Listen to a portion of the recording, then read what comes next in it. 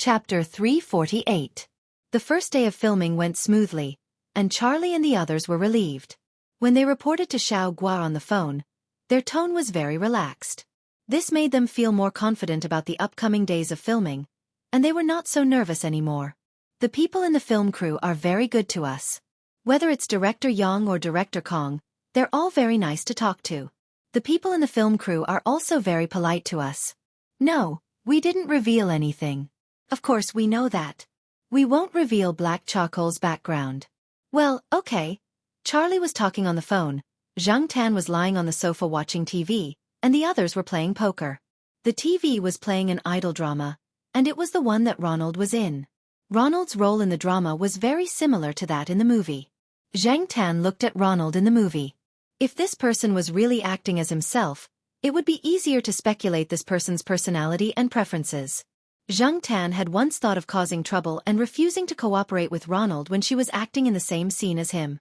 However, after thinking about it, she realized that it would only lower her reputation in other people's hearts and would not have much effect on Ronald. The only reason there was a cut was because of Zhang Tan, not Ronald. The film crew would definitely sympathize with Ronald. Not only would it be counterproductive, but it would also interfere with the progress of filming. This method could not be used. While watching the melodramatic drama on TV, Zhang Tan recalled the script. Black Charcoal. Watch less of this kind of drama. You'll become an idiot if you watch too much of it. The person who lost a pack of cigarettes over there came over and said to Zhang Tan. At the same time, he planned to take the remote control at Zhang Tan's feet and change the channel. This person naturally did not think that Zhang Tan could really understand these dramas. He only thought that Zhang Tan was watching the annoying Ronald, and he wanted to watch a war of resistance against the Japanese. Zhang Tan raised his paw and pressed down on the remote control when he reached out, not allowing him to take it. Meeting Zhang Tan's gaze, the person shook his head helplessly. Okay, continue watching. After that, the person returned to the game and continued to play. After the drama ended, Zhang Tan looked at the clock on the wall. It was almost 11 o'clock. It was better to wash up and go to bed. He still had to continue filming tomorrow. There were only 3 rooms here. Zhang Tan had 1 room to himself, and the other 2 were divided among the 5 of them. In the following days, Zhang Tan was still very idle. In the beginning, he wasn't used to it. After all, there were so many people around him. There were celebrities, and perhaps even future best actors and actresses. It was impossible to say that he was completely calm. However, Zhang Tan quickly got used to it. He even had the time to think about when he should behave more clumsily. On this day, there was Zhang Tan's scene again. The male lead went to the supermarket to buy an electric toothbrush. He thought that brushing his teeth after he turned into a cat would save him a lot of trouble. However, as soon as he paid for the toothbrush, he realized that black fur had started to appear on the back of his hand. He knew that he was about to turn into a cat, so he quickly drove home. There was a period of time for him to change from a human to a cat. He had to return home during this period of time. There was also a process of racing. Of course, during the filming, it wasn't really racing. He ran upstairs like a gust of wind. After he ran home, he slammed the door shut. The scene changed. In the room, the shopping bag rolled all over the floor. The person who had just entered the door was gone. There were only clothes and pants on the floor. A black cat crawled out of the sweatshirt. The filming went very smoothly. When Zhang Tan crawled out, he even performed exceptionally. He looked like he was panting, and then he lay down as if he had lost all his strength. This scene is over. Kong Han was very satisfied with the results and progress of this morning's filming. He thought that it would be great if it continued like this. Unfortunately, Kong Han's good mood didn't last long. During the afternoon's filming, Kong Han flipped out. NG again, NG again, NG again, NG again, NG again. Kong Han slammed the rolled-up book in his hand onto the floor. His face was gloomy. Unlike his usual friendly attitude, Kong Han changed when he was filming. Sometimes he was irritable, and sometimes he looked like he was unapproachable. Zhang Tan looked at Ronald, who also looked unhappy, and the lead actress, Wei Wen. Although Wei Wen's expression was not obvious, it was obvious that she was also very dissatisfied. As for the reason for the NG, it was naturally because of Ronald. Before the filming started, Kong Han had told the lead actors and supporting actors about the scene. Although he didn't explain it in detail or in depth, this movie didn't have much depth to it. It sold novelty and comedy. But even if it didn't have much depth, it still depended on acting skills. When he talked about the scene, the other actors were very cooperative. Only Ronald didn't. He went out to fool around every 2 or 3 days. Kong Han also didn't force himself to be annoying. Originally, Kong Han thought that the role of the second male lead in the movie wouldn't be too difficult for Ronald. He was basically acting as himself, but there were always problems. Now, everyone was playing along with him, but he only had a straight face. He didn't even humbly ask about what he did well. There was a saying in the industry, when standing in front of the camera, you are the actor's only support. Therefore, even if all kinds of advanced modern equipment were fighting to go on stage, and directors could stare at the monitor from other places and give instructions, Kong Han was like most directors every time. He stood next to or near the camera so that it was more convenient for the actors to communicate with the director directly. He didn't want them to feel uneasy after filming a scene and think about how it was shot and what the director thought. But now, young Master Ronald didn't give him face. Although Kong Han was angry, he couldn't let Ronald be like this. "Ronald, come here," Kong Han said in a very bad tone. Ronald still looked unhappy. He only gave face to Xianxia here. He didn't even give face to Kong Han. The assistant whispered a few words of persuasion before Ronald reluctantly walked over. Kong Han was so angry that he almost suffered internal injuries. At the same time, Kong Han decided in his heart that in the future, Ronald would be eliminated from all the movies he directed.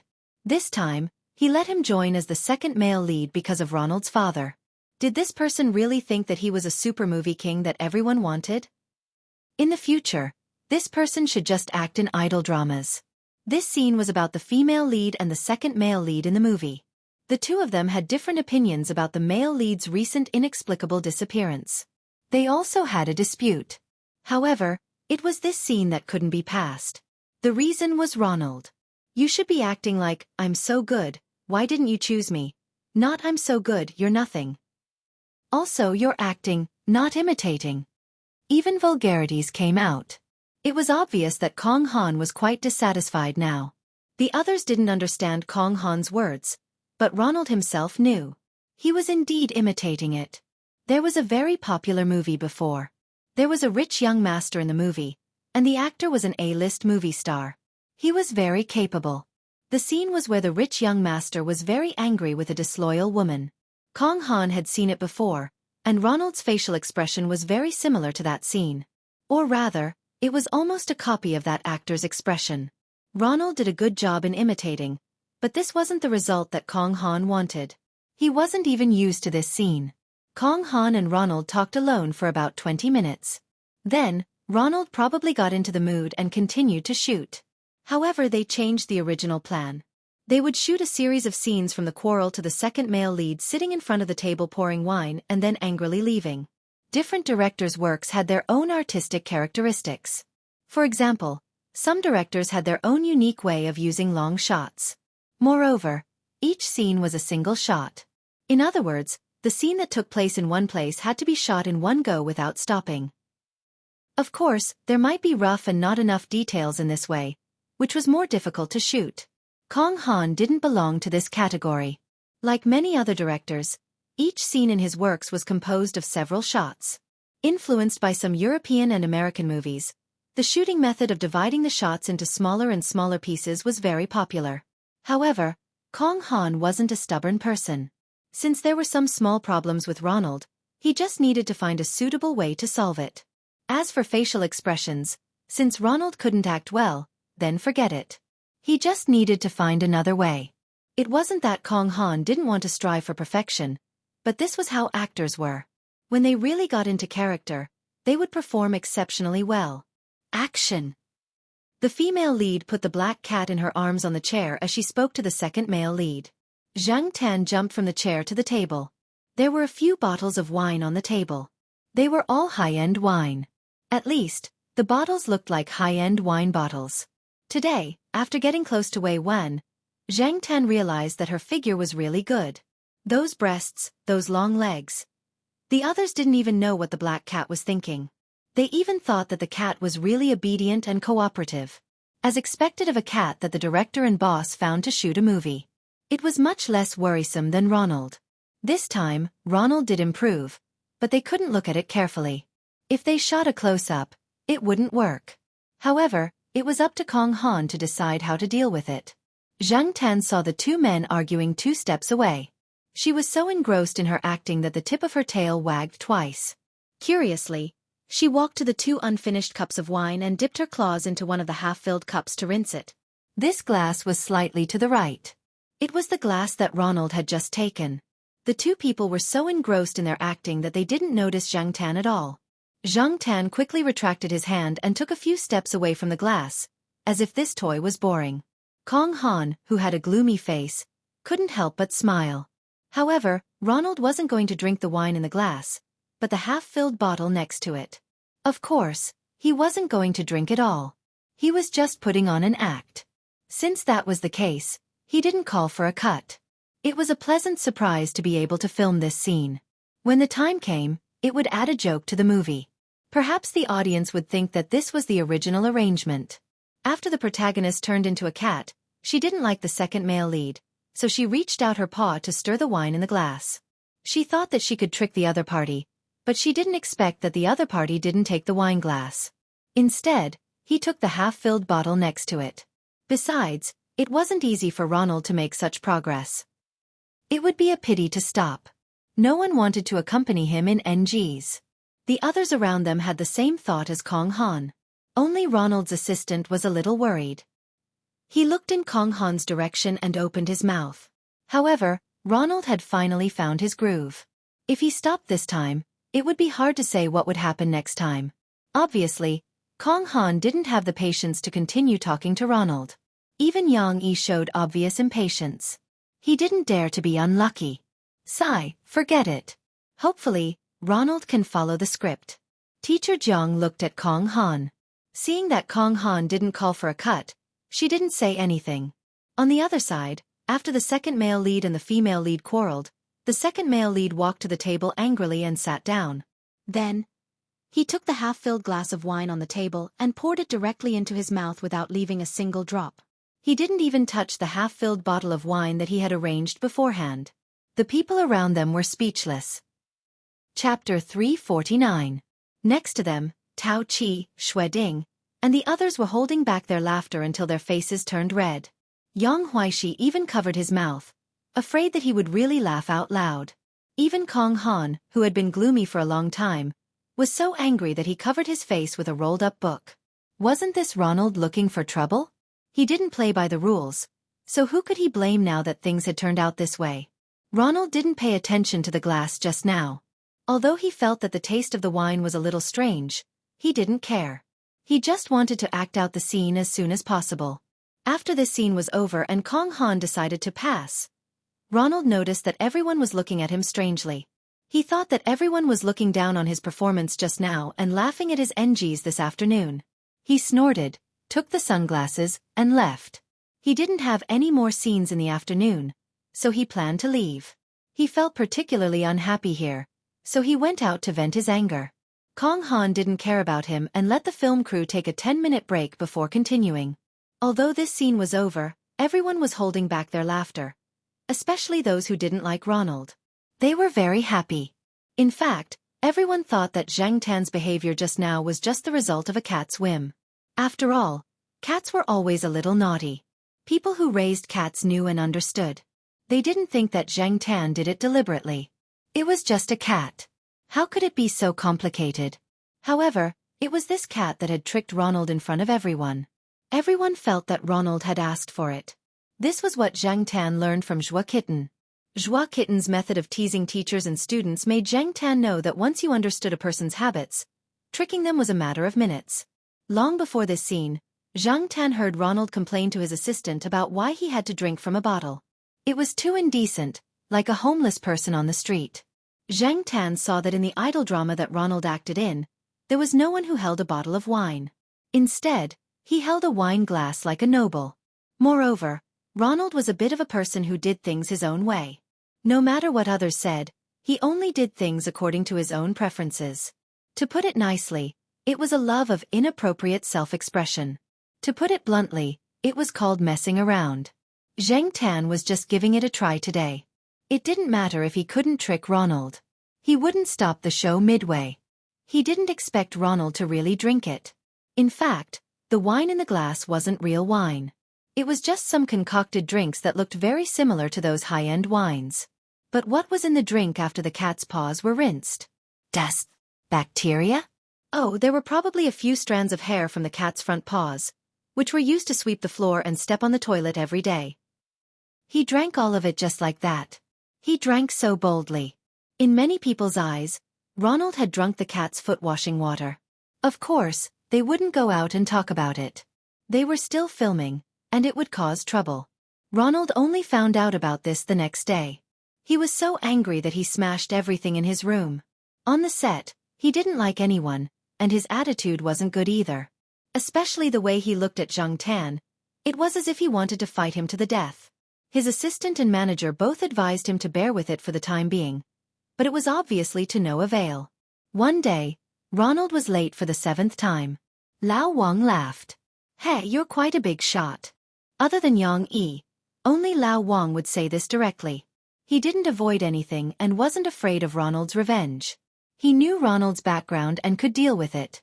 Lao Wang looked carefree and said whatever he wanted, but if there was really someone he couldn't afford to offend, Lao Wang wouldn't say it like that. He wasn't stupid, and he definitely wasn't stupid to be able to work so hard to get to where he was now. This he was obviously mocking. Ronald also heard it and glared at Lao Wang. Lao Wang smiled and greeted him, not avoiding his gaze. In the end, it was Ronald who looked away first. Lao Wang dug his ear with his little finger and turned to look at the dog next to him. "Mika, why do some people take things too hard and look for trouble?" Mika, who was squatting next to him, didn't understand its owner's words. When it saw its owner looking at it, 15 seconds later, it began to sneeze uncomfortably. "Look at your silly face." Lao Wang patted Mika's head and continued to think of a movie to invest in and let Mika make a cameo appearance. He heard from Yang Yi that in the previous documentary, the Shaoguang Group's chairman's cat made a cameo appearance. Lao Wang liked to follow the trend. After he became rich and had a status, he liked to follow the trend even more. It was the same for raising a dog, but it was different from raising a Tibetan Mastiff. He felt that the Pharaoh's breed sounded very appetizing. It sounded like it belonged to Lao Wang's family, so he raised it. Of course, those who could make him follow the trend were those who had a much higher social status than him. As for Ronald and Ronald's father, the father was good, but the son was a burden. "Fortunately, my son taught him well," Lao Wang thought proudly. In fact, if it was in the past, Ronald wouldn't have directly thrown his temper at teacher Jiang and the others. He wouldn't have casually offended those who had some seniority in the circle. However, Ronald's mood had taken a turn for the worse these few days, not only because of Zhang Tan's actions that day, but also because of Kong Han's high expectations. When the pressure was great, his temper would become irritable. He would only restrain himself when Yang Yi reprimanded him. Kong Han almost asked him to leave directly. He would rather reshoot. If Ronald's father didn't call him personally, Ronald might not even be on the set. After being reprimanded by his father, Ronald was well behaved for a few days. However, he was only well behaved for a few days. Very soon, he started to cause trouble again. He would get injured every 2 to 3 days. Although it was a small injury, it was enough to make people worried. What was even funnier was that these injuries were all self-inflicted. For example, he insisted on taking a detour from the originally planned route. In the end, he almost scratched his leg. Although the frame built for the cat looked similar to the ladders that people commonly used, it wasn't specially made for people to use. During the shoot, Ronald didn't follow the original script to climb the stairs. Instead, he ran to climb the ladder. If Kong Han hadn't shouted cut, he would have really stepped on the cat and used the ladder to climb up. It would be lucky if he didn't fall and get injured. Zhang Tan didn't take the initiative to provoke him. He just made preparations. Every time, it was Ronald who came to him himself. After that, Zhang Tan would put on a very innocent face. Besides, it wasn't his fault. It was Ronald who took the initiative. He just helped a little. Every time it was Ronald's turn to act, Kong Han frowned. He knew that this young Master Luo was starting to play himself again. If it were any other actor, Kong Han would have already shouted cut. However, it was Ronald. He just wanted this young Master Luo to quickly finish the shoot and get out. Let him play himself. As long as the effect of the shoot wasn't bad, it was fine. Fortunately, he didn't let him be the main lead. He also didn't let him take on the other challenging roles. The other actors and staff also had the same opinion in their hearts. Why do you keep staring at that cat? The plank over there isn't strong enough. We told you to go from the other side. Did you go? The place where the cat is squatting is weaker. It's more dangerous for people to be there. Didn't they tell you? Didn't they tell you all these? Kong Han was speechless. This dissatisfaction was directed at Ronald, not Zheng Tan. He had always adhered to the principle of putting people first. Before shooting, he had to ask the relevant staff to be very careful. However, this person didn't follow the rules. If Kong Han's status in the circle was higher, he would definitely let Ronald leave directly. However, Kong Han was still young and hadn't worked hard to reach that height. Some things had to be endured. However, he complained a lot to Yang Yi in private. Yang Yi also promised that he wouldn't let Ronald act in other shows in the future unless this person made substantial improvements that everyone was willing to accept. Until then, it was better to not see it. Amid such fear, the shooting came to an end. Ronald's last scene was a bit of a struggle. He didn't chase after the gangster, but ran behind the cat's butt. In the end, he didn't know why he slipped and fell. His face was also injured. There was a circle of blood at the bottom right of his right eyelid. Kong Han asked Ronald's agent to quickly take Ronald to the hospital for treatment. As for the scenes, they could just reshoot it when the time came. What did people say about Ronald when they talked about him? He couldn't even compare to a cat. Fortunately, Ronald wasn't in the scenes involving the explosion. Otherwise, who knew what kind of trouble he would cause? When they finally finished shooting, everyone breathed a sigh of relief. Everyone thought that they finally didn't have to worry about young Master Luo anymore. He was really hard to please. Even Charlie felt that compared to young Master Luo, Zhang Tan was simply too easy to worry about. This time, Zhang Tan didn't use a stunt double until the movie was finished shooting. Yes, in order to prevent some unexpected situations or uncooperative situations, Kong Han also found someone to borrow a black cat that looked quite similar to Zhang Tan.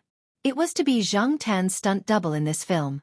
However, during this period of time, the cat had never been used. However, it didn't become anxious because of this.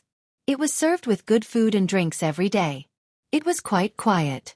After eating, it slept and became fatter. Compared to Zhang Tan, it was really too obedient. It was so obedient that it didn't have much vitality. However, for many people living in the city, it was easy to take care of such a cat. If it was really like Zhang Tan, they would probably be in a constant state of fear and worry all day long. If they didn't pay attention, they would realize that it was missing. It was already the end of December. Although the temperature here was slightly higher than in Chuhua City, it was obvious that winter was coming. At the banquet, everyone was smiling. Kong Han was smiling, and so was Yang Yi. No one dared to make Yang Yi drink and hence targeted Kong Han. Yang Huaishi and the rest also took the initiative to strike up a conversation with Charlie. During this period of time, they had all seen Yang Yi and Kong Han interacting with Charlie a lot. Although it was because of the cat, Charlie also spoke up for Tao Qi, Xue Ding, and the rest. Not only did Tao Qi and Xue Ding come over to toast with Charlie, Wei Wen and Shi Xiaotian also came over. During this period of time, Charlie was no longer as agitated as before. However, he couldn't help but feel excited again at the thought that they were all celebrities who would soon become famous. After the banquet ended, when they went downstairs, Ronald saw the cat standing by the stairs with its tail wagging. His face instantly grimaced. He pushed away his assistant's help and walked over. "Ah, Ronald!" Ronald's assistant exclaimed in shock. "What's the matter?" The others heard the commotion and walked over.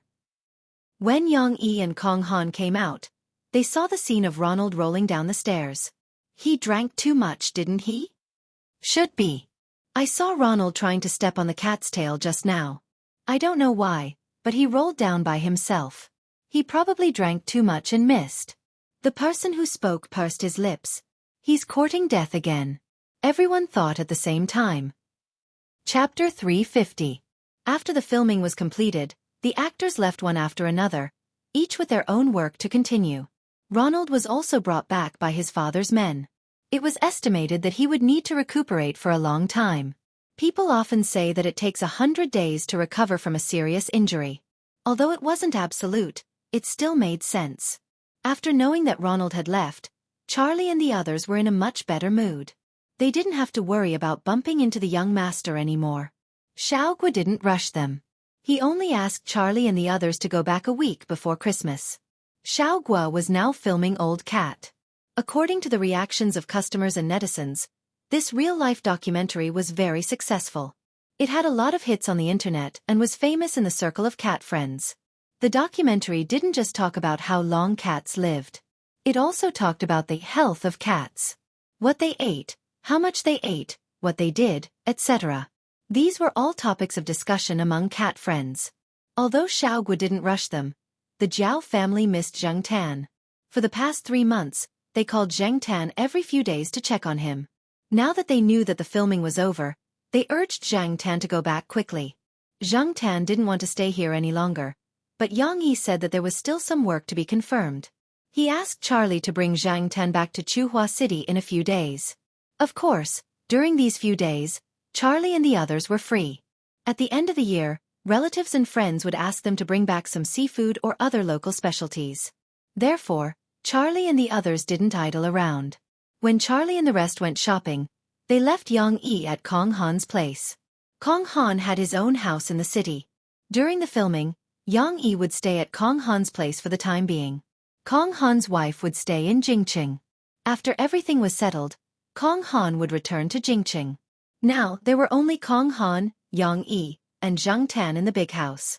After the filming, Kong Han had 2 days of rest.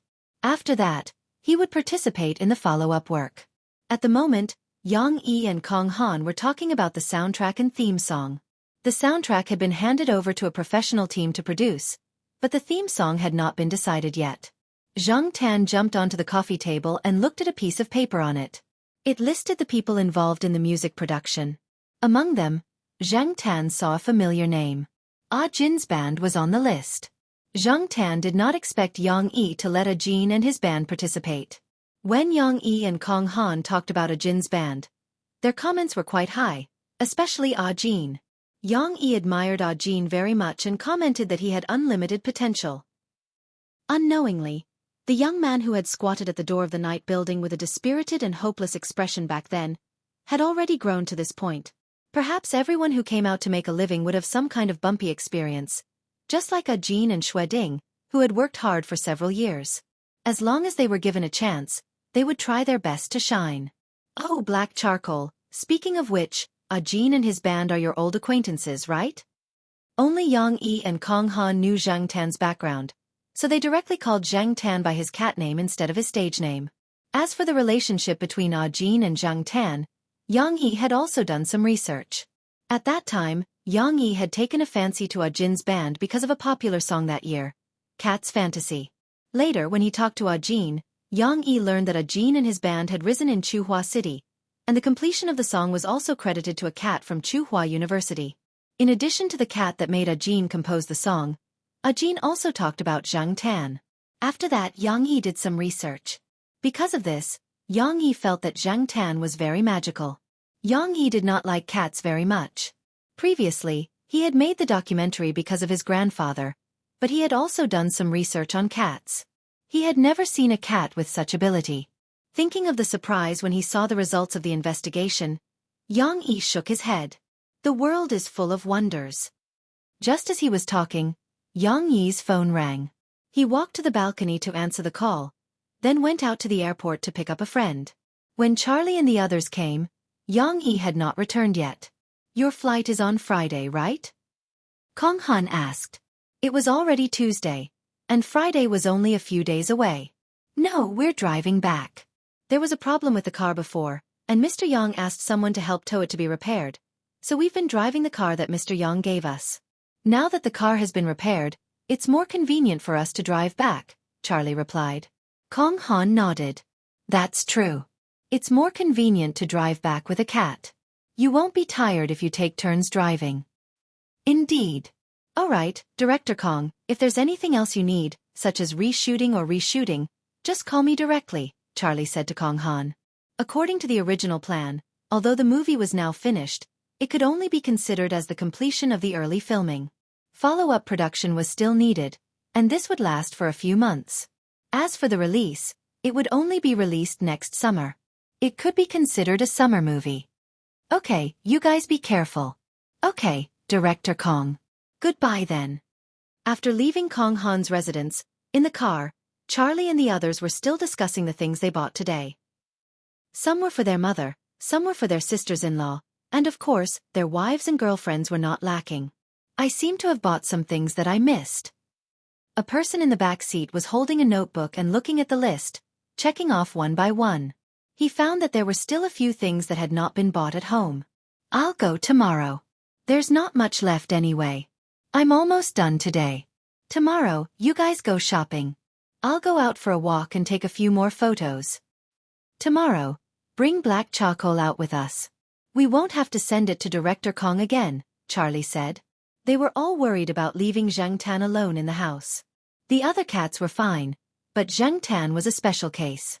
Otherwise, Charlie would not have bothered Kong Han. The others had no objections. Thus, the next day, Zhang Tan followed the few of them around the city. Finally, they came to the beach. Charlie and the others wanted to take a few more photos here. Although there were not many beauties in gauze skirts and bikinis in the season, and there were not many people nearby, Charlie and the others' enthusiasm did not diminish. Looking at the sea also depended on the season. Some people compared the sea in May to a gentle young girl. It was a good time to bring your lover or wife, choose a sunset when the sun was not so hot, and go to the beach for romance. However, it was winter now, and there were 5 men and 1 male cat.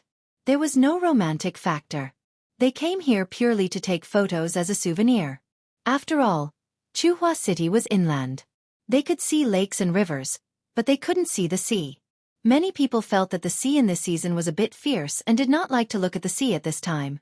But there were also people who liked the shocking view of the sea with the cold wind and turbulent waves. Feeling the sea breeze, Charlie brushed his hair that was messed up by the wind. I heard that it will be colder here after a while. I can still bear it now. Zhang Tan had short hair, but he also felt the feeling of his hair being blown back by the wind. His whiskers were also moving. The few of them posed for photos, and Zhang Tan also joined in. However, after taking so many photos, there was not a single group photo. Let's find someone to help take a picture. The person with the camera looked around and his gaze fell on a figure walking towards them. He lifted his feet and ran over. Hey, beauty, can you help take a picture? Sure. The other party did not refuse and quickened her pace towards Charlie and the others. When the woman approached, Charlie and the others realized that she was really tall. The tallest among the 5 of them was a little more than 1.8 meters, about 1.828 meters, but standing in front of this woman, they did not feel the height advantage at all. Although the other party was wearing leather boots with heels, the heels were not considered high. From this point of view, this woman was definitely more than 1.75 meters. When they were with the film crew, Charlie and the others had seen a few female celebrities with beautiful faces and good figures. In comparison, the woman in front of them seemed a little weaker in terms of face, but strangely, even if this woman's face was not outstanding, even if she casually tied a ponytail, even if she was dressed simply, the overall feeling she gave off was not inferior to those celebrities. She even had a stronger aura, an indescribable feeling. When this woman walked over, Charlie and the others' heartbeats unconsciously sped up, and so did Zhang Tan. Are you a model? One of them asked. The other party smiled and nodded. Really? What's your name? I'll check it out later. I feel like you should be a famous model. Another of the 5 said. However, the other party had no intention of saying his name. He only said, just a small model. Probably realizing that his question was a little abrupt and rude, Charlie kicked the person who asked for his name, then looked at the woman in front of him and handed the camera over. Then I'll have to trouble you. The other party took the camera and waited for Charlie and the others to pose before taking photos. After taking more than 10 photos in a row, Charlie and the others finished posing. Thank you. Charlie said. You're welcome. The other party smiled and turned to leave. However, before leaving, her gaze stopped on Zhang Tan for a moment.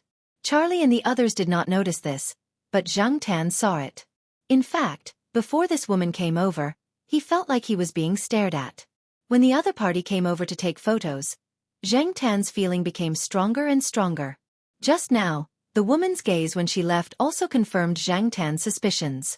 However, Zhang Tan was sure that he did not know this person. If he had seen her before, he would definitely have an impression. Although this person's appearance was not outstanding, her overall appearance would leave an impression. That kind of temperament was difficult to imitate. However, the other party did not have any malicious intent. It was more like she was sizing him up. After the other party walked further and further away and disappeared, Zhang Tan did not think about it anymore. As long as she did not have any malicious intent, it was fine. As for what the other party was planning, if it really involved Zhang Tan, they would eventually meet. After taking photos, the group went back and tidied up their things. They would have a good night's sleep tomorrow and drive back to Chuhua City the day after. Just as Zhang Tan and the others were discussing about going back, there was another person in Kong Han's residence besides Kong Han and Yang Yi. It was the woman who helped Zhang Tan and the others take photos at the beach. How is it, Li Wei? That cat is not bad, right? It's okay. Li Wei looked at the series of photos in her hand and said. In the photos in Li Wei's hand, there were other animals besides Zhang Tan's. There were cats, dogs, and a funny monkey with its teeth bared. Kong Han heard this and laughed. It's rare to hear, okay, from your mouth. It seems that you are quite satisfied. How about this? Li Wei hesitated for a moment. I'll take a look and see if I can get in touch with the others. Okay. Anyway, Kong Han and I think that cat is quite suitable. The others are definitely not as good as it, Yang Yi said proudly. Chapter 351. The day before Zhang Tan and the rest were to return to Chuhua City, Yang Yi called to inform them that there were still a few scenes to reshoot and asked Charlie to postpone their departure by 2 days. Since Yang Yi had called them directly, Charlie and the rest could not refuse. Yang Yi had indeed provided them with a lot of benefits. Their expenses for the past few days were all covered by Yang Yi, so they did not have to worry about anything. Postponing their departure for 2 days was not a big deal. They just had to call home and the boss. The Jiao family was a little disappointed. According to the original plan, Charlie and the rest would depart on Friday and arrive on Saturday. Even if something happened along the way, they could still return to Chuhua City on Sunday. That way, the Jiao family could have a weekend off and reunite. However, the change of plan displeased Zhang Tan and the Jiao family the most. Zhang Tan felt that the Jiao Ma did not say anything during the call.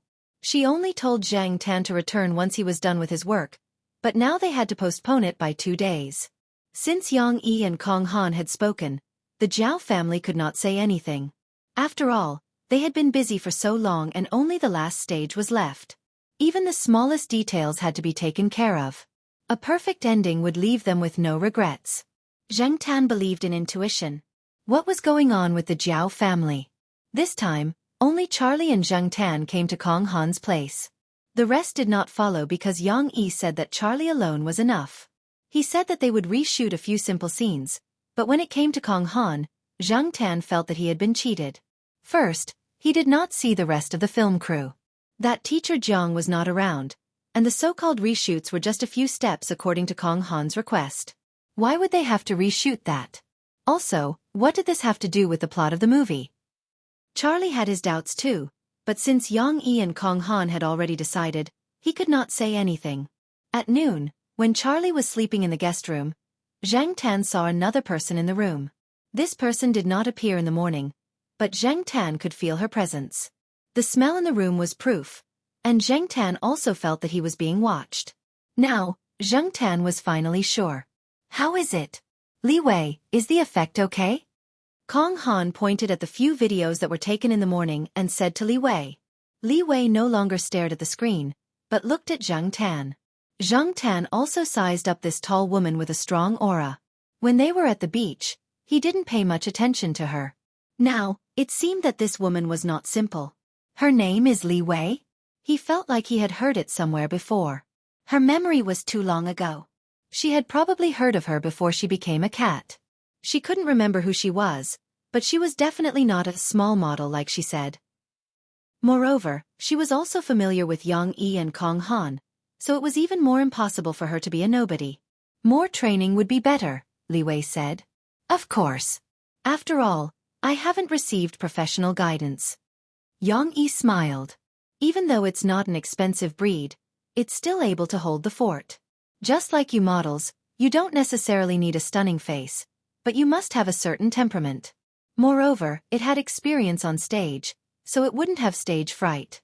It's much better than the other candidates you collected. Zheng Tan was baffled. What were the two of them talking about? Did they ask for his opinion on the decision? Yang Yi saw that Li Wei was quite satisfied with Zheng Tan, so he said to Zheng Tan, "Black Charcoal, do you want to participate in the show?" He didn't expect Zheng Tan to understand much. Yang Yi just said it casually. He felt that whether this cat could participate in the show was up to the Jiao family. Show. Forget about being a human, he was just a cat now. Why would he walk in a show? The style of Beauty and the Beast? In Zheng Tan's confusion, the work in the afternoon continued. However, Li Wei had something to do and left. Kong Han didn't let Zheng Tan continue to walk back and forth. Instead, he took some photos seriously. Although he was a director, Kong Han was also involved in photography, just like Yang Yi was also interested in photography. On Sunday, Yang Yi invited Charlie and the others to have a meal together. Then, on Monday, everyone went their separate ways. After leaving the coastal city, Zheng Tan still had doubts in his heart. It was already Tuesday afternoon when he returned to Chuhua City. At this time, there was no one in the Jiao family. Jiao Pa was busy in the courtyard. It was said that there was a selection and he was one of the candidates. Little Pomelo was in school. Now that she was in the second year of junior high school, she was busier than when she was in the first year of junior high school. Jiao Yuan was still the same, coming back once a week. Jiao Ma, on the other hand, came back every day. There was a shuttle from Chuhua University to Chuhua Affiliated High School. Originally, Charlie Xiang took Zheng Tan to the pet center and waited for the Jiao family to pick him up when they were free. However, Zheng Tan couldn't wait. He didn't feel it when he was outside, but when he returned to Chuhua City, he had a strong urge to go back. Therefore, when the car drove near Chuhua University, Zheng Tan couldn't wait to run out. When the car stopped at a crossroad, he knocked on the window. Charlie had no choice. He knew that this was the area that Zheng Tan was familiar with, so he sent a message to the Jiao Pa. The Jiao Pa replied quickly. He was in a meeting, but because he knew that Zheng Tan was coming back today, he had been paying attention to his phone. After seeing Charlie's message, the Jiao Pa sent him a message to let Zheng Tan come back. The key was in Depang's usual place. Zheng Tan once went home to take out the key on Depang's balcony. The Jiao Pa saw it. After that, the Jiao Pa helped Zheng Tan put the key there a few times. Depang often lay on the balcony to bask in the sun. His personality wasn't as simple and cute as it looked. Strangers didn't want to get close to him, so it was safe to put the key there. Charlie read the Jiao Pa's message and then opened the car window. Before he could say anything, a black shadow rushed out. Their car was parked along the walkway, and once they got out, they would be on the sidewalk. There were no cars, so it was quite safe. Furthermore, this was the area where Zheng Tan often walked. Charlie was not worried about this. What he wanted to say was that there were a few bags of Zheng Tan's in the car. Daily necessities and local specialties were all inside.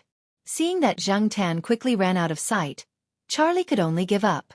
He took the things to the pet center and asked the Jiao family to pick them up. Otherwise, he would find time to send them over. Zheng Tan ran in the direction of the courtyard. He didn't walk on the main road. Instead, he climbed over the wall and entered the campus from outside. It was almost a straight line. He was too familiar with this area. Even though he had been away for 3 months, once he set foot on this place, his brain could completely picture the route of this place. The sky was not as clear as the city where he filmed the movie, and the air was not good. However, Zheng Tan didn't care about this. He felt comfortable all over and was in the mood to scare a Dai Xingniao that was pecking on the grass. On the campus, the number of Dai Xingniao was much smaller than the gray magpies and sparrows. However, it wasn't too rare to see them. In the winter, when sunbathing on the withered grass outside, one could occasionally see a Dai Xingniao pecking on the grass. The sparrows were still so noisy. So small, so many. A gray magpie stood high on a fir tree. When it saw a student passing by, it suddenly flew over and shook its wings to scare the passers-by. Several female students were scared and screamed. The birds on the campus were still so smart and cheap. Everything was still the same, but there were some differences. When he left, it was still early autumn. The residual heat of summer had not dissipated, and the surroundings were green. Now that he was back, it was already winter. The sycamore trees were yellow and the leaves were sparse. As long as there was a cool wind and rain, the ground would be covered with leaves at night. It was a very frightening scene. Early the next morning, many students would take their mobile phones and cameras to take pictures. In the kindergarten, there was an outdoor class. One by one, the little fellows were running outside like balls. It was unknown whether they were wearing too much or were chubby to begin with. Zhuo Xiaomao was saying something to the two children. Seeing the two children's round eyes and open mouths in disbelief, Zhang Tan knew that Zhuo Xiaomao was scaring them again. Probably sensing Zhang Tan's gaze, Zhuo Xiaomao looked over. Then, she grinned and ran to the side of the fence. She stretched her hand out of the fence and bumped palms with Zhang Tan, who was running over. Not staying there for long, Zhang Tan quickly ran to the courtyard.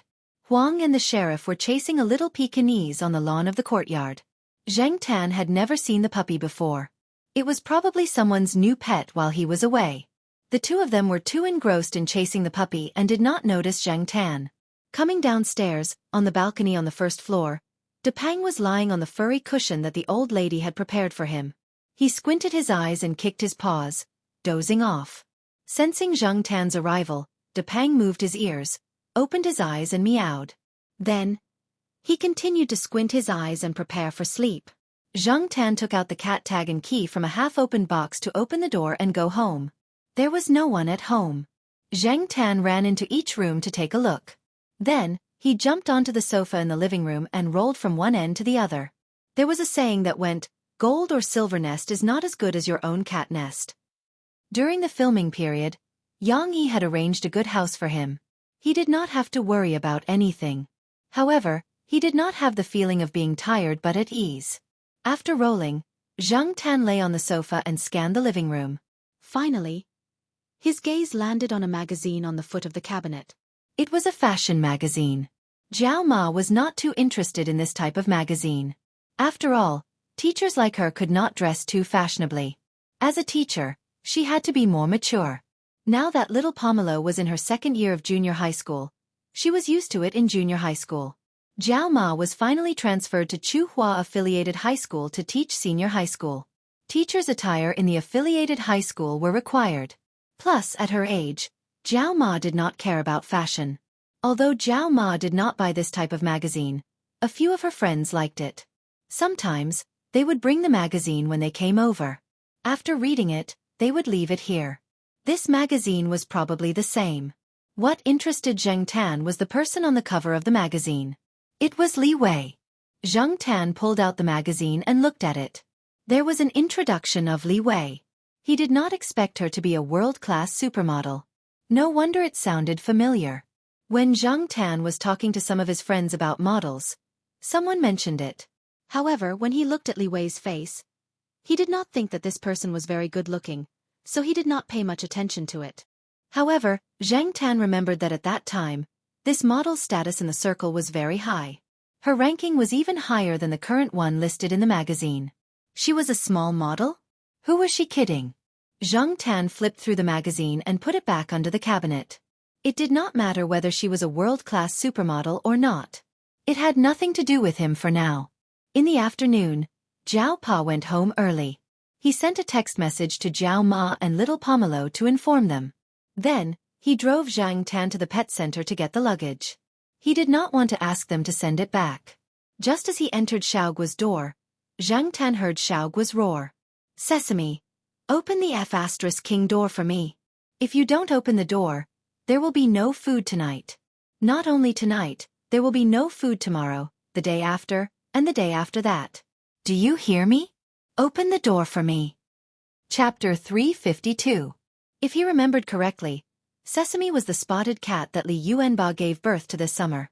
Xiao Guo was locked outside by a cat? Zhang Tan walked in and went straight to Xiao Guo's resting room. Xiao Guo was standing at the door of the resting room, pounding on the door and twisting the lock twice. Obviously, he was really locked outside. Xiao Guo's resting room was equipped with a hand lock. For cats, this kind of lock was easier to operate than a ball lock. The door was locked, but where was the key? Zhang Tan saw that Xiao Guo was shouting, and the surrounding staff were laughing and talking in low voices. He was used to this kind of situation. Boss was locked outside by Sesame again. Ever since Sesame locked the boss outside for the first time when it was 3 months old, there would always be a few times every month. I'm used to it. Sesame was born in the middle of June, and now it was the middle of December. Counting, Sesame was already half a year old. Zhang Tan couldn't help but feel that time really passed quickly. Just when Zhang Tan was thinking about how Sesame was doing, he heard the staff in the studio say, "Our boss likes this kind of thing. He clearly has the key, and he can open the door even if it's locked, but he doesn't use the key to open the door. He's playing with Sesame. There are so many cats in the shop, and our boss likes Sesame the most. Don't be fooled by the fact that Sesame doesn't give him food now. When it's time to eat, once Sesame calls, our boss will run to cook cat food. He even doesn't give him food for 3 days, TSK. But Sesame is also teasing our boss. That little guy is very smart. If our boss is really angry, it won't play like this." The staff in the studio had already analyzed Xiao Guo, and they could predict his reaction and next actions. Zhang Tan really wanted to say, "Boss Guo, when you gave Sesame this name, did you expect today's situation?" Xiao Guo was shouting at the door when he heard the conversation. When he saw Zhang Tan and Jiao Pa, he blushed and felt embarrassed. He coughed and came over to greet them. "Black charcoal is here. Professor Zhao, I left your bags in the lounge. Are you in a hurry to get them?" Xiao Guo looked at Jiao Pa. There's no rush. Jiao Pa also felt that the current situation was rather interesting. He had yet to see what Sesame looked like. Now that he was busy at the orphanage, he rarely came to the pet center, and it was often Charlie who went to pick up the cat. Not even 5 minutes later, probably because Sesame inside saw that there were no movements at the door, it tried calling out twice, but there was no response from outside, so it opened the door.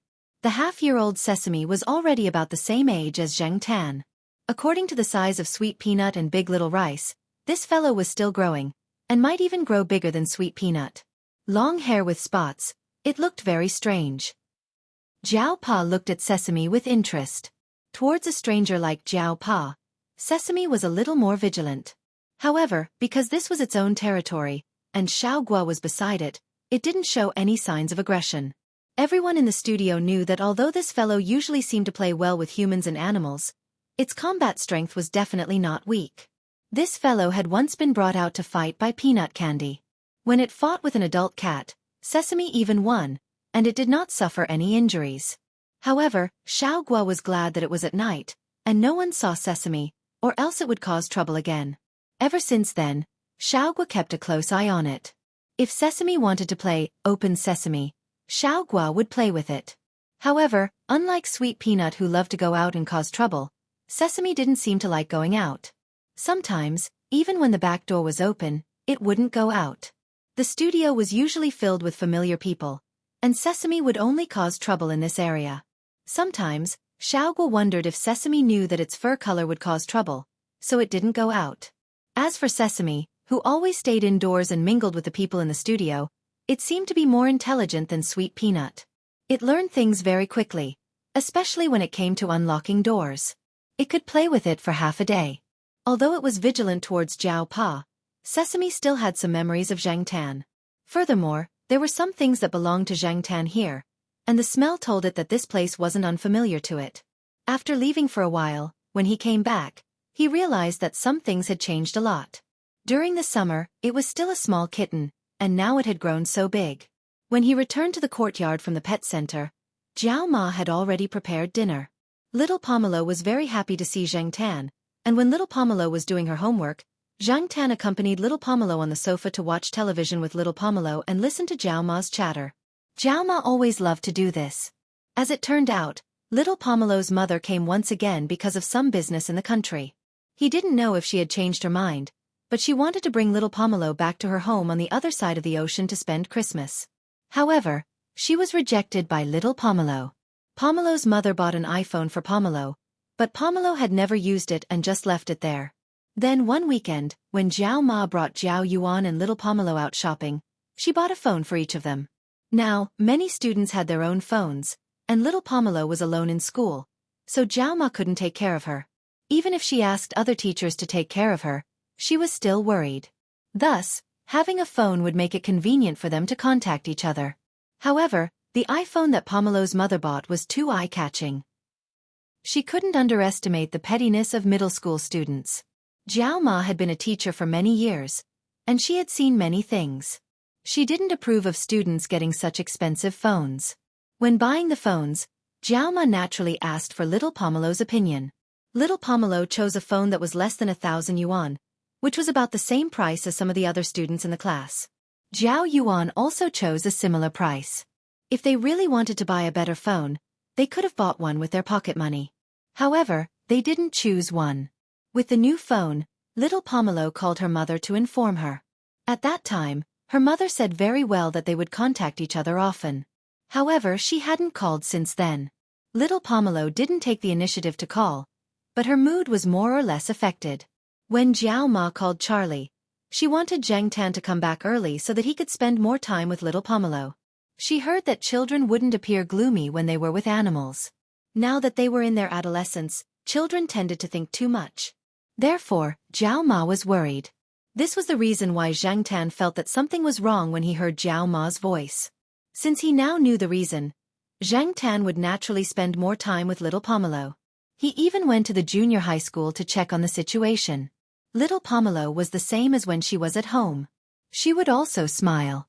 There were familiar friends around her, and with little Pomelo's protection, there wouldn't be any trouble.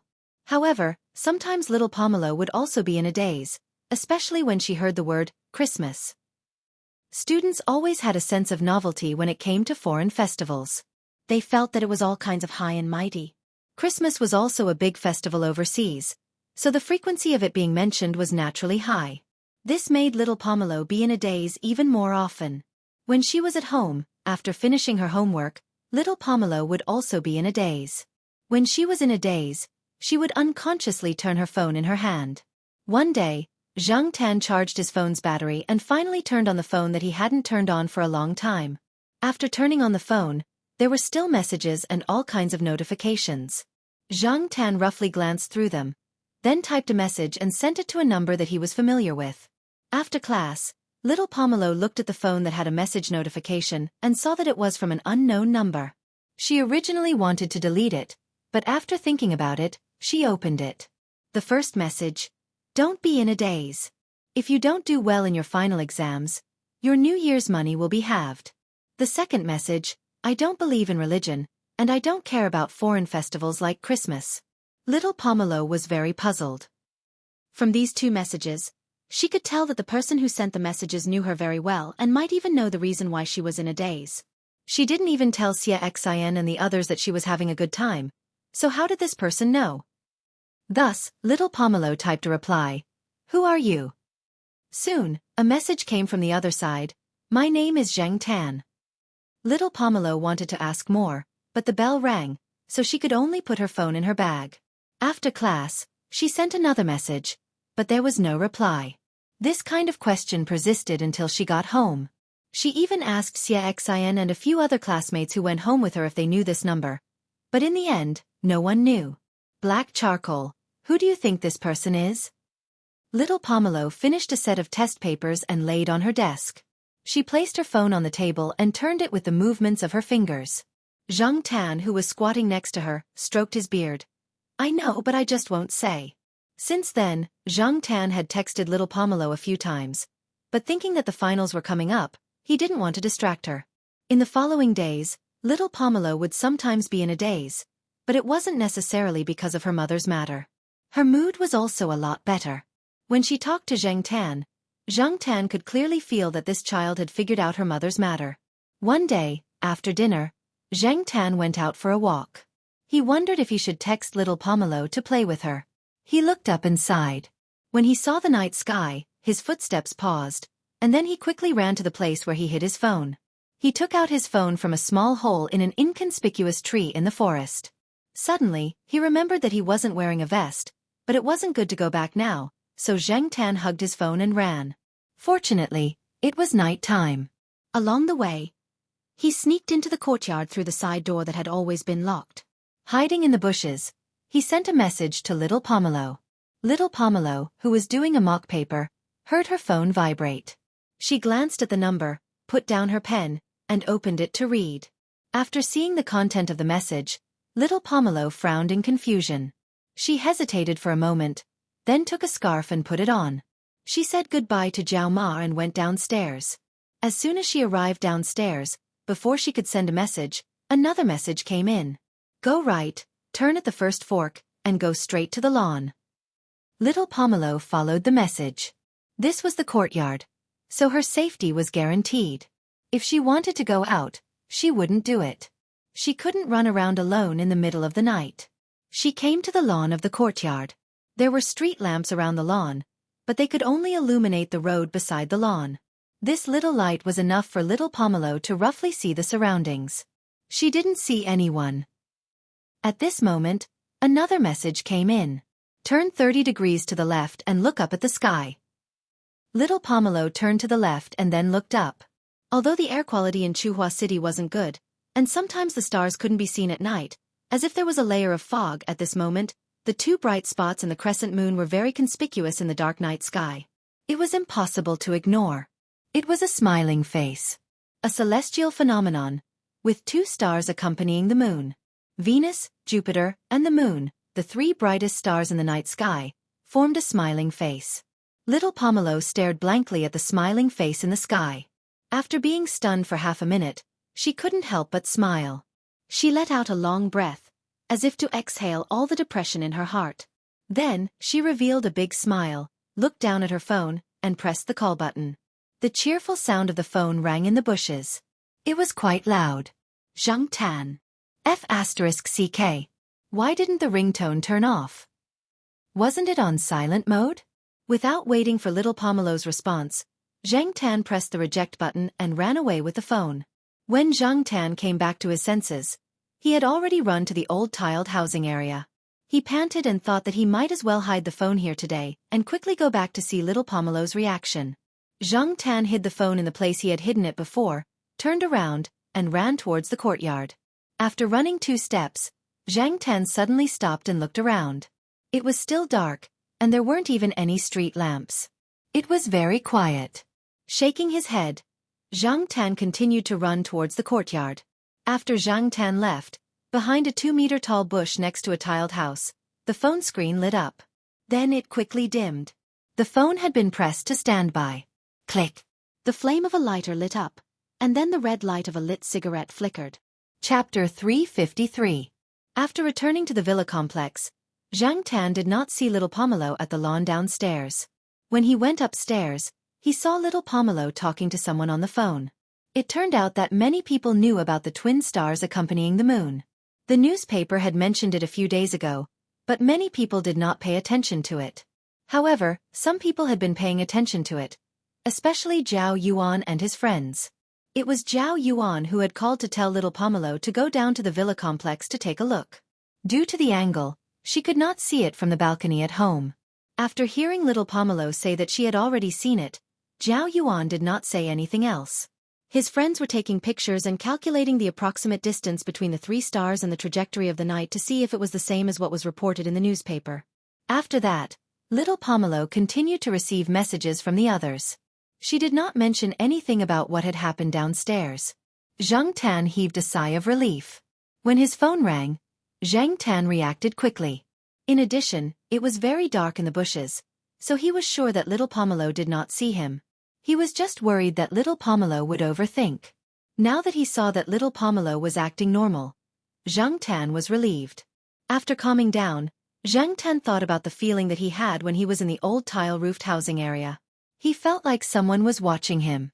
However, he was in a hurry, and he did not see or smell anything strange, so he did not stay there for long. Zhang Tan did not think that he was overthinking. Even if he was, Zhang Tan wanted to go over and confirm it again. However, when he looked at the clock on the wall, It was very late. Jiao Pa had also returned. If he went out at this time, the Jiao family would not agree. Forget it. He would go over tomorrow. If there was really someone there, they should have left after so long. He might not be able to catch them if he went over now. Although he couldn't go out, Zhang Tan still recalled what had happened tonight. The operation at night was just a spur-of-the-moment idea. Originally, he just wanted to go out for a walk to digest his food. After seeing the 2 stars in the sky, he went to get his phone. He didn't even have time to put on his vest. As he thought about it, Zhang Tan's beard trembled when he recalled the ringtone of the phone. Thinking back, he remembered that ever since he started using this phone, the ringtone had basically been muted. In a few cases, the phone would vibrate, but the ringtone had never been turned on. Moreover, the ringtone that rang today was very unfamiliar to Zhang Tan. His phone had been touched. This was Zhang Tan's first guess. Previously, he had placed the phone in a small tree hole in the forest. The hole could only fit the phone and the bag that was wrapped around it. Zhang Tan could not squeeze into the hole himself. The hole was too small, so he could only hide the phone there. What was it like at the beginning? After leaving Chuhua for so long, Zhang Tan could no longer remember. The bag that contained his phone still looked the same. Even the knot on the bag was the kind that Zhang Tan often tied. Of course, all of this was just how it looked. When Zhang Tan went over to get his phone, he did not smell anyone else. However, this did not mean that no one had been there before. Zhang Tan had been away for a season. During this period of time, wind and rain were not uncommon. Therefore, even if there was a smell, it had almost dissipated. Not to mention, the other party had deliberately lowered their presence and taken precautions. If the other party had discovered Chu Hua shortly after Zhang Tan left, the smell would indeed be hard to find. However, who could it be? A few suspects flashed through Zhang Tan's mind. The person he suspected the most was Lu Ba. Of course, it was just a suspicion. He would wait until he went to the old tile-roofed house tomorrow. Early the next morning, after the Jiao Ma and little Pomelo left, Zhang Tan followed the Jiao Pa out. They went to the teacher's cafeteria for breakfast. Then, the Jiao Pa went to the courtyard. Zhang Tan went directly to the old tile-roofed house area. At this time, there were students memorizing words in the old tile-roofed house area. It was quiet here. No one disturbed them, and there was no noise. Sometimes, there were club activities in the morning. Zhang Tan walked along the route that he had taken yesterday when he came to hide his phone. At the same time, he carefully searched and sniffed around the route to see if he could find anything. He did not find anything. He ran to the tile-roofed house where he had hidden his phone. There was no smell in the tile-roofed house to prove that someone else had been there. There was the smell of rats. On the old dusty table, there was a rat feces that had been recently pooped. It was probably because Zhang Tan had not been here for a long time that some little rats had broken in. Zhang Tan did not care about any of this. Walking out of the tile-roofed house, Zhang Tan jumped onto a stone bench and looked around. There were many places where people could hide. He could not be sure. Just as Zhang Tan was thinking, a gust of wind blew. There was the smell of students eating breakfast in the wind. Zhang Tan looked over. Not far away, there was a student holding a meat patty bought in the cafeteria and exam materials in the other hand. He was sitting on the edge of the flower bed, eating and reading. Looking at the direction of the wind, Zhang Tan thought back to the direction of the wind yesterday. When he came here last night, he saw leaves being blown away. From the direction of the leaves in the buildings here, he guessed the direction of the wind. It was said that clever predators would approach their prey in a downwind area. That way, the prey would have a hard time smelling the predator. Did this rule apply to stalkers? Last night, the downwind area was. Zhang Tan looked to one side and then walked over. As he walked, he observed the places where a person could easily hide.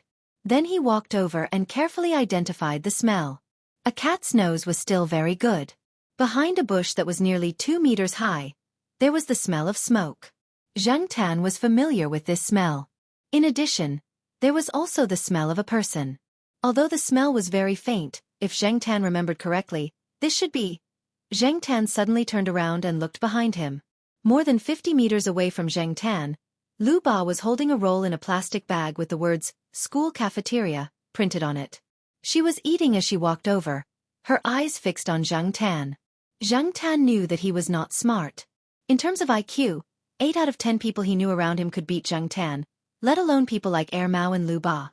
In fact, from the time he decided to ask Lu Ba for help before the earthquake, Zhang Tan thought that he might be discovered because of this. Lu Ba was too smart, and the possibility of being exposed was very high. However, at the same time, Lu Ba was the most suitable person to spread the news at that time. Since Zhang Tan had made a choice at that time, he did not regret it, and it was impossible for him to regret it. Zhang Tan was aware of the brief contact after the earthquake. However, there was no movement after that. Zhang Tan held a fluke mentality that fortunately, he was not discovered. Now, it seemed that he could not rely on luck. The person hiding here yesterday was Lu Ba. Zhang Tan was now sure that if Lu Ba was determined to find him, she would have the means to discover him. Lu Ba's special profession gave him more experience, tools, and channels in this regard. He just did not know how much Lu Ba knew. While Zhang Tan was thinking about how to deal with it later, Lu Ba finished eating the roll and threw the plastic bag into the trash can. Then, she continued to walk in this direction. She did not walk fast and still maintained her previous pace. However, Zhang Tan felt that Lu Ba was not calm in her heart.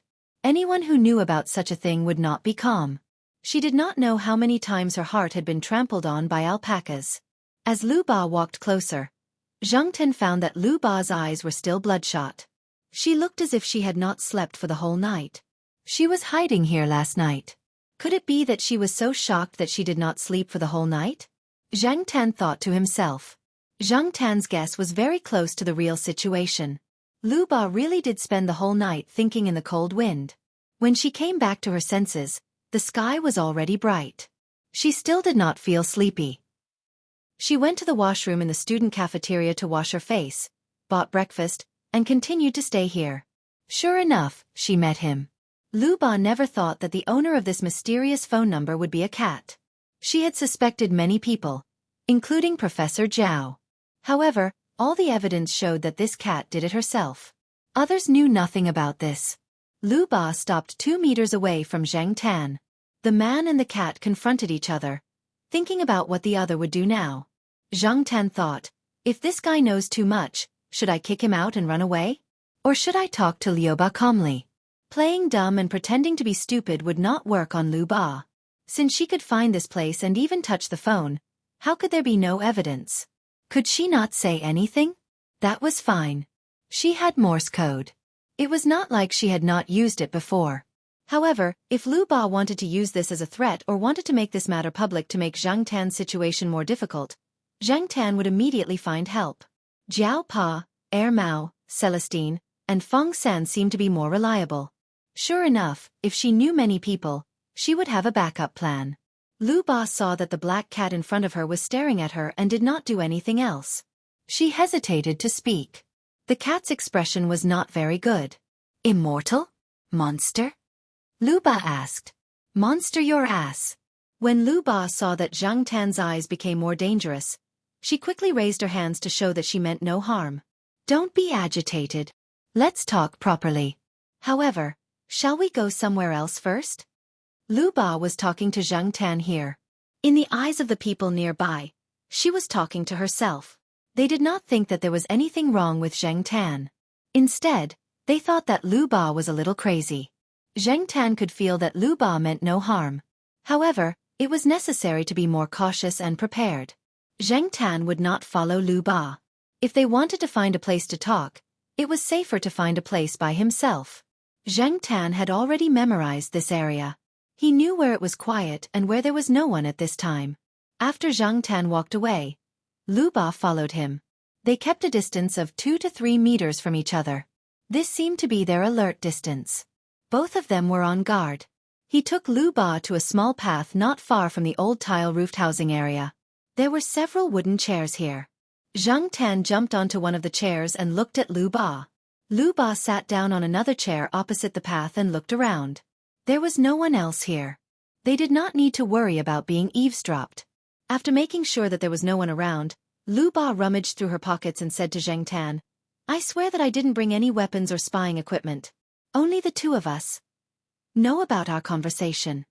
Lu Ba originally wanted to say, the two of us. However, she suddenly realized that she was talking to a cat. She changed her words in time and felt a little uncomfortable. However, Lu Ba had experienced a lot and had a strong ability to accept things. She quickly adjusted her attitude. Let's get to know each other again. I'm happy. My surname is Gao and my name is Xing. Zhang Tan was speechless. So, the surname that she used to disguise herself was real? As Lu Ba spoke, she picked up a thin branch that fell next to the wooden chair. She used the branch to draw his name on the bare ground next to her. Chapter 354. Well, now Zhang Tan finally knew the origin of Lu Ba's name. After Lu Ba finished writing, he looked at Zhang Tan and asked, "You really can't speak?" In Lu Ba's opinion, monsters in the legends could all speak. Although he had never encountered such a thing before, he had encountered some other phenomena that were difficult to explain with science. Since he had accepted this reality, his thoughts ran in the direction of a cat demon. However, this cat had indeed never spoken, not usually, not even on the phone. Otherwise, it would not have used the more complicated Morse code to communicate and convey information. Sure enough, after Lu Ba finished asking, he received a look from Zhang Tan that said, "You're talking nonsense." Not being able to speak was one of Zhang Tan's sore spots. Lu Ba had obviously stabbed Zhang Tan in the back. It had been more than 5 years since he turned into a cat. The experience of not being able to speak human language and not being able to meow for more than 5 years really made Zhang Tan uncomfortable. "It's okay if you can't speak." After a pause, Lu Ba said again, "Are you really not a monster?" When Lu Ba first discovered the truth, he was the most shocked. Now, the most shocking moment had passed. After some time, the feeling was not as strong as at the beginning. Last night, he had been thinking about how to talk to this cat properly the whole night. He was confident in talking to humans, but he had no experience in talking to a cat. During this period, Lu Ba had recalled the situation from the first time he saw this cat until now. He remembered that he had even sprayed this cat with a water gun. Now that he thought about it at that time, he was really looking for trouble. Zhang Tan decided to ignore Lu Ba's nonsense. Seeing Zhang Tan's impatient look, Lu Ba changed the topic to something that Zhang Tan was interested in. He talked about when he found Zhang Tan's phone, changed Zhang Tan's phone ringtone, and monitored the phone all the time. Strictly speaking, this kind of behavior was illegal. However, since Lu Ba could say it so openly, he must have removed the traces long ago. Without evidence, he could not sue this guy even if he wanted to. Of course, people like Lu Ba were the kind of people who took advantage of the loopholes in the law. Private detectives were not allowed in China, so they changed to legal identities. Consulting agencies, referral agencies, and the like, there were a lot of such things. Because of her occupational disease, once Lu Ba was certain, she would try her best to investigate. Before the earthquake, Lu Ba did not make up her mind to investigate further. After all, no one wanted their privacy to be discovered. At that time, Lu Ba did not want to offend the other party. However, after the earthquake, Liu Ba went all out. If he couldn't find the answer, he couldn't sleep well. Once he closed his eyes, he would think about the things that happened during the earthquake, as well as the phone calls and text messages. No one who had experienced that disaster could ever be the same as before. Therefore, he made his move. Of course, Liu Ba didn't tell anyone else what she said, so Zhang Tan believed her. At the same time, it could also be said that they were tight-lipped due to professional reasons. If it weren't for their tight-lipped nature, there wouldn't be so many upper-class people asking them to do things for them. This made Zhang Tan feel a little better. The initial unstable emotions quickly passed. After starting, it was much easier. Unlike Ran Qi, Lu Ba had a strong ability to accept things. He didn't care whether the cat in front of him was a god or a demon. As long as it didn't harm his interests, it was fine. It was also good to form a good relationship with it. Unlike Ran Qi, Lu Ba didn't have many taboos about this kind of thing. Now, when Ran Qi saw Zhang Tan, he still had the principle of avoiding it. After Lu Ba talked for a long time, Zhang Tan still squatted there in the same way. He didn't say anything and didn't respond to Lu Ba's words until Lu Ba talked about the safety of mobile phones. After saying so much, Lu Ba had been observing Zhang Tan. Seeing that Zhang Tan seemed to be a little interested in this topic, she planned to talk about it in detail. Of course, she wouldn't really reveal the technical aspects. Mobile phones are actually not as safe as people think. If they really want to locate and monitor your mobile phone, you can't stop them even if you turn off your phone. As for the common means, It's nothing more than a virus. Before 2004, the SMS virus stage could monitor a mobile phone with a material in it. After that, it was the deceptive virus stage, and the future loophole virus stage. These were the technologies that were commonly mastered in their industry. There were other more advanced technologies that depended more on one's own ability. No one would reveal the technologies that they had mastered, and the skills that they used to make money were all kept to themselves. Especially now that smartphones are on the rise, it's very easy to get hold of them. In fact, a lot of spying technologies have been developed long ago. It's just that they will only be known to the public a few years later. Some of them will even be kept secret forever. Signal interception, interface security, text messages, email cracking, jailbreaking, and so on could all be done from this. Now that the era of smartphones was coming, people like Lu Ba were excited because it would be easier for them to take on jobs, monitor mobile phones, and locate targets. Your mobile phone isn't a smartphone, but it's not good in terms of security. It's not difficult for me to monitor it. However, we can't monitor your cat dad's mobile phone. Even if we can, it's very risky, Lu Ba said. Zhang Tan glanced at Lu Ba. In order to investigate him, Lu Ba even investigated the Jiao Pa? Thinking about it, the mobile phone that the Jiao Pa was using now seemed to be issued by the institute or the school. At that time, Zhang Tan only thought that it was a bonus for the year-end bonus. Now that he heard Lu Ba's words, it seemed that the mobile phone was something that protected the privacy of scientific researchers. Moreover, we usually don't do anything to the people here. Lu Ba pointed to the surroundings, which meant the area around Tsinghua University. Even if we accept a job, we will think twice. First, there are many experts in the school, and there are several well-equipped laboratories. There are capable people there, and it's not good to be caught by them. Fortunately, they didn't notice you before. Otherwise, you wouldn't have been able to hide. Second, there are many people in this school that I don't want to provoke and can't afford to. When Lu Ba tracked to Tsinghua University, she hesitated. After thinking about it, she decided to continue the search. Do you know that there are at least 3 people in your building that I don't want to provoke? I don't even want to investigate them. Zhang Tan was shocked. At least 3 people? Seeing Zhang Tan looking at her, Lu Ba continued. There are 2 people on the 3rd floor and 1 on the 1st floor. These are only the people that I have seen. As for those that I haven't seen, I don't know. 2 people on the 3rd floor? Old Man Lon and his wife? No. There was another person on the 3rd floor. Although Er Mao's family had a house outside, they would come here to stay for a few days from time to time. It was said that when his daughter Er Yuan was older next year, they would come here to stay. Could the other person be Er Mao? As for the one on the 1st floor, it should be De Pang's old lady. In our line of work, most of the time, we don't need to investigate too much. We can get preliminary information from many seemingly trivial things at a glance. Otherwise, if you provoke someone that you shouldn't provoke, you won't even know how you died.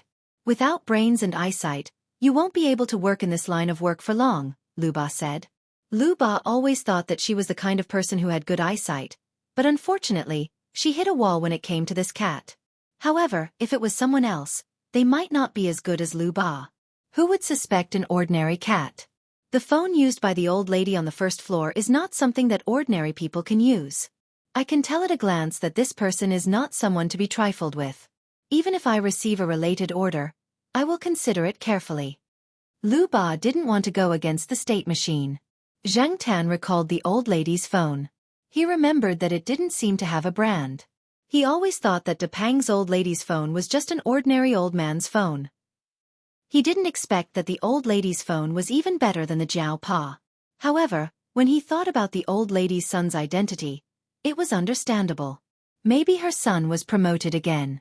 Seeing that Zhang Tan was looking at her suspiciously, Lu Ba waved her hand and said, "We will not divulge the information of our clients, nor will we disturb unrelated people. This is an exception. Other than this incident, I really haven't investigated anyone else. We also have professional ethics." Ethics? Is this thing worth money? Zhang Tan thought to himself. But soon he thought, damn it, this world is too dangerous. I can't get a high-end mobile phone. Instead of being discovered by more people, I'd better not use a mobile phone. When he thought of Liu Ba's words that there were many capable people in the school, he felt scared.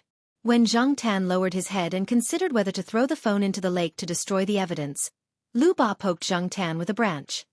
"Hey, are you interested in joining us?" Lu Ba looked at Zhang Tan expectantly. Old people, children, and women were the kind of people that could easily make people let down their guard. Animals were even more so. Seeing that Zhang Tan was indifferent, Lu Ba continued, "This is a fast way to make money. If we cooperate, how about we split the profits 50-50? Don't worry, we won't take on dangerous jobs." Do this business? Detective? This kind of thing seemed to have been done a long time ago. He was tired of walking around the school, and it was inconvenient to walk further away. Zhang Tan didn't know if it was because he had become a cat, but he had inherited the cat's disease of pooping without curiosity and itching paws when he didn't move for a while. He always wanted to find some entertainment. However, Zhang Tan was still hesitant to cooperate with Lu Ba. Lu Ba said that it would help Zhang Tan keep the secret, and Zhang Tan believed it. However, Zhang Tan didn't want to cooperate with him for the time being. Firstly, he wasn't very familiar with Lu Ba. Secondly, he just came back and didn't want to run around until the Chinese New Year. Moreover, Zhang Tan got a lot of money from this movie, so he didn't lack money for the time being. During the Chinese New Year, he could work overtime at Xiaogua's place and get some cash so that he could give red packets during the Chinese New Year. Zhang Tan didn't want to care about other things. Lu Ba had something to do later, and Zhang Tan didn't want to listen to Lu Ba's nagging, so they left separately. Lu Ba asked Zhang Tan to think about it. If he made a decision, he could call it directly. Zhang Tan thought about it all night. He wasn't thinking about the cooperation, but whether to throw the phone into the lake. As for the exposure, it would be fine as long as Lu Ba kept it a secret.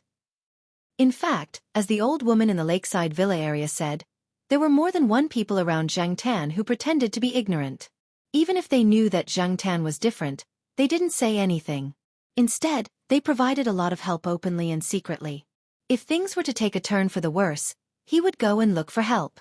The next day, Zhang Tan wandered to the old tiled house area where the phone was hidden. As soon as Zhang Tan flipped into the house, he smelled the scent of someone who had been here. It was Lu Ba. On a table in the room, there was a flip phone that looked 70 to 80% new but didn't have any special features, and a new SIM card. Zhang Tan hadn't seen the brand of the phone before. The buttons were a little bigger than the one Zhang Tan used before, so it was quite easy to press. Next to the phone and the SIM card, there was a note. "If you want to cooperate, call me." There was a smiley cat face drawn behind this sentence. Chapter 355. It was a winter afternoon and the sun was shining brightly. 4 cats were lying side by side on a wooden bench beside the withered lawn of the eastern courtyard. The 4 cats were all in the same position. They were lying on the wooden bench, basking in the sun with their paws tucked in and their eyes squinted. At first, Zhang Tan would not keep his paws tucked in like this because he looked like a cat. Zhang Tan felt a little uncomfortable. But when he saw the cats around him kicking their paws, he unconsciously followed suit. It was quite warm and not tiring to keep his paws tucked in like this. The weather was just right for him to keep his paws tucked in like this. Habit was a very scary thing. Once you got used to it, things would become natural. Now, Zhang Tan often learned from them by folding his front paws and tucking them in properly. From time to time, people walked by the courtyard. They were not surprised to see the 4 cats on the wooden bench. They just smiled. Anyone who had lived in the courtyard for a long time knew about the 4 cats. For the old people here, they were already very familiar with the scenery. Perhaps when this scenery disappeared one day, people would still remember it.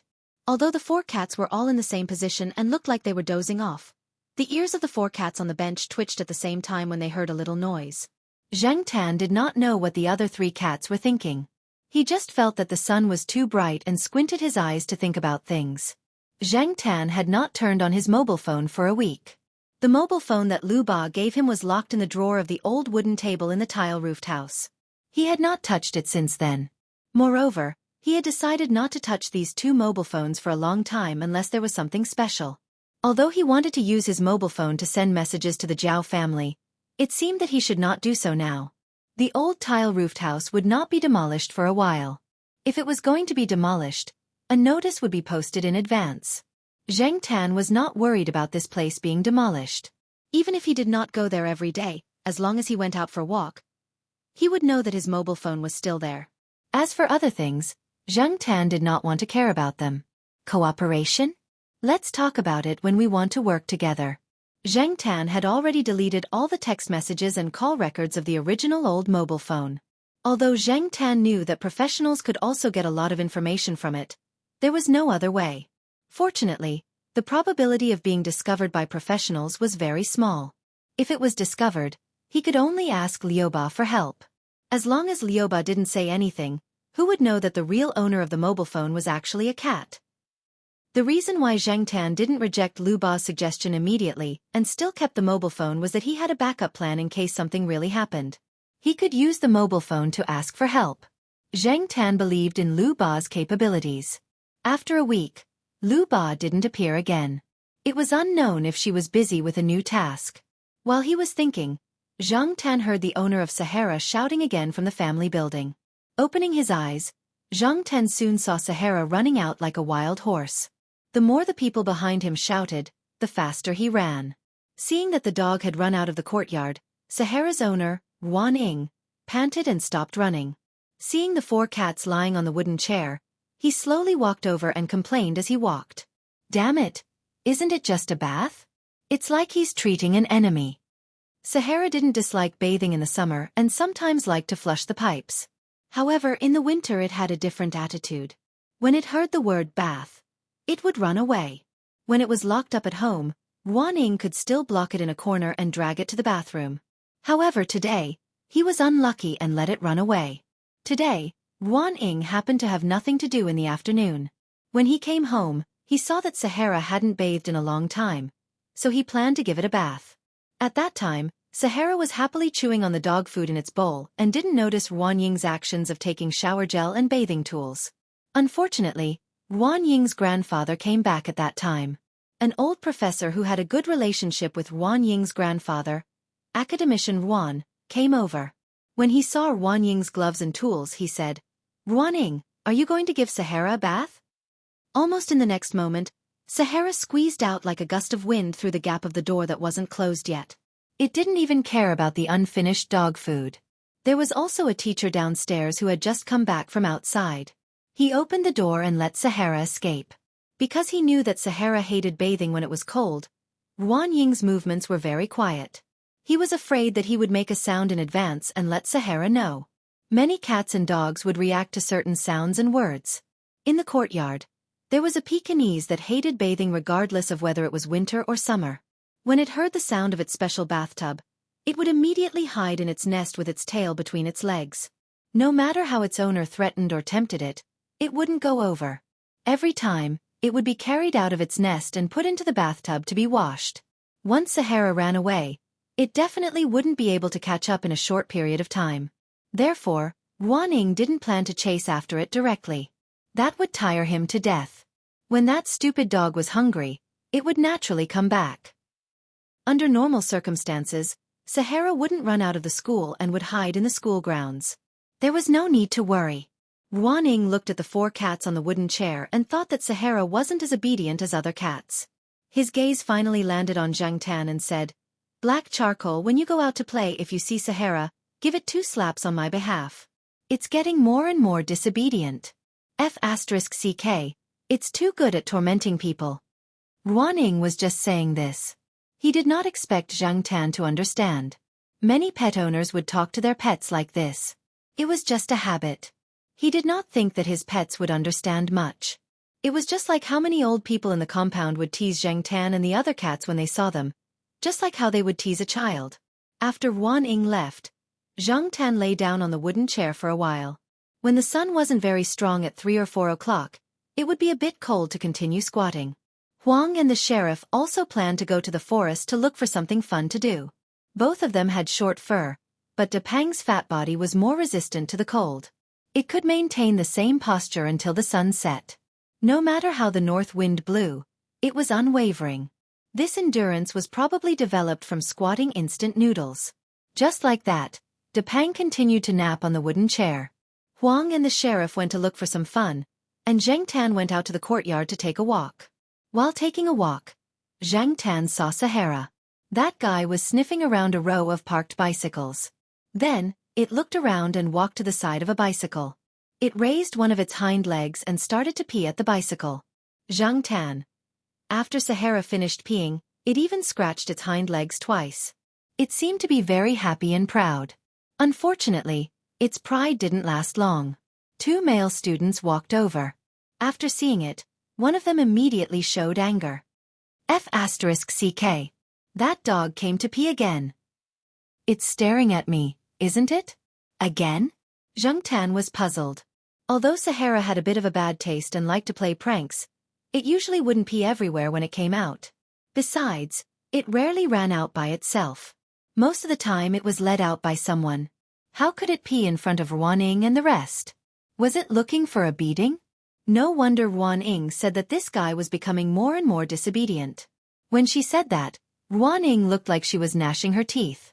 The owner of the bicycle ran over. Sahara quickly ran away when it saw people. It was different from when it ran away immediately after doing something bad. This guy ran a few steps and turned around to roar at the two people. When it saw them chasing after it, it ran again. When it ran a little further, it roared at them again. Was this a feud? Otherwise, Sahara wouldn't attract hatred for no reason, right? Xianxia lay on a tree and looked at the two people who were cursing but couldn't catch up to Sahara. He then looked at Sahara, who was standing 100 meters away and looking at them without running. Xianxia wondered if he should go over and take Sahara away. Then, he heard the two people talking in a low voice. Hey, do you think it's because it saw us last time that it's been staring at us? One of them said. That can't be. Isn't it just a dog? How could it know about this? Besides, the bicycle we stole wasn't even its. Why would it care about other people's business? The other person took out a pack of tissues and was about to wipe it, but when he saw the wet wheels and even the pedals, he frowned in disgust. He put the tissues back into his bag and kicked the bicycle. I don't want this bicycle anymore. I'll just sell it when the time comes. It's not worth much anyway. Xianxia listened to their conversation. When someone walked past them, they didn't say anything. When someone walked past them, they continued talking. Although their voices were very low, Xianxia could still hear them with his hearing. So they were stealing a bicycle. Sahara probably saw them stealing a bicycle previously. He was wondering why Sahara's attitude was so bad. However, how did these two steal a bicycle and contact Sahara? Did they steal it to Sahara's house? Xianxia remembered that Sahara's owner, Ruaning, had a four-wheeled sedan. No one in Ruaning's family seemed to ride bicycles. Puzzled, Xianxia looked at Sahara. When he looked over, Xianxia realized that Sahara was staring at someone again. It was a female student who looked quite gentle.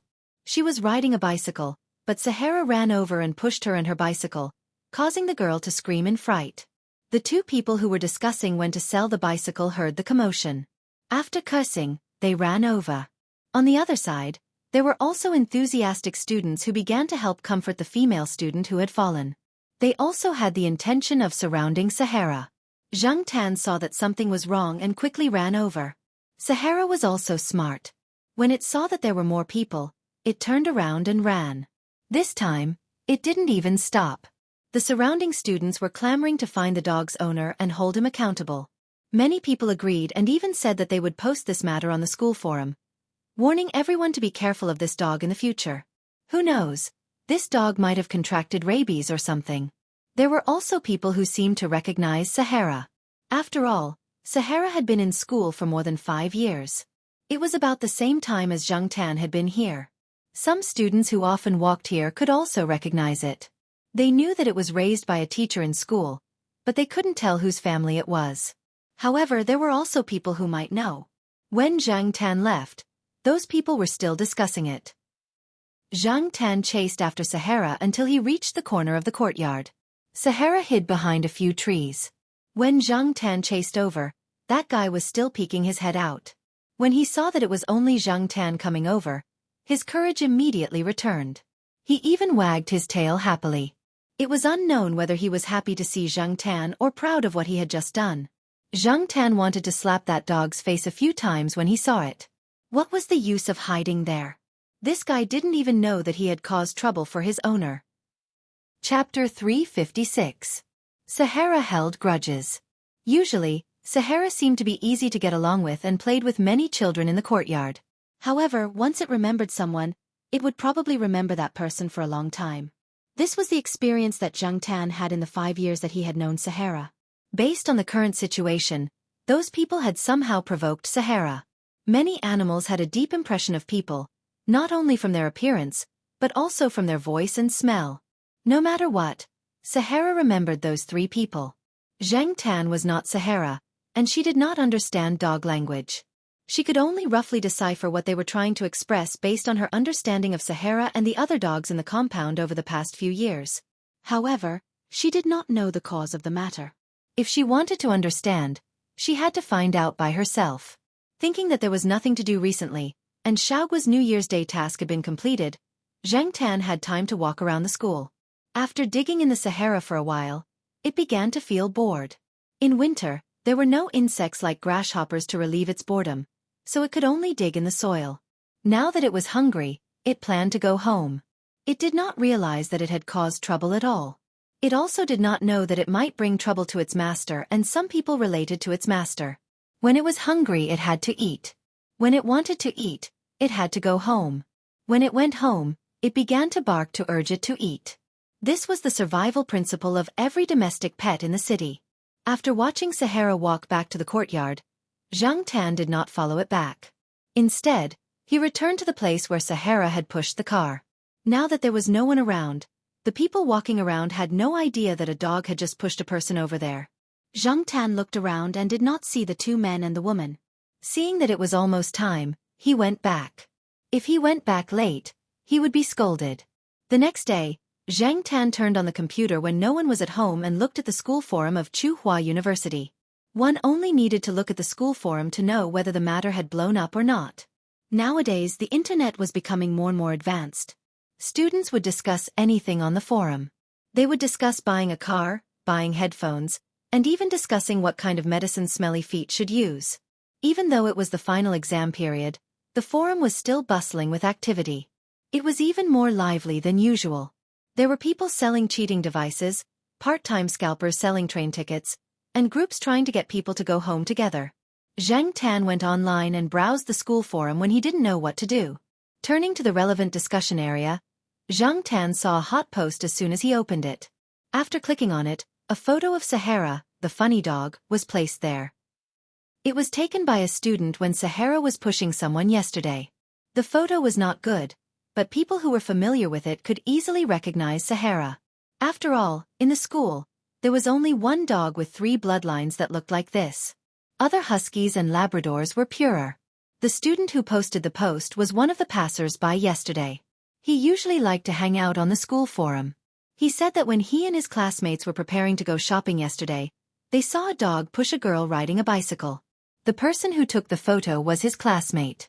His words revealed his dissatisfaction with the school's incident. He was worried that the dog was sick and would hurt other students in the school. It was really a dangerous factor. Many people replied to the post. Many of them recognized Sahara. They even dug out information about Sahara's owner, Ruan Ying, and Ruan Ying's grandfather, academician Ruan. Naturally, there were some people who mocked and ridiculed. Should we go to the security office to report this matter? What's there to report? Can't you see that his grandfather is an academician? Who is academician Ruan? Is he very powerful? Brother upstairs, haven't you heard the school broadcast?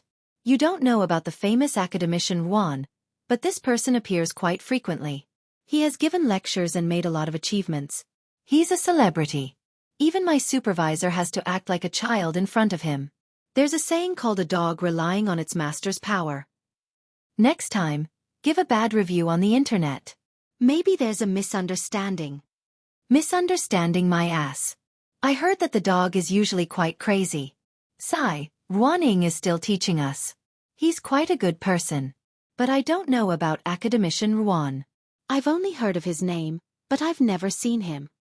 Like dog like master. My impression of academician Ruan has dropped to negative values. A bunch of losers. If you have the guts, say it in front of him. If you have the time, why don't you go find a teacher to ask questions? Are you planning to go to class with your juniors next year if you fail? I don't know which bastard cancelled the makeup exam policy. F***CK. The big "hot" at the end of the post showed that many people were following it. From the first page to the last page, Zhang Tan realized that Sahara had probably gotten into trouble this time. Many of the students did not even know the cause of the incident and were just making a ruckus. It was probably because it was during the final exams, so some people who were under pressure decided to find entertainment here. Although it was just a dog, sometimes, a small fuse was all that was needed to explode. Unfortunately, dogs could not speak. Even if Sahara was really wronged, it could not say anything. Ruan could only apologize to it. Now, academician Ruan was involved. The upper class had their own game. Although Professor Ruan was an academician, there was more than one academician in the school. There were also people who dared to go against academician Ruan. Many of the people in the post were from other factions. If they could not do research, they would use strategy. This was a common phenomenon that made people feel helpless. After turning off the computer, Zhang Tan went to Sahara's building. Downstairs, he could still hear Sahara whining from its nose. It sounded like it had been wronged. Unfortunately, there was nothing he could do. Letting it out would only make things more troublesome.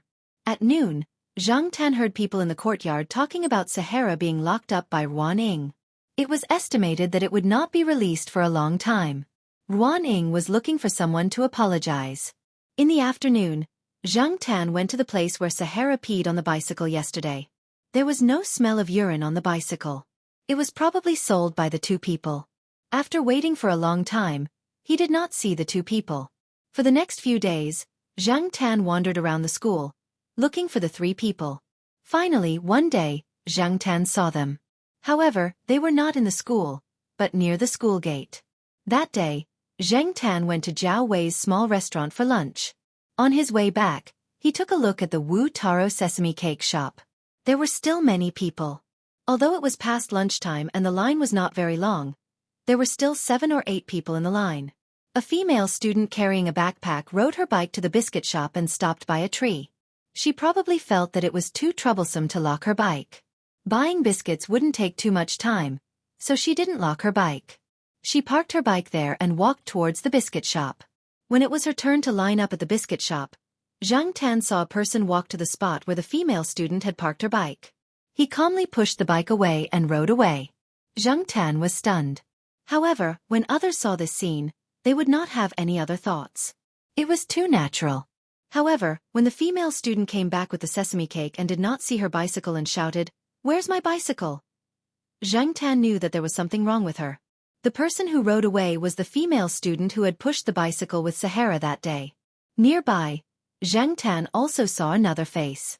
It was the owner of the bicycle that Sahara had peed on that day. Zhang Tan did not have time to think too much. Zhang Tan could no longer see the female student riding the bicycle. The pedestrians and cars blocked his view. However, Zhang Tan could still follow the other person. The man was riding an old bicycle that looked a little shabby. He was not fast, so Zhang Tan could follow him easily. The man did not ride into the school. Instead, he rode in the direction away from the school. Zhang Tan hesitated for a moment. After all, he did not know where the two people were going. However, Zhang Tan did not think too much about it and continued to follow. Riding a bicycle would not take them far. Besides, if it was really too far, Zhang Tan would not continue to chase. Fortunately, the man did not ride far. After following for about 2 or 3 minutes, they arrived at a bicycle shop. This shop repaired bicycles and sold new and used bicycles. The shop was estimated to be about 50 square meters. It was filled with bicycles. The repair shop had a simple shed built outside. 2 students were there to pump air, and another student was pushing a bicycle to repair the chain. Inside the shop, a man in his 40s was sitting on a velvet chair and playing with his phone. When he saw the person who came, he did not say anything. He just tilted his head slightly. One look, one small movement. They both understood each other. Zhang Tan watched the man push the bicycle into the alley next to the shop. Zhang Tan followed him. Without a cat tag, no one would suspect that it was a cat. People who saw it would just think that it was someone's pet. Zhang Tan did not come out when the trouble in the Sahara Desert happened that day, so they did not see him. Therefore, when the person walking in front turned around and saw Zhang Tan, he did not think much of it. There was a small courtyard behind the shop with a 2-meter-high wall. The man opened the backyard door and pushed the bicycle in. Zhang Tan walked to the corner, jumped on the wall, and looked inside. There were 4 people standing in the courtyard. 3 men and 1 woman. They were about the same age and were talking and laughing. Zhang Tan had seen 3 of them on the day of the trouble in the Sahara Desert. The other person was unfamiliar and looked like a student. He did not dye his hair yellow and did not wear non-mainstream clothes. At first glance, no one would think bad of him. There were 2 bicycles parked in the courtyard. One of them was the one that the female student rode. The person that Zhang Tan had not seen before was wearing a blue uniform. There were tools next to him. He planned to redo the bicycle, grind off the original paint, and spray new paint. Looking at the posture of these people, he knew that they had been doing this for more than a month or 2. They were familiar with it. Judging by the calm look of the woman who had ridden someone else's bicycle, he knew that she had done this kind of thing often. She looked like a quiet girl. When the Sahara Desert pushed her down with the bicycle that day, she had attracted a lot of sympathy. But who knew that she would do such a thing? None of these people looked like they had done bad things, but that was the truth. These people had stolen a bicycle and probably provoked the Sahara Desert. The Sahara Desert was watching them, but the method was wrong. It could not speak, could not explain, and no one helped it. It was useless to just know that these people had stolen a bicycle. The other party had more people and more mouths, so they could defend themselves. In contrast, the Sahara Desert could be beaten to a pulp in an instant. It could only be locked at home and whimper. Zhang Tan actually wanted to pull out all the valves in the shop to piss them off, but now was not the right time. It would be easy to alert the enemy. After squatting on the wall and watching for a while, Zhang Tan quietly left. If he wanted to clear the Sahara Desert's name, he could only use evidence. As Zhang Tan ran to school, he thought, I'm not the one who caused trouble this time. I'm just helping the Sahara Desert. At the same time, Zhang Tan had to admit that he was a little excited every time he did something like this. Chapter 357. Now that he had decided to help Sahara clear its name, Zhang Tan immediately started to act. He had to hurry up. In another week, a large number of students would start to go home. At that time, even if the truth was revealed, the effect would be much worse. If this matter could not be settled, Sahara would not be able to have fun in school in the future and would be ridiculed by others. Although it could not understand the complicated human language, many animals, especially animals that had lived in human society for a long time, were very sensitive to the emotions of people. They could distinguish between good and bad feelings. Zhang Tan had seen many examples of this, and Sahara was also one of them. It was not easy to be an animal. The thieves seemed to be planning to make a lot of money before the winter vacation because some of the more expensive bicycles would be moved to the student dormitory before the students left school. Usually, many people found it troublesome to move them up and down, especially those who lived on higher floors. However, when the vacation came, they would move them to the dormitory or the dormitory of the students who lived on lower floors to prevent them from being stolen and to prevent them from being exposed to the wind and rain outside. It was safer to put them in the shed than in the dormitory. The good bicycles were moved to the dormitory and locked up. There were also building managers keeping an eye on them. The thieves would not make a move there. As for the old bicycles that were casually left outside, they could not be sold for much money. They were not willing to do it themselves. Therefore, they would make more money during this period. Zhang Tan was not a professional in this field. In addition, he was still in this state, so the methods he could use were limited. The most powerful evidence was photos and videos. However, Zhang Tan could not install a camera or a bug here. He did not have the ability to do so without equipment. However, he could still secretly take a few photos. When it came to taking photos, it seemed that the only tool that he could use was his mobile phone. Zhang Tan came to the old tiled housing area and squatted in front of the old wooden table. He looked at the open drawer and pondered. There were 2 mobile phones in the drawer. One was the one he used to use, and the other was left behind by Lu Ba. He thought that he would not need to use it for a long time. Now, it seemed that he really had to use it. After giving it some thought, Zhang Tan decided to install the new SIM card as well. After the battery was installed, the phone was turned on. There were several applications that Zhang Tan didn't know the functions of. He tried the camera and found that the shooting function was not bad. Even if it couldn't compare to the mobile phones of 4 years later, it was still very good compared to other mobile phones of the same time period. Electronic products were being updated too quickly. 2 years ago, 3 to 5,000 were now available for a few hundred yuan. Zhang Tan's old phone had been considered a high-end phone back then, but now it could no longer keep up with the pace. As someone who had been through this before, Zhang Tan knew that even if he had a new phone now, it would soon be eliminated by Lu Ba. Advancing with the times was nothing more than that. Fortunately, Zhang Tan didn't have many requirements now, as long as he could make calls, send text messages, and take pictures. The old phone's pixels weren't good enough, so he could only use the 680. During the day, Zhang Tan did not dare to come openly, so he could only wait until nighttime. Zhang Tan didn't know the names of the 4 people. When they called each other, they didn't call each other by their full names. He also didn't know which school they were from. What he was sure of was that the 4 of them were students of Tsinghua University. On the way back to school, Zhang Tan saw the old car that had been urinated on by Sahara. An unfamiliar student was riding the car and chatting with his classmates. When he arrived at the school gate, he parked the car in a shed near the school gate. "Can't you ride it out? Why did you park it here?" The person riding the old car said. "Brother, it doesn't matter where you park your old car, but I can't afford to lose mine. I heard that it's not safe outside the school, so it's better to park it on campus." The person riding the old car parked it and locked it. "Last month, my girlfriend's folding car that she bought not long ago was stolen. When she bought the car, she specially bought an 80s lock. She didn't buy the 30s or 50s lock. Wasn't it stolen? It was parked near a restaurant outside, but it hasn't been found yet.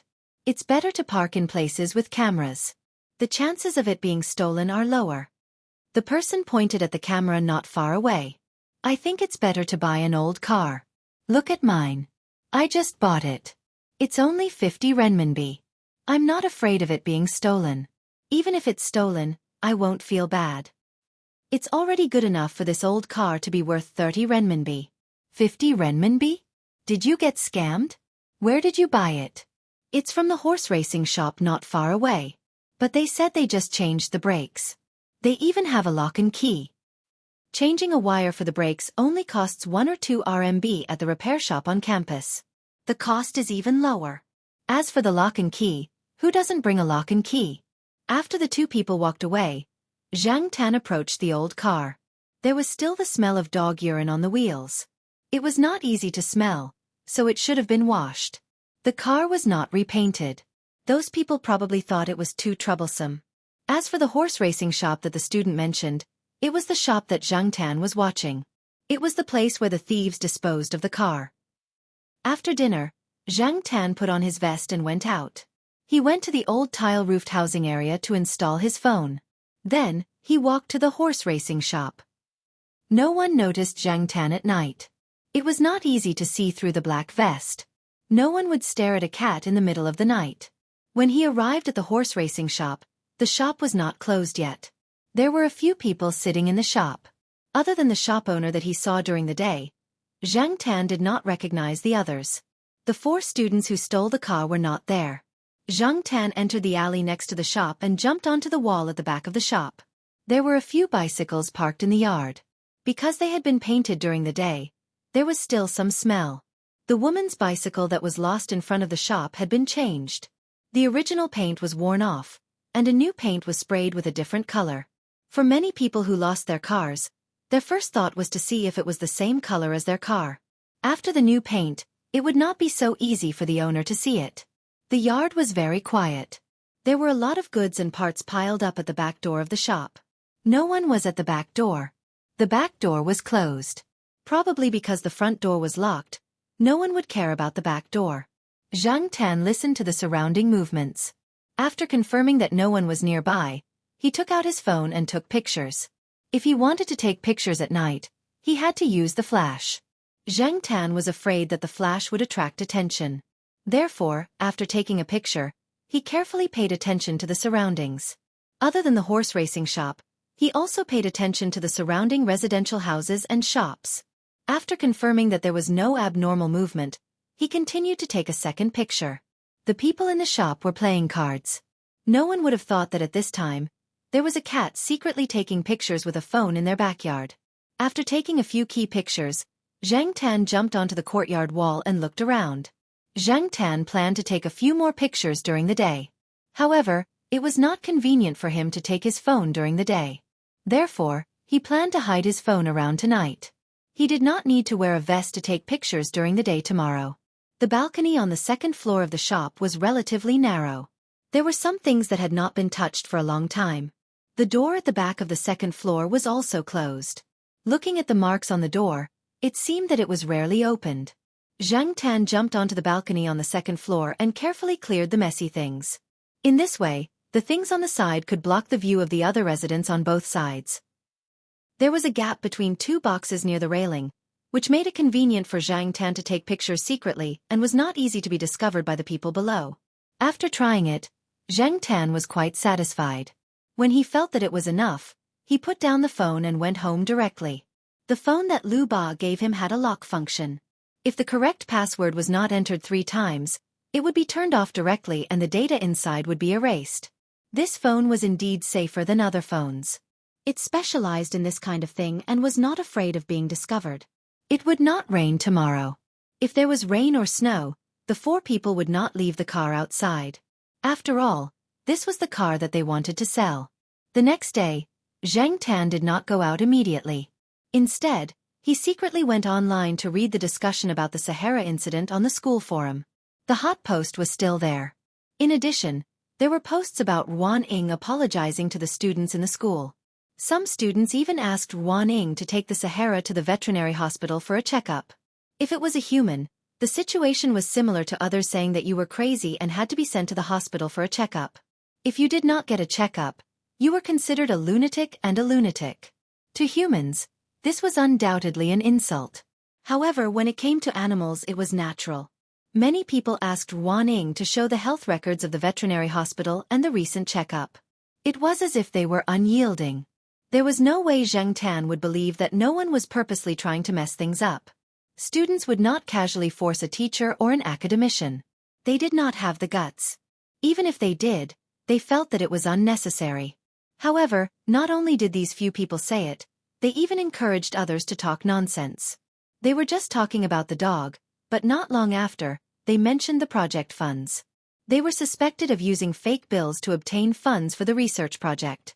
Some students had already realized that something was wrong and did not speak nonsense. There were scandals of some big shots in universities every year, and they were all famous universities. Tsinghua University had also had such scandals before. However, it was not heard of in recent years. Now that this was mentioned, it was not something that the students could control. It was fine to express their opinions after the incident, but now that the situation was unclear, it was better to remain silent. If they offended someone, they would not be able to bear the consequences. There had been many examples in the past. Young teachers had offended some big shot with prestige and status and had been ostracized and restrained.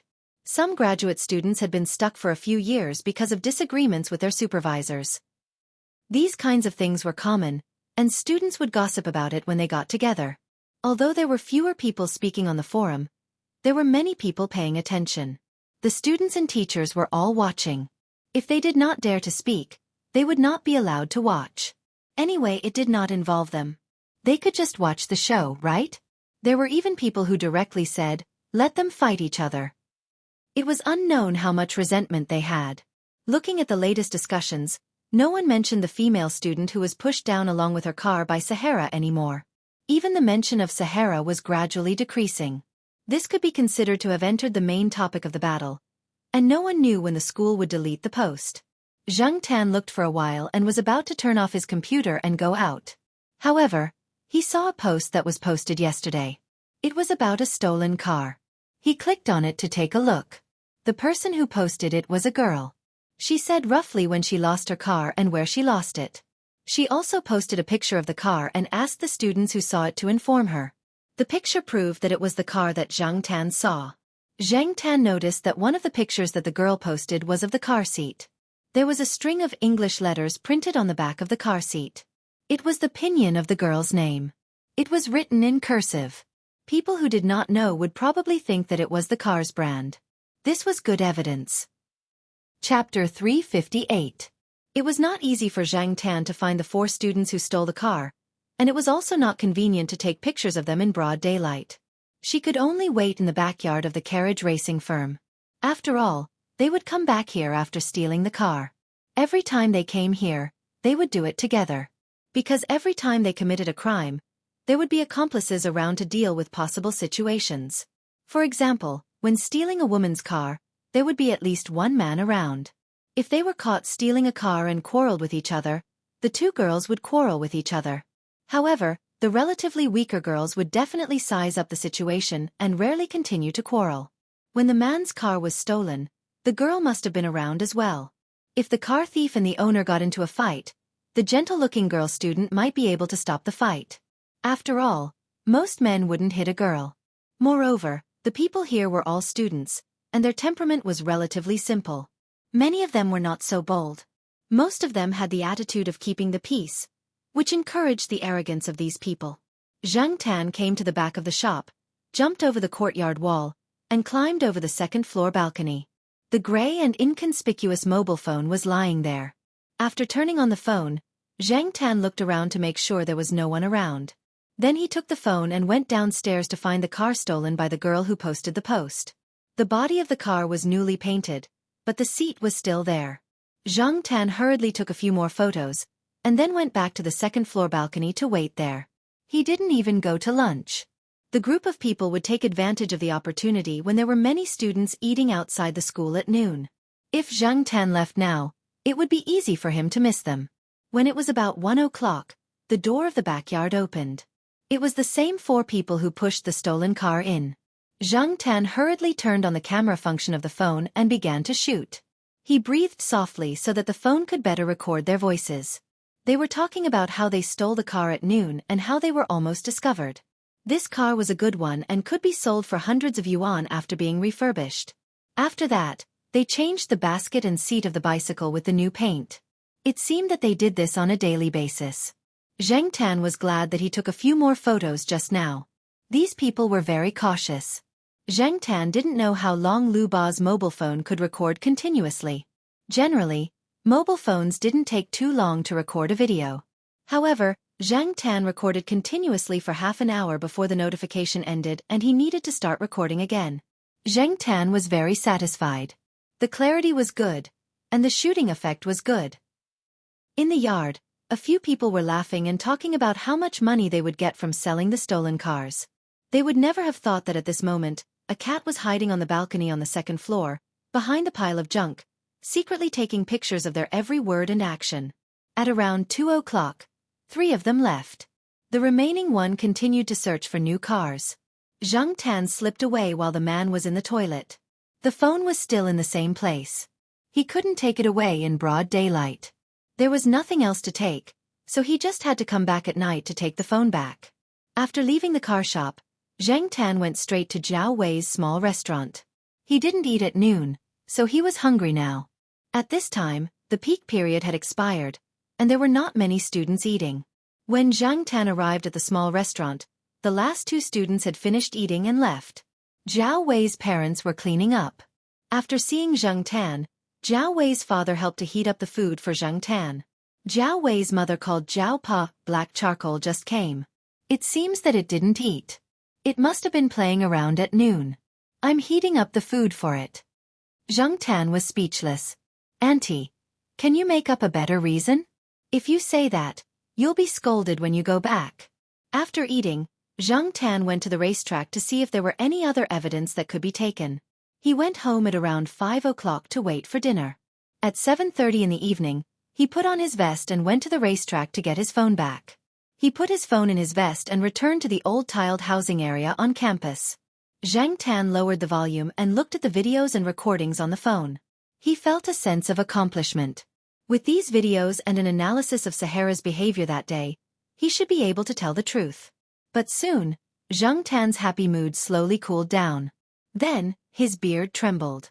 He suddenly thought of a very important problem. There was no data cable on this phone. Lu Ba didn't give him a data cable. Where was the memory card?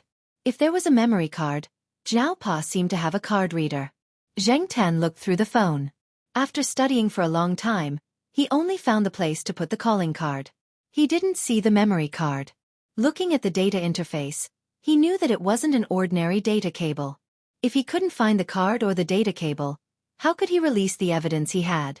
There was a Bluetooth function on the phone, but the Jiao family's desktop didn't have it. Zheng Tan was vexed. However, after thinking about it carefully, using the Jiao family's desktop to release these things was a little too eye-catching. After all, it was the campus's intranet. If they wanted to find out who posted these things, they could easily find out. Zheng Tan wasn't a computer expert, so he couldn't deal with those professionals. It wouldn't be good if these things caused trouble for the Jiao family. Although the Jiao Pa was doing well now, he was still a far cry from people like academician Ruan. Now, the higher-ups were fighting silently. If the Jiao Pa was targeted, it wouldn't take much effort. During the selection or other small issues, the Jiao Pa would be very busy. It would be good if academician Ruan was behind the scenes. Unfortunately, some trouble was inevitable. The Jiao Pa had his own plans and pace. Zheng Tan couldn't interfere with the Jiao Pa's plans. This matter was handled by Zheng Tan himself. It had nothing to do with the Jiao Pa. What should he do? Zheng Tan stared at the mobile phone that was playing the video in a low voice. He thought about it and decided to let Lu Ba handle this kind of thing. Did Lu Ba expect today's problem when she left the mobile phone to him? It was too tiring to deal with people with high IQ and flexible minds like them. Zheng Tan sighed in his heart. No matter what, since he had been busy for so long, there was no reason to give up now. Zheng Tan sent a text message to Lu Ba. Lu Ba replied very quickly. He was not in the city and was busy with an order. However, he asked Zheng Tan to send the video directly to him using a software installed on his mobile phone. Lu Ba, who was out of the province, could download the video sent by Zheng Tan and post it on Tsinghua University's campus forum according to Zheng Tan's expectations. Zheng Tan had never seen that software before. Even before he turned into a cat, he had never seen or heard of it. However, since Lu Ba said that it was okay and that it was safe, Zheng Tan had no other choice but to send it directly. While sending the video, Zheng Tan was thinking about how much it would cost based on the amount of data. However, he could continue to send messages after sending the video. He did not receive any notification that he owed money. Zheng Tan did not care much about it. If something happened, Lu Ba would take care of it. After uploading the video, Zheng Tan also edited some relevant information for Lu Ba. Lu Ba said that it would be done tonight. However, Zheng Tan could not go online tonight. He could only wait until tomorrow morning to see how things went. As for the data cable, Lu Ba could not do anything now. It only told Zheng Tan where the memory card was. This was not an all-in-one phone. It was installed with a memory card. However, it was hidden, so Zheng Tan did not find it. According to Lu Ba's instructions, Zheng Tan spent some effort to find it. His claws were not flexible, so it was not convenient for him to play with the phone. Fortunately, he found the place in the end. Lu Ba told Zheng Tan not to use it casually. If he needed help, he could ask for it directly. Zheng Tan thought about it and agreed. With his rubbish technology, he should not waste his time. After arranging everything, Zheng Tan turned off the phone and went back. He broke the battery of the new phone and brought it back. He would use Zhao Ma's all-purpose charger at home tomorrow. Fortunately, the battery could be used in this way. Otherwise, it would be useless if there was only a phone without a data cable or a charger. On the other side, after sending the message and downloading the video, Lu Ba suddenly realized that it did not seem to treat the other party as a cat. It felt like it was chatting with a familiar friend. For example, it felt like it was chatting with a gold tortoise. Lu Ba shook its head with a smile and continued to do its own thing. As long as it did not harm its own interests, it would have more friends and more helpers. From the messages Zheng Tan sent to it, Lu Ba sorted out an article. It inserted many pictures and embedded a few video links. Even if someone deleted the post, they could go to the video website to watch it. The videos posted on the video website could not be deleted easily. In addition, Lu Ba asked the gold tortoise to investigate the carriage racing company. Soon, there was relevant information, and Lu Ba put it in the article. After clicking on the post, Lu Ba thought that Tsinghua University would be lively again. Unfortunately, no one would think of a cat. Lu Ba was excited. It looked through the recent posts on Tsinghua University's forum and grinned. It seemed to be fun. It was waiting to watch the show. The next day, the students of Tsinghua University went crazy. Whether it was those who had not finished the exam, those who had finished the exam and were about to go home, or those who were already at home in front of the computer, all of them went crazy because of the post. Most of the people who were angry were the students who had lost their cars, especially those who had just lost their cars. Whether it was the 4 people who did it or not, it was all on them. As for the others, they felt that the 4 people had embarrassed Tsinghua University and made them lose face. Now, many people in the university were laughing at them. This person with the ID of HT posted a detailed description of the campus car theft gang and the horse racing company. The 4 people who had stolen the cars were also found out. The female student who had lost her car in front of the pancake shop went directly to the female student who had stolen the car and made a scene in the dormitory. It was said that the scene was very lively, and there were pictures on the forum to prove it.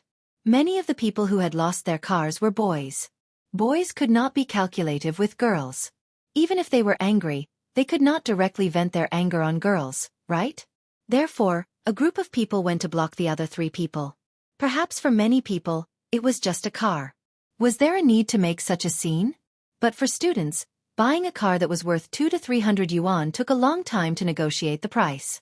Not long after they bought it, it was stolen. Others could not understand this feeling. When the resentment accumulated to a certain extent, once there was a vent, it would be difficult to control it.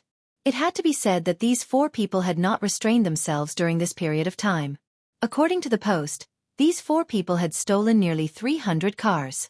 A good car could be stolen and sold for 200 to 300 yuan or even more. There was once when they sold a car that was more than 1,000 yuan. A substandard car, even if it was only a few dozen yuan, was still a lot of money. Especially for these students who had not entered society and did not have much income, it was even more unacceptable. You want to use my car to fill your pockets? I'll beat you up no matter what. Students should understand each other. Understand your sister. Acting pitiful? Bah! You know you're wrong? I'll spit again. Take the initiative to admit your mistakes and resolutely not do it again. Who are you trying to fool? On the new post, there was a photoshopped picture and a caption. Chapter 359. The exposure of the school car theft gang gave a group of students who were waiting to go home after their exams something to pass the time. In a certain male dormitory, a person sat in front of a computer, eating a piece of fried chicken delivered by takeout. There was a bottle of beer next to him. His legs were on the table, and his fingers were typing on the keyboard. His roommate behind him walked over and stared at the screen. Your words are sharp. Who are you talking about? From the pure hearts of kindergarten children to the great harmony of social development? Someone stole cars from our school. There are more than 300 cars. Why are you so agitated? It's not like they stole your car. Watch your words, young man. A gentleman does not speak ill of a friend. Have you heard of that? Brother, have your sneakers been taken by someone before? Have your clothes been taken by someone while you were drying them? Have your quilt been stolen or your water bottle taken? It's the same experience. No, it's worse than stealing your quilt. F***ck. This experience is too deep. Reprimand. Reprimand. F***ck off. You're too slow. Let me do it. Gentlemen cut ties? F***ck. There were many similar situations. Many students were talking about it when they visited their classmates' dormitories. It was the end of the year, and there was nothing else to do except for this big incident. Maslow's theory divided the needs of life into 5 levels. From low to high, they were physiological needs, safety needs, belonging and love needs, respect needs, and self-actualization needs. College students were at the 2nd and 3rd levels of life needs, and were gradually moving towards the 4th and 5th levels. They were also a group of people who were easily affected by emotions. Many times, the first thing they thought of was not how to cover up the scandal, but how to look at the big picture. Their parents had let go, and they were semi-exposed to society. Their edges had not been smoothed out, and they boldly expressed their opinions based on their likes and dislikes to vent their emotions. Just like now, many people were thinking about how to reduce the bad influence of the school, but more people would directly express their thoughts. They would scold when they needed to and had no intention of hiding it at all. The racing car store was splashed with smelly water, thrown things, and written with paint many unsuitable words for children. Don't think that the students of famous schools were a bunch of obedient children. There were many who could cause trouble. Some people said that the people of the racing car store were from the underworld, But so what? Not everyone was afraid of them. After that, the police got involved in the investigation. The school took this matter very seriously. They had no choice but to take it seriously. 2 days later, when Zhang Tan went out again, he found out that the shop had been closed. He heard that the shop owner had been taken away by the police. The 4 students from Tsinghua University who stole the car were expelled from school. They were taken away along with the shop owner for investigation. Generally, the school would punish students by warning, recording demerits, probation, expulsion, and so on. Expulsion was a very serious punishment. After being expelled, the school would not recognize you as a student. All your previous grades and honors would be nullified and recorded in your files. It would be impossible for you to join the army. The political background check would be directly ignored. It was said that during the investigation, those students gave up a few more names, including other students from their school, from other schools, and from other nearby car dealerships. On the day of the investigation, another car shop near the school was closed, and the owner ran away in the middle of the night. They were able to do all this because the boss of the car dealership helped them. Sometimes, there were orders from customers. They would steal whatever car they wanted. Even if these students graduated, the people of the car dealership would recruit new students to join them. In short, there were many people doing this. The racing car store had been operating near the school for many years, and many students were involved. Many people did not understand why the students were still stealing cars when the school had been promoted to such a high level, and it was a famous school. Later, according to those students, it was because the money came quickly. Most of the time, they could earn more than 10,000 yuan a month. Of course, when the money was divided, it might not be so much. But for many students, especially those who did not have good family conditions, this was a good income. But poverty was not a reason to steal. Wang Xing's family conditions were not good either. That child would come here to pick up bottles from time to time. What about these favored children? Using the words of the older generation, intelligence is not used on the right path. No matter how good the school was, there were many people with bad character. One's character was never proportional to one's ability. Actually, when many students bought cars, they knew that there was something fishy about those second-hand or refurbished cars. But it did not affect their own interests, and they could spend less money to buy a car that looked newer. Who would be willing to be a busybody? It was only because of this incident that they opened their mouths. Some things were impossible to guard against. Even if it was a stolen bicycle, no one would stop it. Tsinghua University was so big, and it was impossible to strictly check every bicycle that came in and out. Only when there were some suspicious situations, such as when the lock was not opened, would the person carrying the bicycle out be checked and registered. This incident was undoubtedly a slap in the face to the security office. The security office also told everyone that there would be more cameras after the new year, and places like the car sheds and dormitories were the focus. As for Sahara's incident, a student posted a post explaining it. He had already returned home and did not go online for a few days. He only found out when his classmate called him after the car theft incident. After he found out, he quickly found an internet cafe to post the truth. It turned out that it was one of Ruan Ying's students.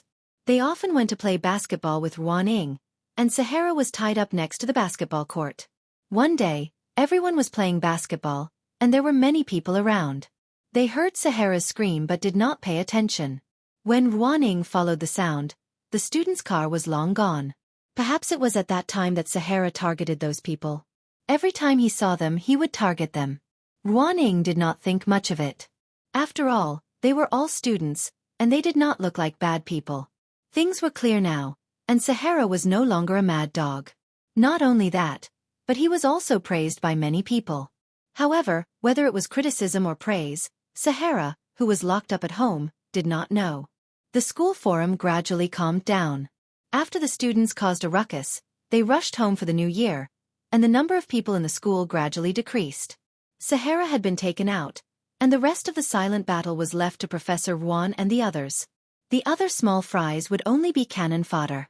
No matter which circle it was, to climb to a certain height, one had to go through countless battles. For example, Zhao Pa had a competitive relationship with some of the teachers in the institute. When dealing with legitimate competition, one had to guard against unfair competition. Although it was good to be kind to others, it was always good to be careful. Just like what Zhao Pa said to his graduate students, When you are a student, you can still focus on scientific research, but when you become a teacher, you may not have the time and mentality to do so.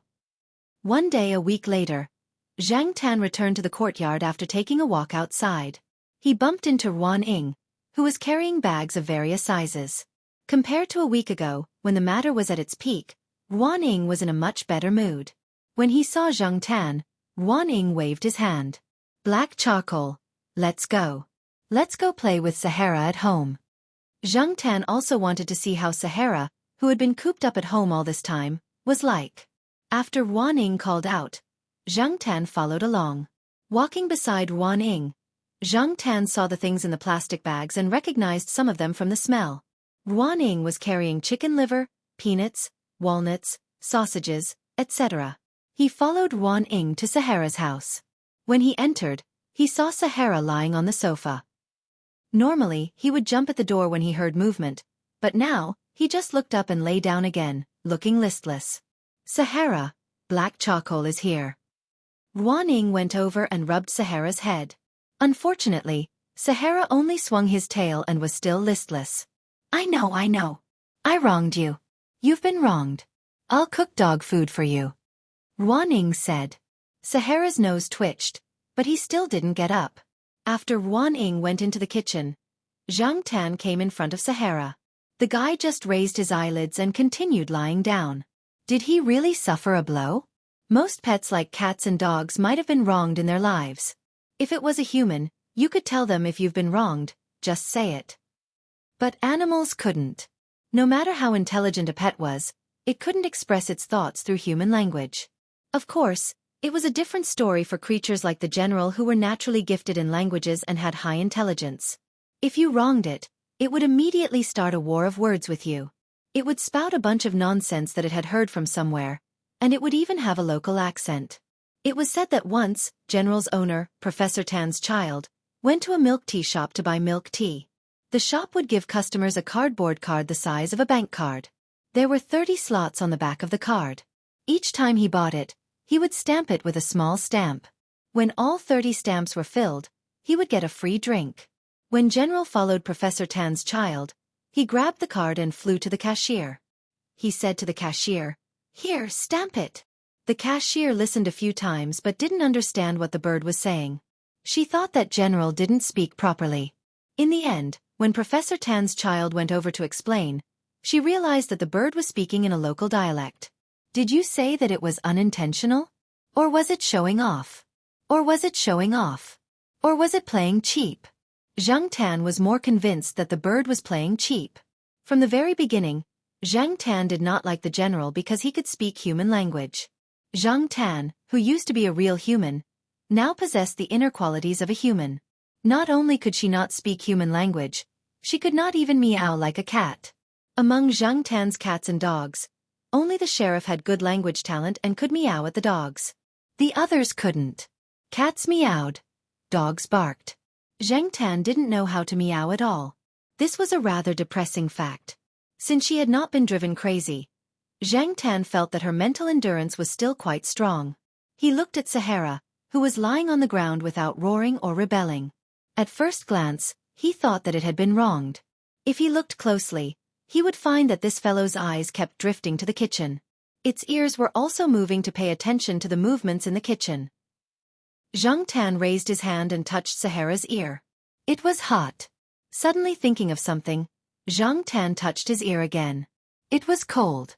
As he pondered the question of why a dog's ear was hot while a cat's ear was cold, Zhang Tan noticed that Ruan Ying had come out with a bowl of rice. Sahara, who had been listless just now, stood up and wagged its tail happily. Its mouth was moving. Not feeling wronged anymore? Ruan Ying asked. Woof. Sahara jumped up and barked. Ruan Ying placed the bowl in front of Sahara. Sahara didn't care about anything else and started eating. From the way its tail wagged, it was obvious that this fellow was in a good mood. A bowl of food, 2 sentences, a few pats, and a few strokes of its fur. It was immediately revived. Perhaps this was why many people like dogs. Feeling wronged. Chapter 360. Just like the past few years, they went back to Zhao Pa's hometown for Chinese New Year. Compared to last year, Zhang Tan finally gave out the highest red packet this year. Jiao Yuan still felt awkward when he received the red packet. Little Pomelo didn't say anything, but when Zhang Tan returned home, he saw little Pomelo putting the red packet with the money into her piggy bank. There was still the red packet from last year in there. Only Jiao Yuan, little Pomelo, and Jiao Pa knew about Zhang Tan's red packet. Jiao Ma didn't know about it, or she would scold her for a long time. After the Chinese New Year, everyone got busy. Some went to work, while others went to school. Zhang Tan was also busy because someone came to him. Yang Yi was the middleman. The one who really came to Zhang Tan was Li Wei. Li Wei wanted to take a set of photos with animals. It seemed like it was to promote animal protection. Before coming to Zhang Tan, Li Wei had also taken photos with other animals. Although there were several animals, there was only one choice in the end. She chose a photo that was likely to be on the cover of a fashion magazine. This made Xiao Gua very excited. Although it had nothing to do with him, Zhang Tan had signed a contract with his studio. He also had some responsibility, so he paid a lot of attention to this matter. There was a special photography team following Li Wei. They would follow Li Wei to different places to take photos because it was inconvenient for animals like Zhang Tan to go out. Zhang Tan was sent by Xiao Gua to Li Wei's studio in Chuhua City. There were several foreigners in the photography team, and they had to go through a few days of training before taking photos. Zhang Tan didn't know if the animals that he had taken photos with Li Wei had also gone through this training. He only knew that Li Wei's company paid a lot of money this time, and there was also free training. Zhang Tan didn't care. After all, to him, it was just a little boring. When he received the task, Zhang Tan was wondering if he had to walk on the catwalk. However, when he arrived, he realized that he was just following the instructions of those people and making a few poses with Li Wei. It had to be said that a supermodel was indeed a supermodel. Just by standing there, she had an imposing aura. In order not to be outdone by Li Wei, Zhang Tan restrained her indifference. Since she had accepted this assignment, she had to take it seriously. After all, this was related to the prize money. After the photo shoot, Li Wei gave Zhang Tan a red envelope. The money in the red envelope was enough to make up for the red envelopes that Zhang Tan had given out during the New Year. This made Zhang Tan very happy. Li Wei and her company's staff didn't stay in Chuhua City for long. They were in a hurry as Li Wei had a show in the near future. Xiao Gua said that if Zhang Tan and Li Wei's photos were selected, Zhang Tan would be rich. There would be other unimaginable opportunities. Zhang Tan didn't really care. As for the opportunities that Xiao Gua mentioned, if it was to shoot a movie again, Zhang Tan didn't want to go again. This kind of experience was enough. He didn't want to specialize in this field. Unlike Cheetah, Li Wei's appearance didn't make much difference to Zhang Tan's life. Zhang Tan was still Zhang Tan, a cat in the courtyard that looked like an ordinary house cat. In the warm spring season, the campus was always more lively, whether it was people or animals. Zhang Tan went out for a walk and came back. He walked downstairs to Depang's balcony and took out his access card and key. He was about to enter the building when he heard a voice from the 4th floor. "There's a monk picking water to drink, he picking water to drink." A bald head came out from the balcony on the 3rd floor and shouted at the 4th floor, "If you sing this song again, I'll go up and pluck your feathers." The B*TCH bird on the 4th floor looked out from the cage and said, "Bald donkey." Zhang Tan and Mao were speechless. Mao wanted to curse, but considering that his daughter was at home, he swallowed the F*CK that jumped out and said to the 4th floor, "Just you wait." F*CK, why hasn't my hair grown out yet? Mao thought angrily. Mao brought his wife and child to live in the courtyard when the weather turned warm in March. It was still the 3-floor apartment that he rented before. The original owner of the apartment had already taken away many things and cleared out a room. The study was changed into a baby's room. The nanny hired for the 2nd bedroom, Black Rice, was also brought over. Because it had lived here before, it was familiar with the smell. Black Rice adapted quickly and didn't cry out anxiously because of the change of place. With the nanny helping to clean up, the house wasn't as messy as before. After all, Mao was a married man with a child. Compared to his unruly self in the past, the current Mao was much more mature. Of course, if it wasn't for the bald head, some people would still believe that Mao had matured. But with the bald head, the smell changed. Speaking of Mao's bald head, it was his daughter's birthday this year. Air Mao was so happy that when he blew out the candles for his daughter, he got too close and the candles burned a tuft of hair in front of his head. Fortunately, it wasn't burned and nothing happened. Air Mao simply shaved his head bald. The 1-year-old Air Yuan would slap her father's bald head twice and slap it loudly. Air Mao didn't get angry and just let her slap it. Did his daughter think that his long hair was too prickly? Shave it again. Just like how the third Master Feng doted on his daughter, he let them pull his hair and slap his face. As long as his daughter was happy, nothing was a problem. His wife and daughter didn't mind Air Mao's bald head, but this bald head often gave people a bad first impression. For example, a few days ago, Air Mao brought his daughter to see a flower show. When they came out, they were stopped by the guards there. Even the police who happened to be patrolling the area came over to ask about the situation. They asked Air Mao to show his identification and looked at him suspiciously. With a shaved head and sunglasses, he didn't look like a decent man. He was also carrying a clean and beautiful girl in his arms. No matter how you looked at it, it was suspicious. In addition, there were a few cases of child trafficking before the new year, so Air Mao was stopped directly. This incident was often laughed at by Qin Tao and the others. They said that Air Mao wasn't suitable for shaving his head. Therefore, Air Mao decided that unless his hair fell out naturally, he shouldn't learn to shave his head. Because his wife and her friend went abroad to attend a cat show, Air Mao directly brought his daughter to live in the courtyard of Tsinghua University. Compared to the environment and atmosphere in his home, he preferred this place. There were more children here, and the people around were good. Air Mao didn't expect his daughter to be knowledgeable and versatile in the future. As long as she was healthy, it would be fine. This place was just a supporting role. Air Mao's parents were quite supportive of this. Nowadays, the relationships between neighbors in many communities were very indifferent, and people didn't know each other well.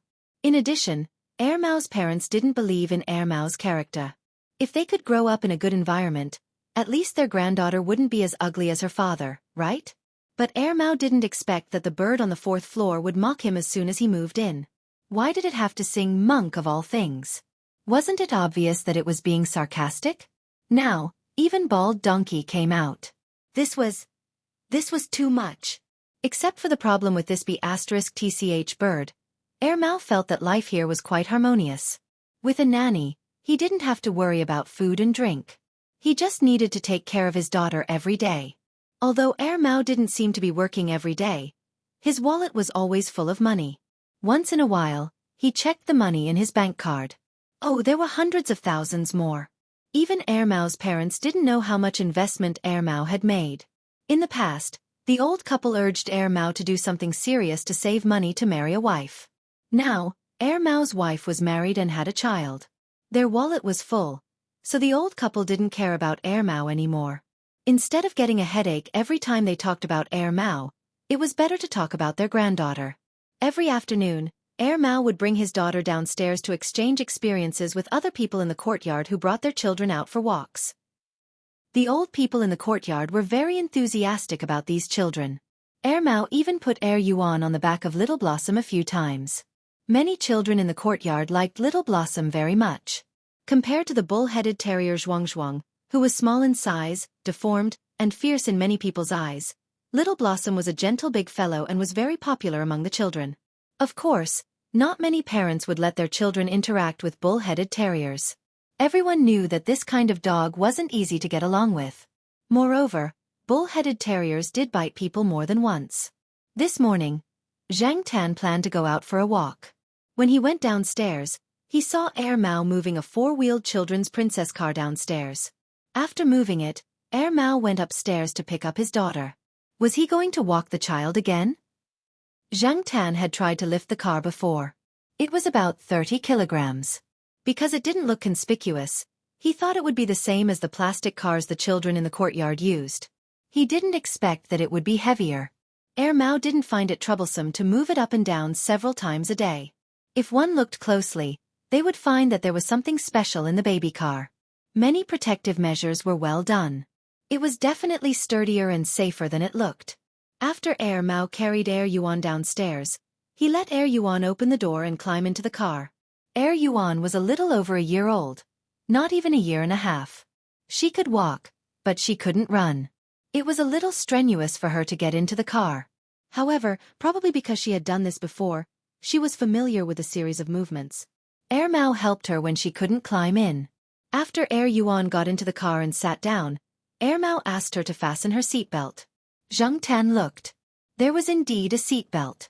The equipment was quite complete. Air Mao was wearing a set of sportswear today. After everything was ready, he took out a small remote control and started walking. At the same time, the princess car that Air Yuan was sitting in started moving. Using a car to walk children seemed to be more common now. It wasn't as rare as when little kitten Zhua used to be. This method was also liked by many young parents. When Air Mao ran faster than the car, he would slow down and change from running to walking. When the car came over, he would start jogging again. No matter what, Air Mao wouldn't let the children's car get away from him. Air Yuan seemed very excited. She wasn't afraid at all and kept smiling. Sometimes, she would even pat the steering wheel that didn't really work. Zhang Tan looked at the two of them. Taking a child for a walk so early in the morning, they were really in the mood. Chapter 361. In April, all the smiling flowers in the school had bloomed. One could smell their fragrance on the streets. Air Mao steered his daughter's car and drove on a path with few people. On the main road of the school, cars and pedestrians came and went in a hurry. It was not safe and there was also car exhaust. The path was different. It was safe and quiet. There were many flowers and trees and the air was better. Air Mao taught his daughter how to recognize things as they walked. Trees, birds, flowers, clouds. Air Mao taught a word and Air Mao would say it. If it was not right the first time, he would teach it a second time and a third time until it was right. Zhang Tan used to think that Air Mao was unreliable. He did not expect him to be so patient with his daughter. When he was raising black rice, he seemed to be quite patient too. He taught her as they walked and even took a few photos with his camera. Air Mao had taken many photos of Black Rice's daily life when he was raising Black Rice. Now, his pleasure was to take photos of Air Mao and Black Rice. To Air Mao, repeating the same thing every day was a pleasure. As they walked, Air Mao paused. He stopped Air Mao's car and looked ahead with a frown. Zhang Tan's ears twitched. He also heard something unusual in front of him. Ouch! A person rolled down the slope at the fork in front. His face was bruised and his body was in a mess. It was obvious that he had just been beaten up. Zhang Tan could smell alcohol and some other unpleasant smells from the wind blowing over.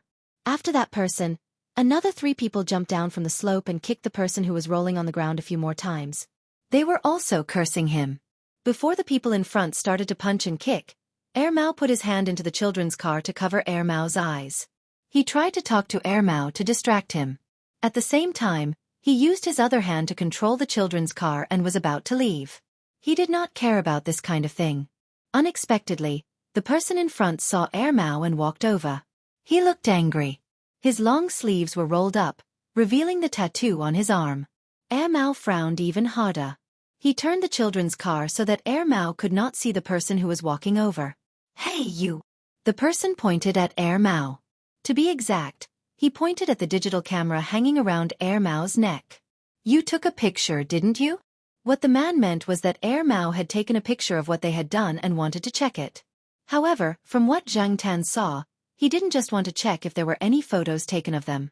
From the look in his eyes, it was obvious that he wanted to take the camera for himself. After all, this was an SLR camera, and it was a famous brand. It was worth a lot of money. Zhang Tan looked around. Although last year's car theft incident had caused the school to install surveillance cameras in some of the car sheds and dormitories, there were no cameras installed in remote and quiet places like the small paths. The students probably didn't think much of it. After all, there were many people doing things that were not suitable for children in these remote places. There were no cameras. Other than when the security guards were patrolling, no one would pay attention to this side. If they accidentally bumped into a young couple, they would be scolded by the students for being nosy and not doing their job properly. At this time, there were not many people here, and there was no one else on this road. If it was just Air Mao alone, Zhang Tan was not worried. Air Mao could definitely deal with them easily, but now Air Mao had his daughter with him. Air Mao saw the person approaching, and the other 2 people who were kicking people over there also looked over. Air Mao looked around and smiled. He seemed to be trying to curry favor with the person. He looked very nervous as he said to the person, "Big brother, Can we find a place to talk? This is not a good place. Mao pointed at the road. There were cars passing by at the intersection they had just passed. The person probably thought about it and didn't want to make things known, so he nodded. In their view, this was just a young teacher in the school. Generally speaking, students and young teachers were more timid and easy to bully. After Mao finished speaking, he took out his phone to check the time and put it back in his pocket. This made the person's eyes brighten. The phone was also a good phone. Maybe he even had money on him. It seemed that he had a lot of money. Because Mao was misunderstood because he shaved his head, he always wore a hat when he came out in school. Today, he didn't wear sunglasses. Since he was young, it was understandable that he was mistaken for a teacher in the school. The man pointed to a spot on the slope. There were also some stone tables and benches. Usually, there would be some students sitting there for their morning reading. But today, probably because of these few people, there was not a single student there. Black charcoal, help me look after Yuan. Mao pushed the children's stroller to the side near the lawn. This way, it would not be easy for the stroller to slip. Then, he walked up the slope with the leader. Yuan was still looking left and right for Mao. Zhang Tan poked a little doll tied to the stroller to attract Mao's attention, so that the little guy wouldn't cry. At the same time, Zhang Tan also pricked up his ears and listened carefully to the movements on the slope. If Mao was alone, the three people over there could be easily dealt with. The three guys looked fierce, but in reality, they were far inferior to those who really fought. They were only strong on the surface. It was okay to bluff those naive students, but to pretend in front of an expert, it could only be said that they had a death wish. The truth was just as Zhang Tan thought. Mao knew very well how strong the three of them were.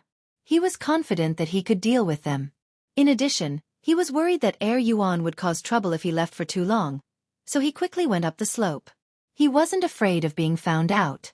He just didn't want Yuan to see such a violent scene.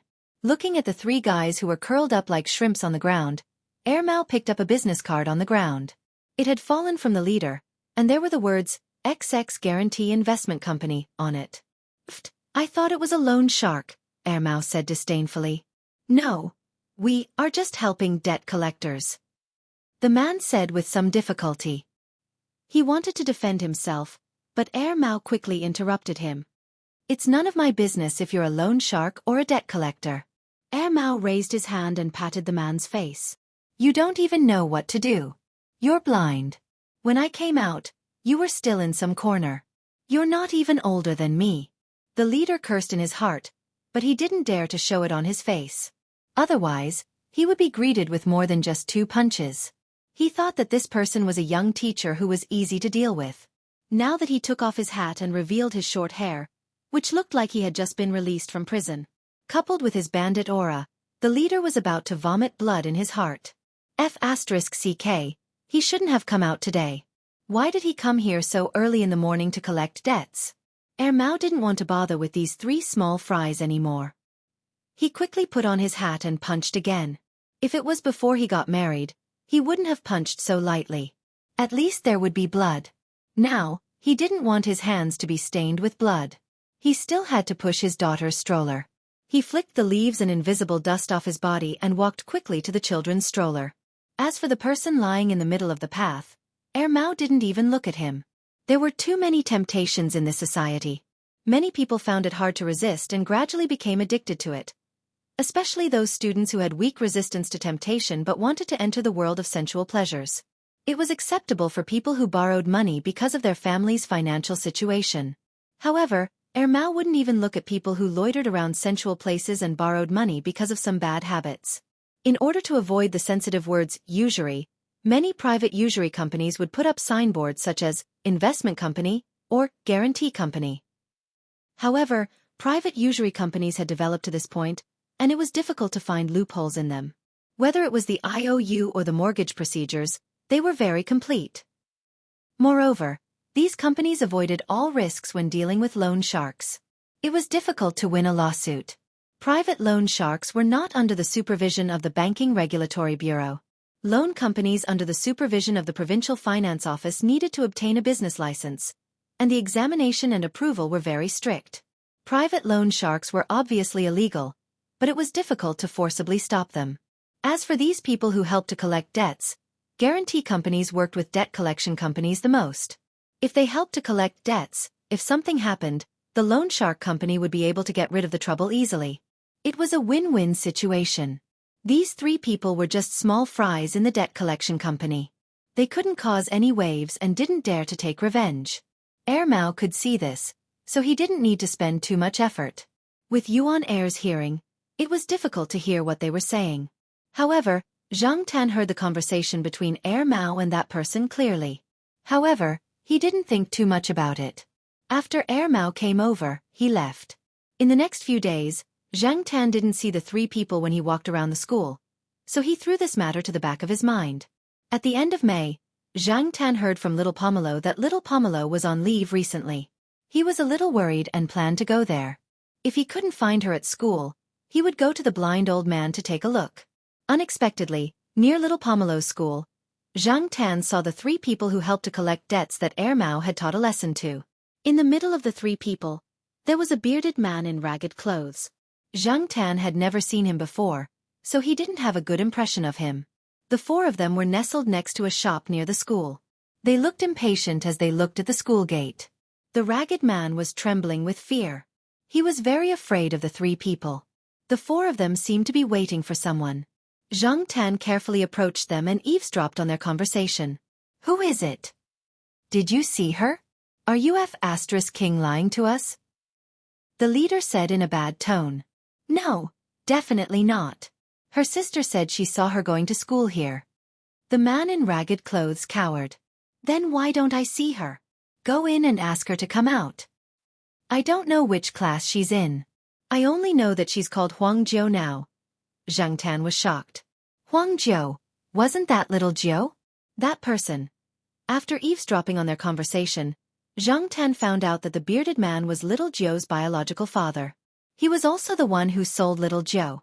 He drank too much, gambled too much, and now it seemed that he owed loan sharks.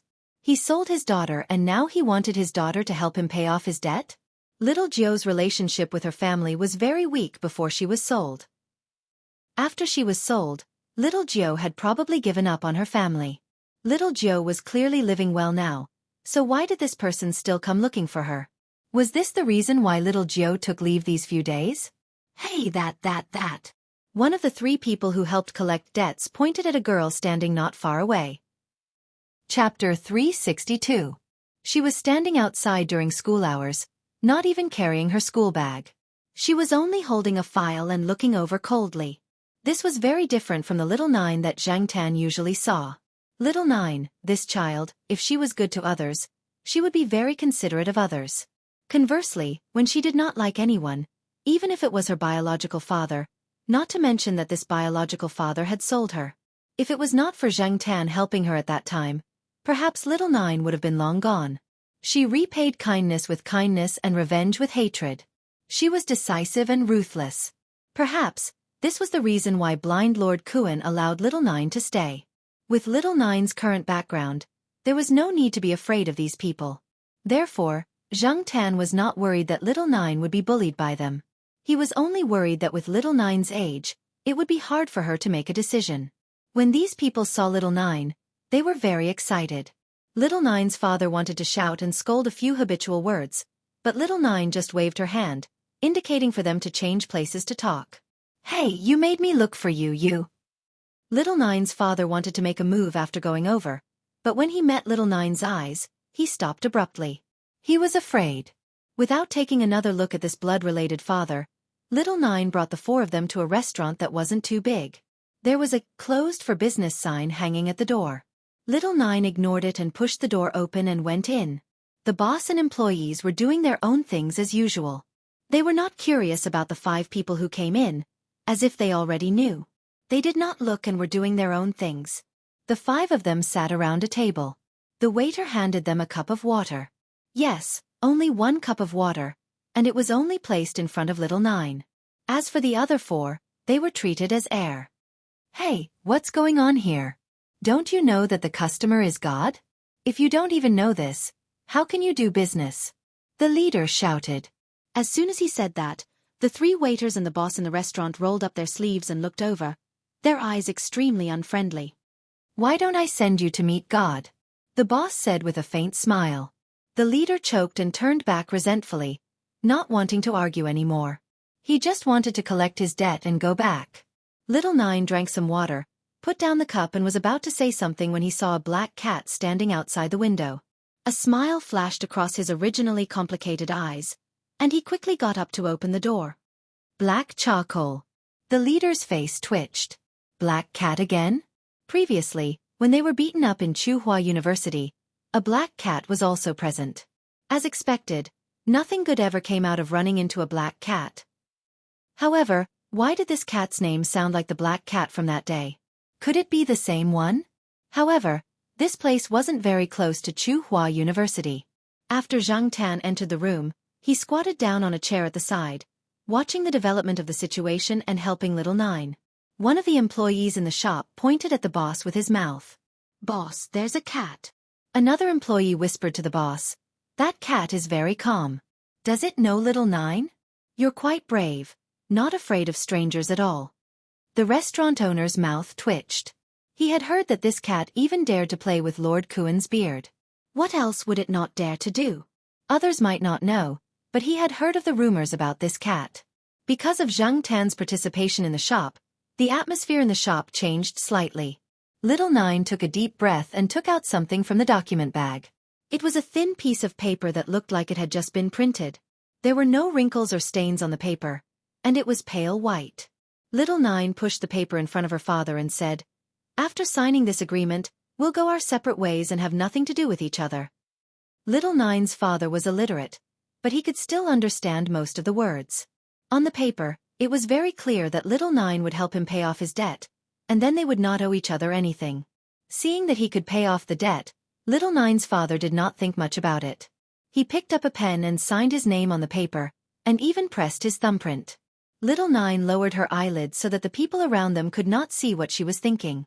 She looked very calm, but Zhang Tan could tell from Little Nine's clenched fists that this child was not as calm as she appeared. No matter what, they were blood relatives. When the man signed the agreement, he did not hesitate. Zhang Tan did not know what to say. Mao and the man in front of him were both fathers, but why was there such a big difference? Was it because of poverty? Or was it because of other reasons? This agreement was just a test by Little Jiao. When Elder Kuen decided to let Little Jiao stay, the various procedures had already been completed. Little Jiao no longer had anything to do with this family. Even if they were to meet in court, there was enough evidence to prove that they had an overwhelming victory. From the moment the man signed the agreement, Little Nine had really cut off all ties with the past. She crumpled the paper into a ball and threw it into the trash bin. Just as the man in front of her was about to shout, Little Nine took out a card and placed it in front of the debt collector. "The password is 6 nines. As Little Nine spoke, he took out $300 bills from his pocket and pointed at the blood-related people sitting across from him. However, he looked at the leader and said, "Send this person back to where he came from. I don't want to see him again. If he appears here again, he and all of you will not be able to leave." "Are you threatening me?" The leader stood up. However, before he could stand up straight, a kitchen knife chopped at the side of his arm. It almost cut into the table. His sleeve was already cut. If it had been just a little bit more, a piece of flesh would have been cut off from his arm. Good knife skills, Zhang Tan thought. Regardless of whether it was the three debt collectors or Little Nine's father, their faces were all pale. The leader's face twitched a few times as he looked in the direction where the knife came from. On the other side, the restaurant owner was sitting at the cashier counter. His fingers were rhythmically tapping on the table. He had the same smile on his face as usual, as if he had just done something very normal. "Oh, sorry, my hand slipped. I was going to chop the fly." A waiter sitting at the door looked at the people on the table and laughed. On his finger, a table knife spun quickly. It was as natural as spinning a pen. His finger was unharmed. F***CK. I definitely can't come to this restaurant to eat in the future. I won't come even if I starve to death. This was the thought shared by the three debt collectors. If they still didn't understand the situation now, they would be retarded. Fortunately, the three debt collectors weren't that retarded. They knew how to judge the situation. Since they couldn't be strong here, and they had already gotten the money, it was right to leave as soon as possible. Forcing themselves to be calm, the leader put away the card and the 300 yuan. He grabbed the bearded man and hurried out. After walking a distance, the 3 debt collectors let out a long breath. After the shock, they were furious. The leader raised his hand and slapped Little Nine's father. "It's all because of you. F***ck. The bearded man didn't dare to defend himself. He continued to cower. "What do we do now?" Another person asked. "What else can we do? Of course, we have to find an ATM and see if there's money in the card. If there's no money, should we go back and ask for more?" The 3 of them fell silent. The atmosphere in the restaurant suddenly became harmonious. The waiter and boss comforted Little Nine. They knew Little Nine, and Little Nine often came here to eat. Sometimes, Little Nine even took an afternoon nap here. The boss put down a plate of rice in front of Little Nine. "Eat. After eating, hurry back to class." Little Nine took a spoon and ate spoonful by spoonful. She didn't eat breakfast in the morning. Because of this incident, she didn't have much of an appetite. Her head was very low. As she ate, tears fell. Her face was expressionless. After all, she was still a child. The people in the restaurant didn't say anything. The boss patted her head gently and put a bowl of warm red bean paste beside her. After eating and drinking the red bean paste, Little Nine turned back into the lively Little Nine. Xianxia sent Little Nine to school. He was worried that Little Nine would be scolded for being late for 2 classes. Who knew that when she entered the school, Little Nine would take out a sick leave slip and a hospital certificate from her bag. Seeing Little Nine's red eyes, the person in charge at the school gate didn't say anything and let her in. Xianxia. After seeing Little Nine enter class, Xianxia went back. Whether it was Little Nine or Little Pomelo, their classes went up along with their grades. Xianxia couldn't go up. In the restaurant that Little Nine had stayed in, the "closed for business" sign had been removed. "Hey boss, who are those 3 cowards from just now? Why are they so arrogant?" the staff asked. The boss waved his hand casually. "They aren't anything presentable. Just throw them out of the underworld another day." The 3 people who were labeled as not presentable looked at the numbers on the ATM and were immersed in the world of how much money they could get. They didn't know that they were being targeted. Just as someone once said, if you didn't have the foresight, you wouldn't last long in any industry. Xianxia went back to school with a heavy heart because of Little Nine. He thought about how Air Mao treated Air Yuan and how Little Nine's father treated Little Nine. The difference was huge. However, Xianxia thought about the time before he became a cat. That irresponsible father that he only saw a few times a year. Then he thought about the current Jiao Pa. TSK. Familial love was actually quite complicated. That wasn't right. Was it familial love or the human heart that was complicated? When he passed by the kindergarten, Xianxia stopped in his tracks. Zhua Kitten's last class in the morning seemed to be an outdoor activity class.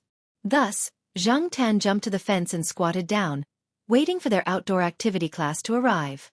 Recently, Zhua Kitten's mood wasn't good. Why? Zhua Kitten wanted to go to primary school, but the teacher objected. 6 years old was the legal age to enroll in school. In some places it was still 7 years old. If one was too young, there might be all kinds of inconveniences. For many children, enrolling in school early wasn't a good thing. The school was also in a difficult position. Some time ago, when Xianxia came here, he heard Zhua Kitten complain that their teacher wanted him to go to preschool for a year. However, that little brat had told Xianxia in private that even if he went to Lord Buddha to roll around, he would still go to primary school this year. Because, if Zhua Kitten went to primary school, according to little Zhua's promise, she should come back. When the outdoor class started, the children in Zhua Kitten's class all ran out, fighting for their favorite ladders and castles. Only Zhua Kitten looked at the fence first. Then, she smiled and ran over. As she ran, she shouted, brother, hey, let me tell you." Chapter 363. Compared with some time ago, Zhua Kitten's mood today seems to be quite good. And the words, "I'll tell you," indicate that there will be a long conversation. Although every time Xianxia comes over, Zhua Kitten is talking, but today this guy looks like he will say more. Sure enough, Zhua Kitten then said that he went to find Lord Zheng, and proudly described how he used his clever brain to pretend to be pitiful in front of Lord Zhang, how to roll around, how to negotiate with Lord Zhang. Zhang Tan suddenly remembered a time when she went out for a stroll on the old street. When she walked past a tofu stall, she heard a few aunties say that the child who bought the tofu used her brain to make tofu even though she was supposed to be a doctor. But now, Zhang Tan saw that Zhua Kitten's IQ was used to make a scene, and she even succeeded in doing so. After a lot of preamble and foreshadowing, Zhua Kitten stared at Zhang Tan with bright eyes, and his mouth couldn't help but open. Brother He, Grandma Yi agreed that I should go to primary school this year. The Grandma Yi in Zhua Kitten's mouth is Lord Zhang. Lord Zhang's real name is Yi He. Usually, Zhua Kitten directly calls Lord Zhang Grandma Yi. In addition to Grandma Yi, there are Grandma Li, Grandpa Zhang, Grandma Lu, and a lot of other grandparents. With the help of these elders who have a lot of power, it is not a problem for Zhua Kitten to go to primary school in advance. Moreover, Zhua Kitten has been tested by the affiliated primary school. There is no problem in the first grade at all. There is no need to go through another back door. If it weren't for Zhua Kitten's young age, the teacher in charge of the test would have almost said that the child didn't need to go to the first grade. Zhang Tan knew that this little guy had a higher IQ than the other children. While the other children were still barely able to recognize numbers, he had already come into contact with pi. While the other children were scrambling to show that they could memorize the decimal places of pi, this little brat had already come into contact with three-dimensional geometry. This was because once, when Zhang Tan came over, she saw Zhua Kitten holding a small rubber ball to measure its diameter. On the penultimate page of his sketchbook, there was a formula for calculating the volume of the ball. Zhang Tan had no idea how knowledgeable the 5-year-old Zhua Kitten was. Usually, she only heard the kindergarten teachers say that Zhua Kitten was a smart child, but they rarely mentioned the word genius. It was enough to show that Zhua Kitten was still quite low-key and restrained. At most, she would deliberately tease the teachers and classmates. Brother He, do you think my mother will come back after I go to primary school? Zhua Xiaomao looked at Zhang Tan expectantly. How would I know? Zhang Tan cursed in his heart. Perhaps only Lord Zhang and the woman who usually took care of little kitten Zhua knew about it. By the way, I asked Mom on Mother's Day. Mom said that she would come back when I was in elementary school, Zhua Kitten said softly as she kicked the wall lightly. Mother's Day had just passed. According to Zhua Kitten, although little Zhua had not returned, he would have video calls with Zhua Kitten every once in a while. Mother's Day was also the time for video calls. Since little Zhua had said so, could he really come back this year? If that was the case, that would be great. Although Zhua Kitten usually lived a good life, she did not have her parents by her side for as long as she could remember. Compared to other children, she would always be lacking. Even if her intelligence was higher than other children, she was still a child after all. Zhua Kitten had already determined that her mother would come back this year. Therefore, other than being more talkative than usual, she was also exceptionally happy. Once she was happy, Zhua Kitten treated the other students especially well. She was very patient with the students who came to ask her questions and did not tease them anymore. Zhang Tan did not know if little Zhua could come back or not. If she could not come back this year, how depressed would Zhua Kitten be? Although she was still a child, sometimes it was difficult to deal with children when they were serious. On the other side of the ladder, there was a child who was crying with snot all over his face. The more the teacher comforted him, the harder the child cried. Zhang Tan looked over there. He felt that he should think about what to prepare for Zhua Kitten as a gift for June 1st. When the time came, it would also be a consolation gift. Since junior high school, June 1st was just a date. It no longer had that special meaning. However, for every child in primary school, it was a memorable holiday. On that day, they would have performances, singing and dancing, snacks from the school, and holidays. On that day, it would be very smooth to ask their parents for gifts. When the new year came, Zhang Tan gave Zhua Kitten a big red packet. It was not good to give another big red packet on June 1st. If there was no red packet, what should he give? For the next few days, Zhang Tan had been thinking about it. It just so happened that Xiaogua's shop had recently held an event. Xiaogua had customized some gifts as gifts for those VIP customers. Most of these gifts were cat-shaped and dog-shaped dolls, ranging from small phone accessories to big pillows and stuffed toys that were about the size of humans. Of course, any kind of gift would have to correspond to the VIP membership points. The few biggest stuffed toys were specially used by Xiao Gua to please a few special customers. Every time those customers came, Xiao Gua could always make a lot of money. Zhang Tan could not have any ideas about those things, so he set his eyes on the pillows. He chose purely based on the value of the toys. Since he could not pick the biggest one, he would pick the second biggest one. One day, after going to the pet center for a routine shoot, Zhang Tan did not ask for the overtime pay that Xiao Gua gave him. Instead, he took a pillow with him.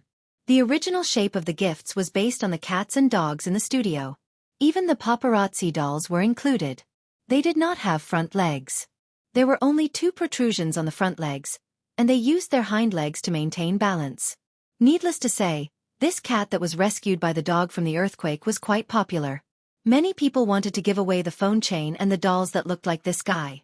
Although Zhang Tan was also very popular in the cat community, because of the color of his fur, the dolls that were given as gifts did not have much of an advantage compared to other cats.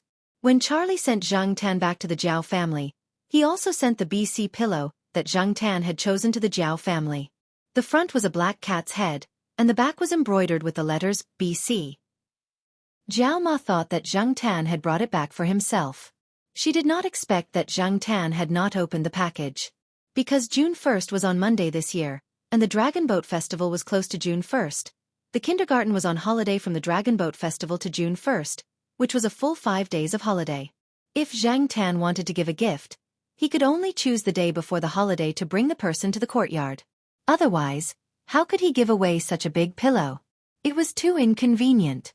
Zhang Tan ran to the entrance of the kindergarten 10 minutes before school ended. He knew that the person in charge of taking care of Zhuo Xiaowan, who was called Little Wan by Lord Zheng, would be waiting 10 meters to the left of the school entrance, so he walked over there. Generally speaking, Little Wan would arrive 5 to 10 minutes early.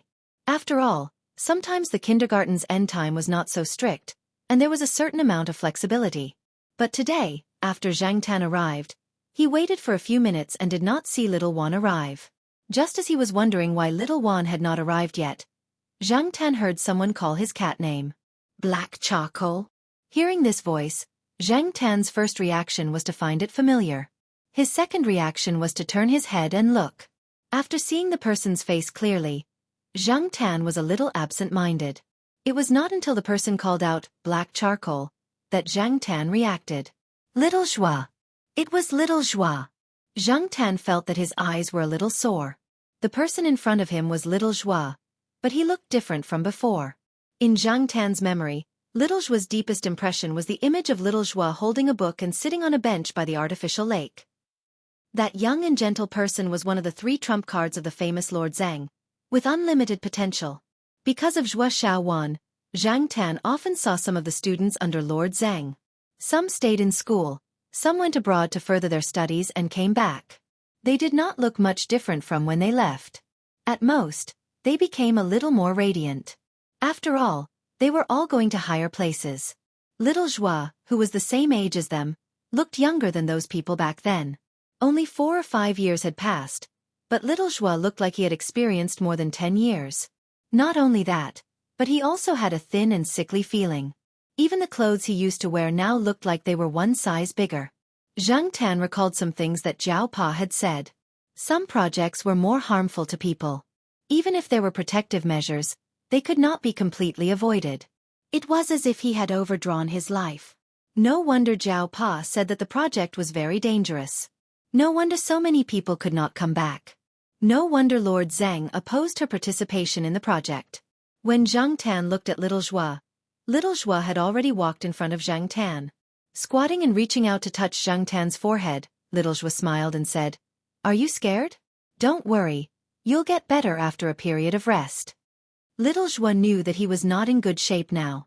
Generally speaking, after the completion of the project, he could apply to leave and recuperate there for a period of time. There would be specialized treatment staff to help treat him.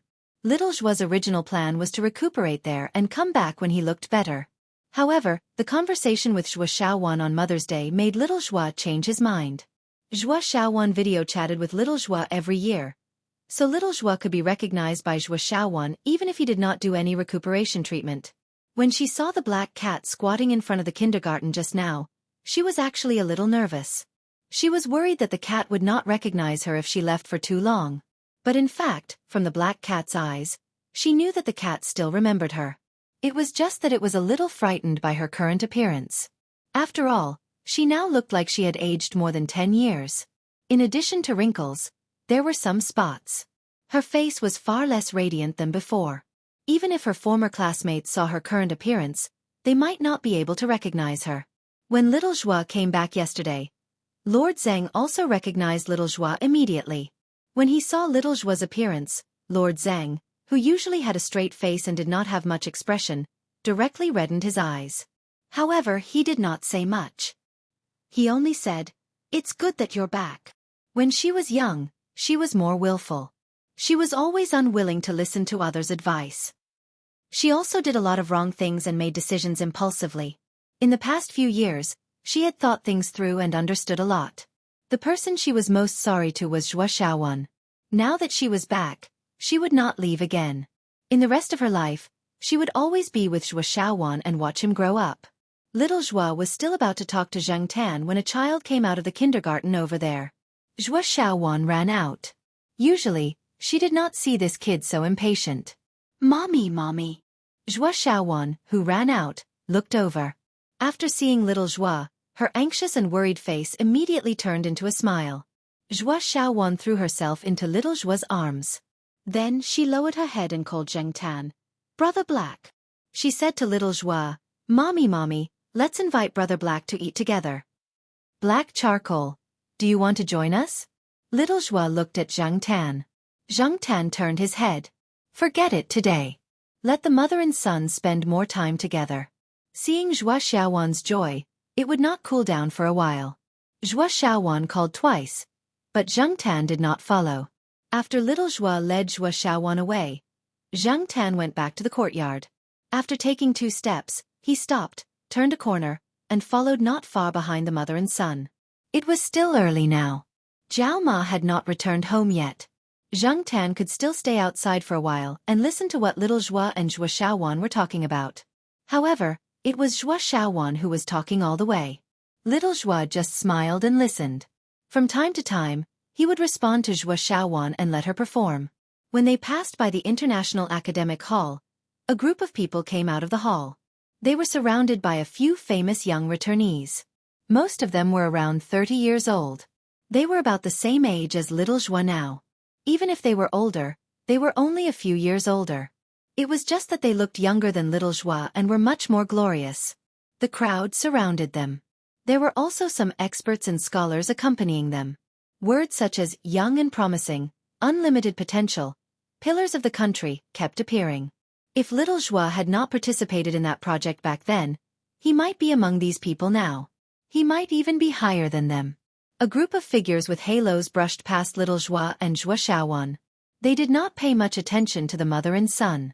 They talked about their own ideals, ambitions, achievements, and glorious future amidst the compliments of a group of people.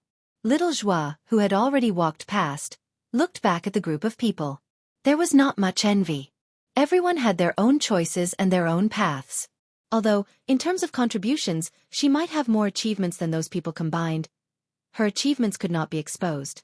At least not now. After taking a look, little Zhuo turned back and continued to lead Zhuo Xiaowan home. When little Zhuo turned back to look, he did not pay attention to Zhuo Xiaowan's movements. However, Zhang Tan, who was following behind, saw it. Zhuo Xiaowan also glanced at those people. When little Zhuo turned back, Zhuo Xiaowan also turned back. There were other parents who had picked up their children from kindergarten. A child was sitting behind his mother's scooter. He was showing off a poem he had learned today.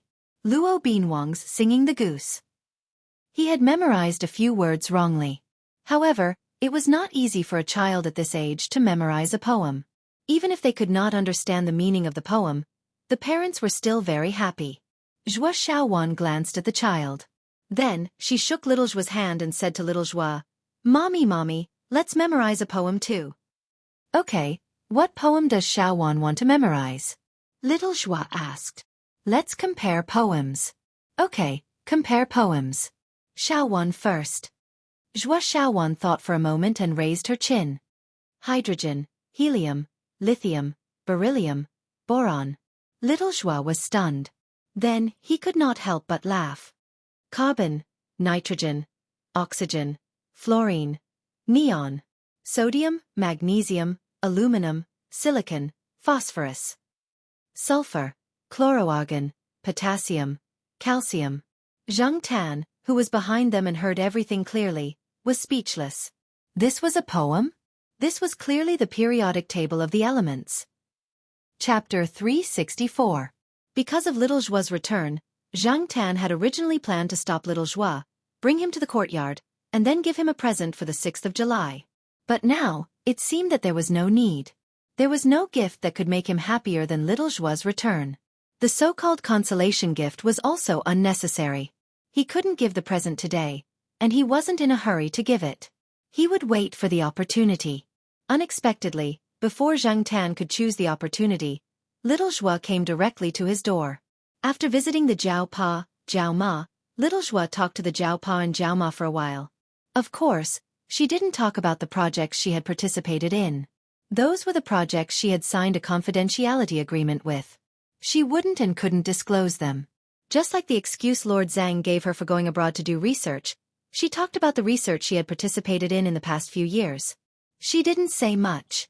After all, it wasn't true, and Little Joie couldn't lie too much. The Jiao Pa understood and didn't ask much.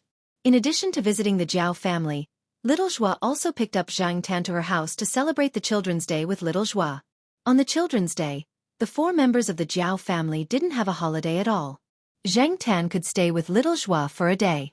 After the Dragon Boat Festival, on Saturday, Zhang Tan went out with the Jiao family. Little Pomelo went to junior high school, Jiao Pa went to college, Jiao Ma went to affiliated to Renmin University of China, and Jiao Yuan went back to school on Sunday. So that morning, only Jiao Ma went to affiliated to Renmin University of China. Zhang Tan directly stayed in the courtyard after going downstairs, lying on a wooden chair and waiting. Next to the chair was a pillow that Father Jiao had brought down for him. It was placed in a bag and was used as a gift. Little Pomelo had tied the bag with a ribbon and tied it with a bow. According to Little Joie, she would go out to buy groceries this morning and then come directly to pick up Zhang Tan. They were still living in the elevator room in the west courtyard. Zhang Tan couldn't go there alone. The building's security was troublesome, and he had to bring a present. In the morning, De Pang followed the old lady to buy groceries. Huang was still sleeping at home. The sheriff came out for a walk. He heard that the sheriff ate 3 dumplings at once during the Dragon Boat Festival. After his owner found out, he immediately sent to the pet center. Usually, the sheriff's owner was upset when he saw that 3 dumplings were gone. Not to mention that the sheriff's hut. The hut to Ren Min was in the courtyard. In this inn's wise. No wonder the sheriff's owner's is. His. Wonder the sheriff's owner. S's owner's is his. S's home day cat. S's ats. T's, S2. Was to worry. S to t tes s azes s to worry. T. Watching the sheriff climb over the wall outside the courtyard, Zhang Tan shook his head. Zhang Tan didn't wait long. Little Joie came over at 8 o'clock. She was carrying the groceries that she had just bought from the market. It wasn't a lot. After the groceries were transferred to one of her hands, she helped Zhang Tan carry the big black pillow with a cat's head. The Jiao Pa had called and told her about it. It always felt awkward to let a woman help carry things, but Zhang Tan couldn't help it. He was just a cat now. The west courtyard was very green now. It was not as bare as it was 2 years ago. The branches of the trees were spread out, and it looked much more comfortable. It was time to go to work, and there was no one around. Zhang Tan didn't take the stairs. He took the elevator with Little Joie. After entering the house, Zhang Tan found that the house didn't seem to have changed much compared to a few years ago. There were only a lot of Little Joie's things. The original decorative paintings on the wall had become Little Joie's graffiti. Xiao Wan, who had helped take care of Little Joie for the past few years, had left. Her task had been completed. She was replaced by another middle-aged nanny, who was newly hired by Lord Zhang. Unlike the nanny hired when Little Joie was pregnant, this nanny didn't have any dislike for Zhang Tan. After Little Joie came in, the nanny quickly took the groceries and went to the kitchen. Little Joie was holding a pen and drawing on her small drawing board. When she saw Zhang Tan, she dropped the pen and ran over. Black Bro's gift for you. Little Joie handed the pillow to Little Joie. Thank you, Black Bro. The little kid didn't stand on ceremony. He took the pillow and opened it. Then, he put the pillow in the room directly at the head of the bed with a smile. Zhang Tan noticed that there was a small bookshelf in Little Joie's room. There were a few books on it that were taken from Little Joie's bookshelf. Zhang Tan had seen those books on Little Joie's bookshelf before. Looking carefully, there were a few books that had traces of being newly flipped through and children's-style bookmarks. On Little Joie's desk, there was a Chinese dictionary and an English dictionary. Both of them seemed to have been flipped through many times. Zhang Tan jumped on the table and looked at the books on the bookshelf. There were a few children's science books. The books had also been flipped through, but now they were placed at the corner of the bookshelf. From the corner of the bookshelf, he looked at the books from the easy to difficult. They covered a wide range of subjects. Some of them had been flipped through many times, and some of them had been flipped through very little. The ones that had been flipped through very little might not be because Little Joie didn't like to read them. It was just that he couldn't understand them now. However, Zhang Tan wasn't sure when that little kid would be able to understand them. Little Joie hadn't been around for the past few years, so it definitely wasn't Little Joie who taught him. That little Wan should have taught him, but most of it was Little Joie's own choice. While Little Joie was hugging the pillow and watching cartoons, Little Joie was holding a photo album and looking at it by the big window in the room. Zhang Tan wasn't interested in watching cartoons with Little Joie, so he went over to see what Little Joie was looking at. Jumping on the table at the side, Zhang Tan saw that there was a yellowed black and white old photo in the photo album. There was a circle of lace on the side. In the photo was a man who looked to be in his 30s. However, he was in his 30s at that time. He should be in his 50s now, right? He looked a bit like Little Joie. Could he be Little Joie's father? There was a drawing next to the photo. The paper was already yellowed. It was probably about the same age as the old photo. However, the person who drew the picture wasn't very good at drawing. Zhang Tan couldn't see what was drawn on the paper. He could only see that it was something similar to a circle. Little Joie's fingers rubbed the picture and the drawing on the paper through the protective film of the photo album. Then, she took out a golden badge from the drawer of the table beside her. The badge looked very similar to the drawing on the paper. Placing the golden badge next to the picture and the drawing on the paper, Little Joie remembered some things that happened to her father when he was alive. She always remembered that when she was young, after her father drew this picture on the paper, he said to her in a very yearning tone, "There is a golden badge. It symbolizes supreme honor." Unfortunately, until he passed away, he was still unable to obtain that small golden badge. Touching the lines on the golden badge, Little Joie said to Zhang Tan beside her, "Black charcoal, do you know that a tree needs green leaves that are exposed to the sun to carry out photosynthesis? It needs bright flowers with a fragrance to attract insects to spread pollen. It needs fruits to continue the next generation. However, it also needs roots that are buried in the soil and cannot see the sun to absorb water. This badge is proof of my sacrifice. It is also the promise that this country has given me. With it, no matter if Kitten is smart or stupid, this golden badge will protect him." Zhang Tan knew that Joie Kitten's father on the household register was not his biological father. However, all the official documents were the same as the ones on the household register. All the files might not be true, but they were definitely authentic. They couldn't be more authentic. No one knew Joie Kitten's real background. She wouldn't be criticized and wouldn't have those strange looks. The values of the people of this era and the people of the past may be somewhat different. However, there are really many nameless heroes in this country. Many. There were many people who couldn't come back after going there. No one remembered them. Only some files that wouldn't be made public recorded their achievements. Perhaps one or two medals that symbolized their achievements accompanied them to the ground. The world needed people to be praised. However, most of these people would never be known by people. "Brother Hey!" Joie Kitten, who was watching TV, suddenly shouted. Hearing Joie Kitten's shout, Zhang Tan and Little Joie both came back to their senses and looked over. They originally thought that Joie Kitten was calling them for something. However, Joie Kitten was only watching TV and didn't look over at Zhang Tan. Because of the angle, Zhang Tan couldn't see what was on TV. He didn't plan to pay attention to it. However, he didn't expect Joie Kitten to shout again. "Brother Hey!" Mommy, Brother He is on TV. Joie Kitten said to Little Joie. Little Joie quickly wiped her tears and took a few deep breaths to adjust her mood. Then, she smiled and walked over. Zhang Tan was also curious. When did he go on TV? He went over to take a look. Joie Kitten was watching an entertainment program. There were several movie previews. Among them, there was the movie that Zhang Tan acted in last year. It was a very short clip. When Zhang Tan came over to watch, he only saw one scene and the ending, just this summer. Then, the trailer ended. Little Joie didn't notice. She only saw a few short scenes in a hurry. She saw the black cat in the movie, but she didn't connect the black cat in the movie with Zhang Tan. However, Joie Kitten said it with certainty and Little Joie didn't refute. Zhang Tan observed Little Joie's expression and found that she didn't recognize him. He was secretly relieved. As long as it wasn't easy to recognize him, he was still free to go out for a walk. The movie wasn't so similar to reality. When Zhang Tan was shooting, he also chose a lot of angles that were beneficial to him. He let the camera take pictures of him to make him look more handsome. In addition to the post-production and some small special effects, no one should be able to directly match the cat in the movie with a cheap cat like him who was wandering around all day. However, how did Joie Kitten recognize him? Looking at the child, she was quite sure. Speaking of black cats, there were also people in the Western District compound who raised black cats. When he came over in the morning, he saw one that looked quite similar to him. Little Joie didn't intend to argue with Joie Kitten about this topic.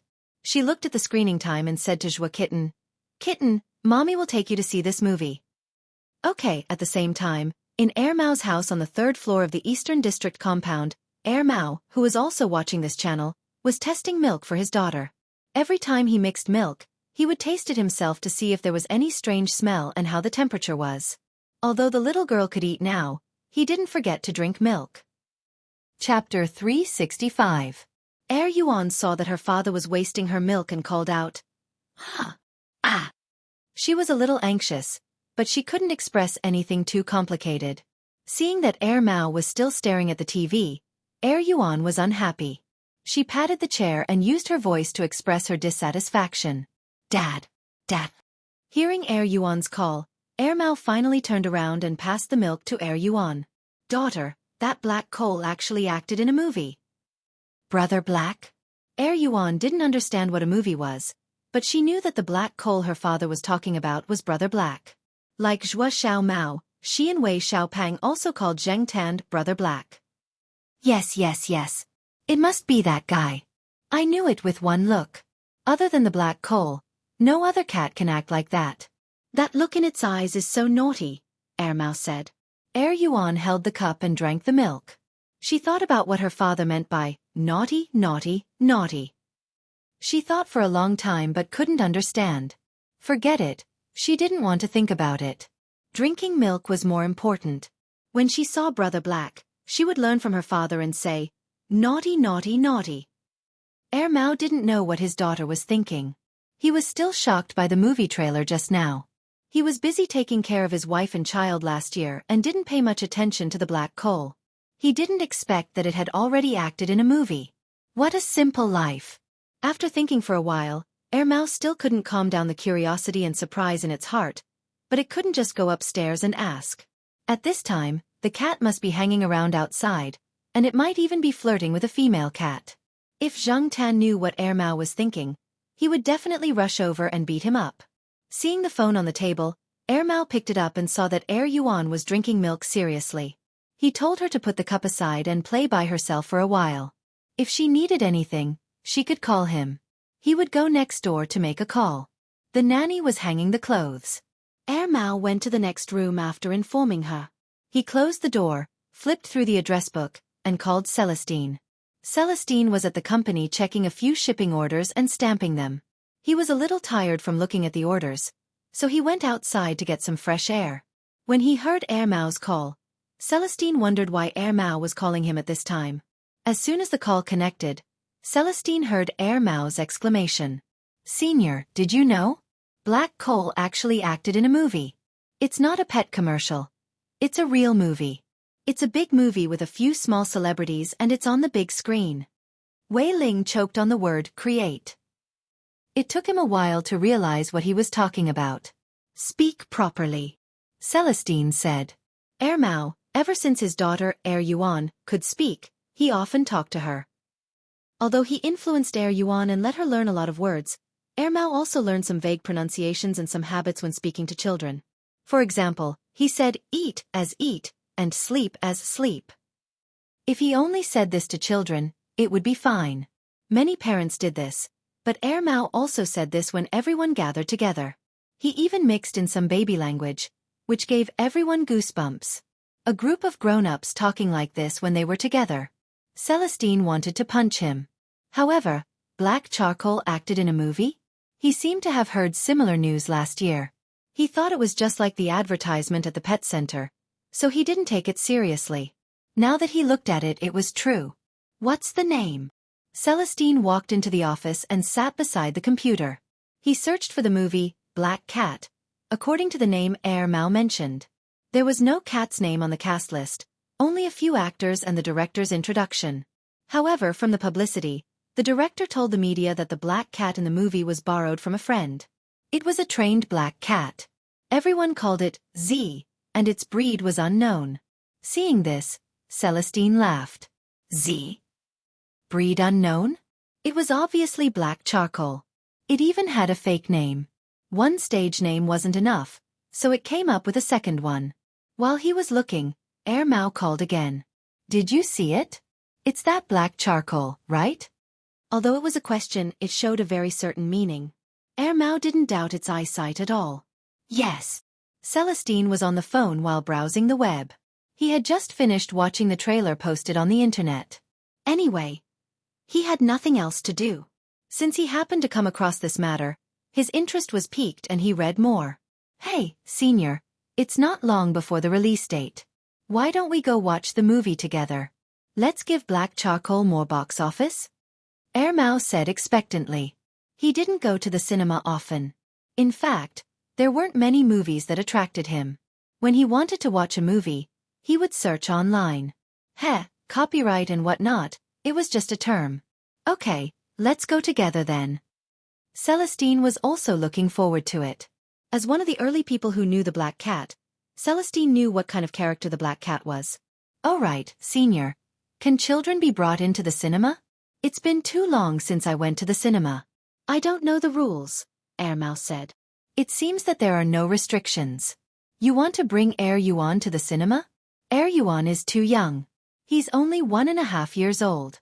Moreover, the sound in the cinema is loud, the air is bad, and the screen is flickering. I'm afraid it will affect the child's hearing and eyes. Celestine recalled what his wife had said before and told Mao. I see. I'll ask when the time comes.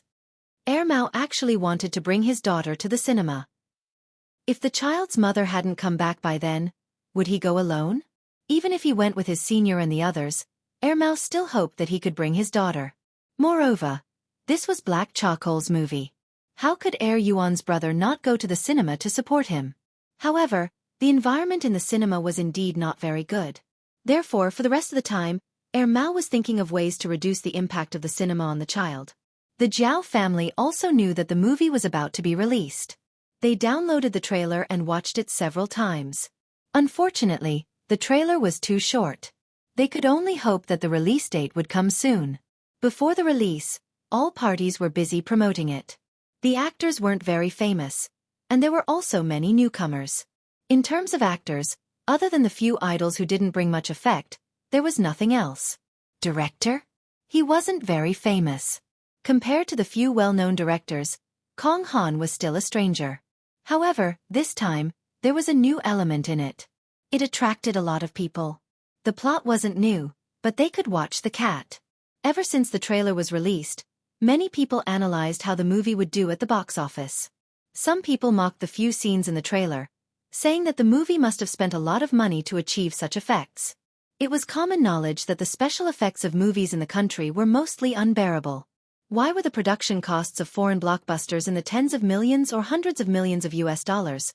But the domestic production costs were much lower. The computer special effects of the former started at 10,000 US dollars per second, while the special effects in the country were only a few hundred to a few thousand RMB per second. The difference in cost was obvious. It was true that you got what you paid for. There were many professionals in movie-related forums analyzing the special effects. The production costs of such special effects should be at least tens of millions, right? Back then, Cat and Dog War, Pig Baby, and other animal movies cost tens of millions of US dollars. You want to use tens of millions of US dollars to make an animal movie in the country? Are you looking for trouble? Isn't it a waste of money? Although animal movies are very popular, the production costs are too high. Basically, no one in the country is willing to do it. I didn't expect Kong Han to film it this time. I have to say, this director is still too young. A production cost of tens of millions of US dollars. I must go and take a look. The cat in the movie looks quite real, especially the scene in the trailer where the cat stood up and walked. It looks so natural. How much did the optical computer special effects cost? This was someone who loved to watch big-budget movies. They felt that small-budget movies were too crude. They belonged to the category of people who only bought the expensive ones and not the right ones. Some people went for the production costs and the computer special effects, while others went for the cat element. I don't know any Wei Wen, nor have I heard of any Shi Xiaotian. I just want to see the cat in the movie. Anyway, there aren't many movies to watch. It's rare to see a cat movie in the country. Let's support the domestic production. It won't cost much. Hey, that cat looks a lot like my dust ball. Behind the post was a large picture. The picture revealed the truth. Needless to say, the cat in the picture did look like Zhang Tan. However, there were many stray cats in the country that looked similar. Other than this netizen, there were also pictures of other netizens who had black cats. Before the movie was released, all kinds of computer special effects professionals were criticizing each other on the internet. They were waiting to see the overall effect after the movie was released. Then they would do a follow-up analysis and see who was right and who was wrong. Zhang Tan didn't believe that there was no one behind the scenes. However, it was a movie.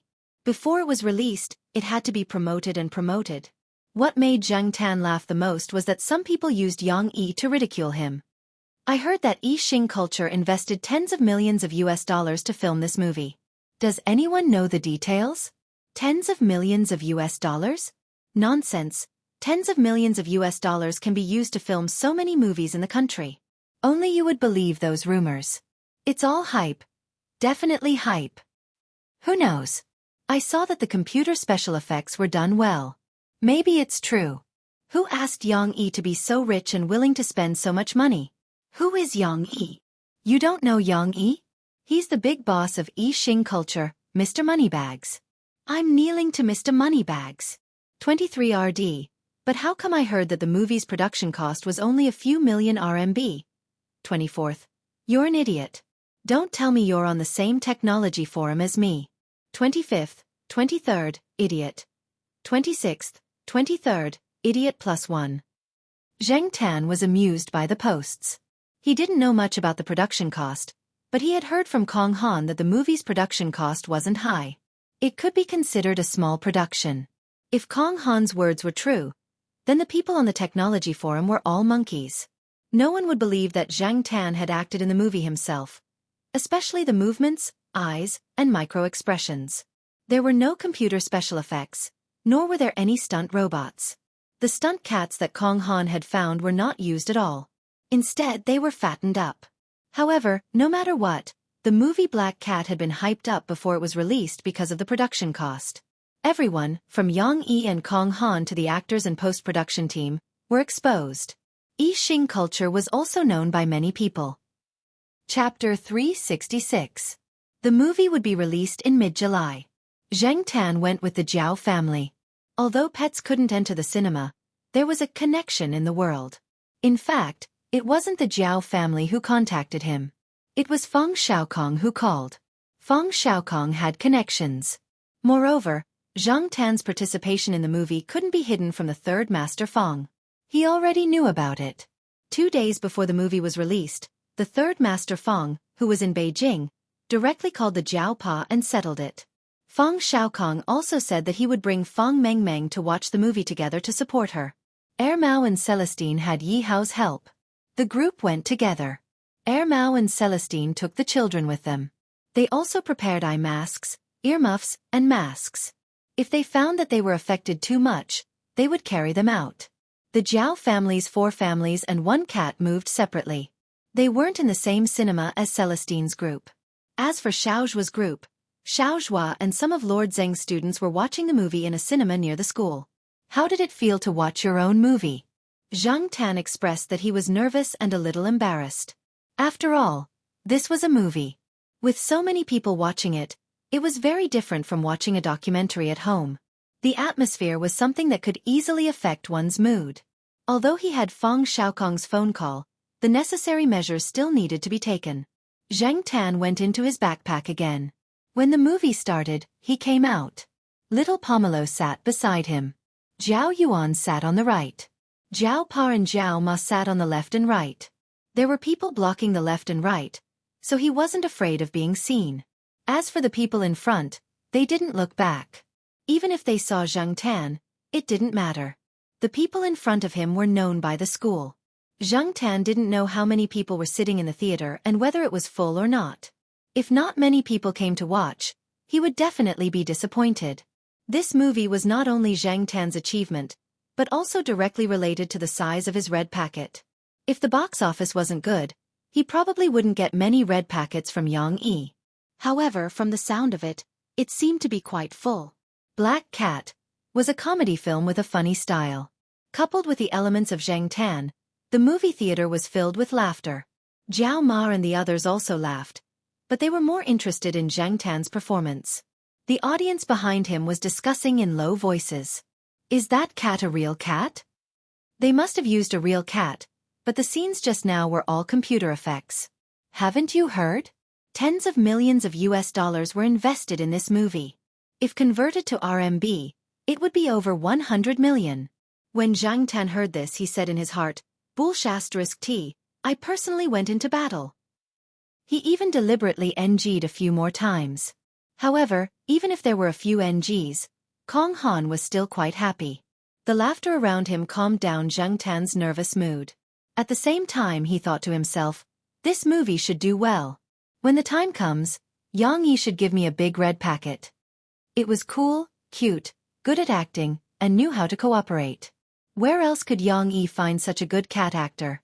While the Zhao family was bringing Zhang Tan to watch the movie, Mao and Celestine were also discussing on the other side. They were watching from different angles. Senior, Black Coal's acting is not bad now. It's better than 2 years ago when he was shooting commercials. After all, he has years of experience. Didn't he shoot documentaries before? He improved quite a lot back then. But Senior, how much attention do you think he'll attract with his actions? Mao and Celestine knew Zhang Tan well. Even if they were not proficient in special effects, they knew something about it. If this movie became popular and the real production cost was exposed, how much attention would the jumping black cat on the big screen attract? When that time comes, going out for a walk would probably be impossible. Celestine paused and said, there's someone behind it. Mao thought about it and agreed. Although they did not know how many people were behind it, it could be seen from the online debate before the movie was released that there were very few people who had their eyes on Z. There must be someone who was deliberately guiding them. At the same time, they also restrained the insiders and limited the exposure of the media. Just like Mao and Celestine, when they were arguing about the production cost, only the insiders knew the real situation of the movie. However, no one dared to say it. Yang Yi had already warned them. However, even if they signed a confidentiality agreement, there were still people who could not resist the temptation of the outside world and leaked the news. There were indeed people who leaked the news. However, that person did not appear in the company the next day. The circle did not see that person again. It was said that he resigned and went back to his hometown. No matter what the truth was, everyone only knew that it would be fine as long as they kept their mouths shut and listened to the instructions. As for Little Joie and the rest, everyone was happy because of the jokes in the movie. When Ronald was drinking the paw washing water, Little Joie laughed out loud and kept laughing. Mommy, he drank Brother Hayes' paw washing water. Haha. Little Joie's laughter was filled with schadenfreude. Little Joie did not refute and only laughed in response. Little Joie and the rest did not think that the paw washing water Ronald drank was real. Who would let a celebrity drink cat paw water? They must have changed it during the filming. Little Joie always believed that Ronald drank Zhang Tan's paw washing water and kept laughing.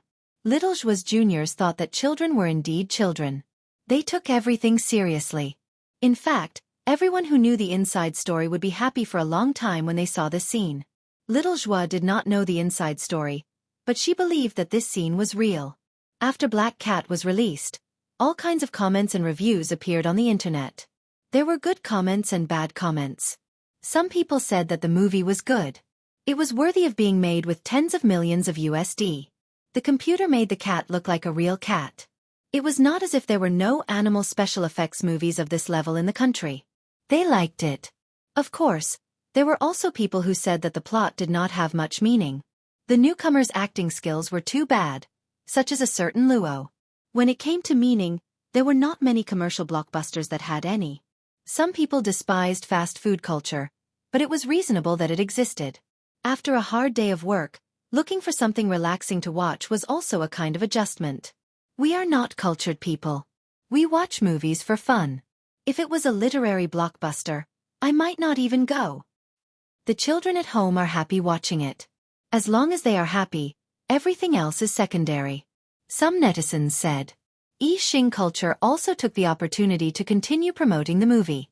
They made full use of the internet and attracted a lot of viewers. Zhang Tan did not pay much attention to those.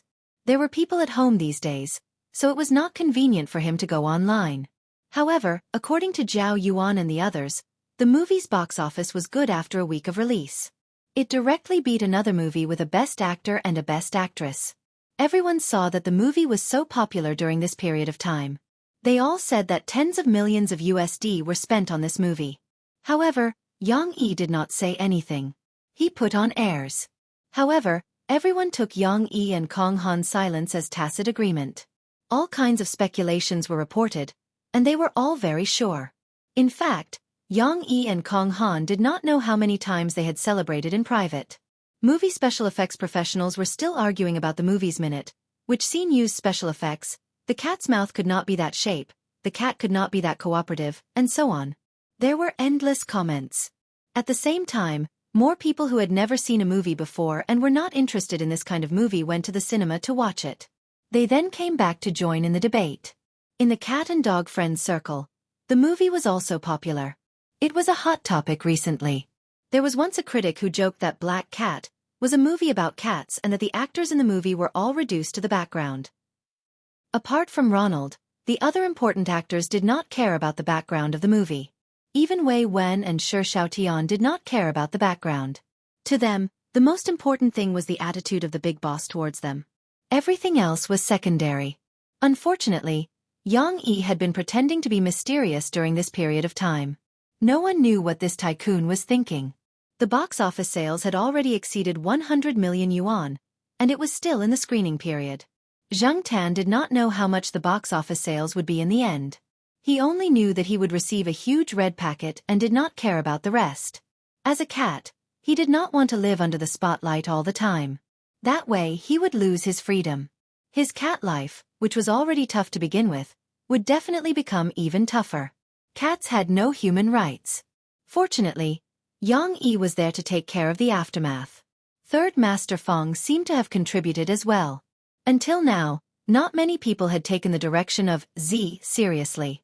This summer, the Zhao family did not go on a long trip.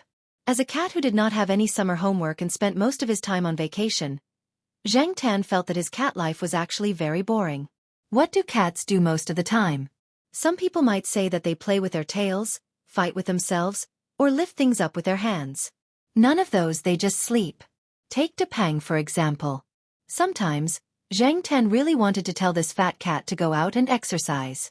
If you don't exercise, you'll get old. Everyone who saw Depang would think that it was a lazy cat. How could it not be lazy after being raised like this? Even rats would not be able to outrun it. Besides, it was already 6 years old.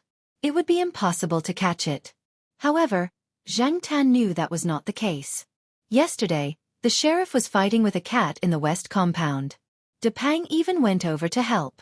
The sheriff was already on the losing end, but Depang went over and killed it instantly.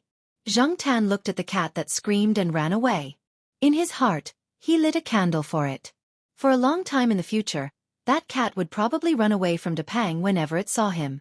Seeing Old Man Li take Flowery out for a walk, Xianxia thought for a while and ran over to jump on Flowery's back. They took the dog cart for a walk.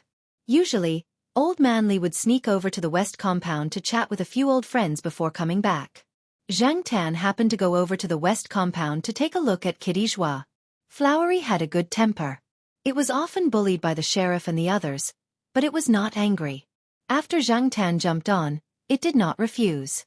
This weight was nothing to Flowery, who was 100 kilograms. However, very soon, Huang jumped on as well. Old Man Li found it funny. His Flowery had a good temper. It was kind to children and other animals. It was so big, but it was always bullied by these few kittens. The sheriff came out with a smirk. He looked and jumped on as well. Old Man Li wanted to say something, but when he looked up, he saw a certain fatty running over. Then he jumped on as well. Flowery looked at Old Man Li with a wronged expression. Woo, Old Man Li. Actually, the 4 cats combined were not that heavy. Little Flower had played with the children in the courtyard before. Xianxia and the other cats combined were about the same weight as the children. After Little Flower expressed his grievances, he continued to carry the 4 cats steadily. People who walked past saw this and could not help but say, "This dog and cat have such a good relationship." Chapter 367. Little Flower didn't feel wronged for long. Not long after they walked out of the courtyard, Huang jumped down from the dog's back and ran back to the courtyard. It didn't leave the courtyard much and didn't run around. It jumped on the dog's back because it saw Xianxia's behavior and followed suit. The sheriff didn't stay for long. He saw a little Pekingese and ran after it. Xianxia always thought that the sheriff was born in the wrong body. He should be a dog. As for Depang, it jumped down at the intersection of the walkway to the courtyard and the main campus road. Then, it found a tree and squatted there, waiting for its old lady to come back. Therefore, when Old Man Li walked slowly with Little Flower to the west courtyard, only Xianxia was left on the dog's back. There were also many pet dogs in the west courtyard. When they saw Little Flower, they started barking. They were all small dogs like Chihuahuas and Pekingese. Although they were barking fiercely now, they wouldn't dare to run up once the leash was released. Dogs bullied people because of their master's power. This was the philosophy of dogs. 1 or 2 cats squatted on the tree, letting the dogs bark around them. They lazily looked in the direction of Little Flower and Xianxia. Those who knew Xianxia wouldn't come over to provoke him. Those who didn't know him didn't dare to go over. After all, there was such a big dog next to them. They were too lazy to get down from the tree. Joie Kitten was reading at home. When she heard the noise, she ran to the balcony with binoculars. Then she said to Xiao Joie, "Mommy, Brother Hay and Little Flower are here. I'll go down and play." Because Old Man Li often brought the dog here, some people in the west courtyard had a deep impression of Little Flower, whose size didn't match its name at all. However, everyone knew that this dog had a good personality. It didn't fight with other dogs and was good to children.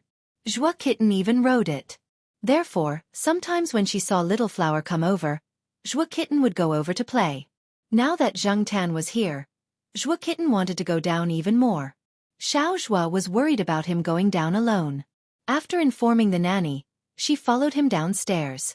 The children in the courtyard loved to play with Little Blossom because Little Blossom would not bite their balls. Someone in the courtyard even had a German Shepherd. That dog also loved to play with balls.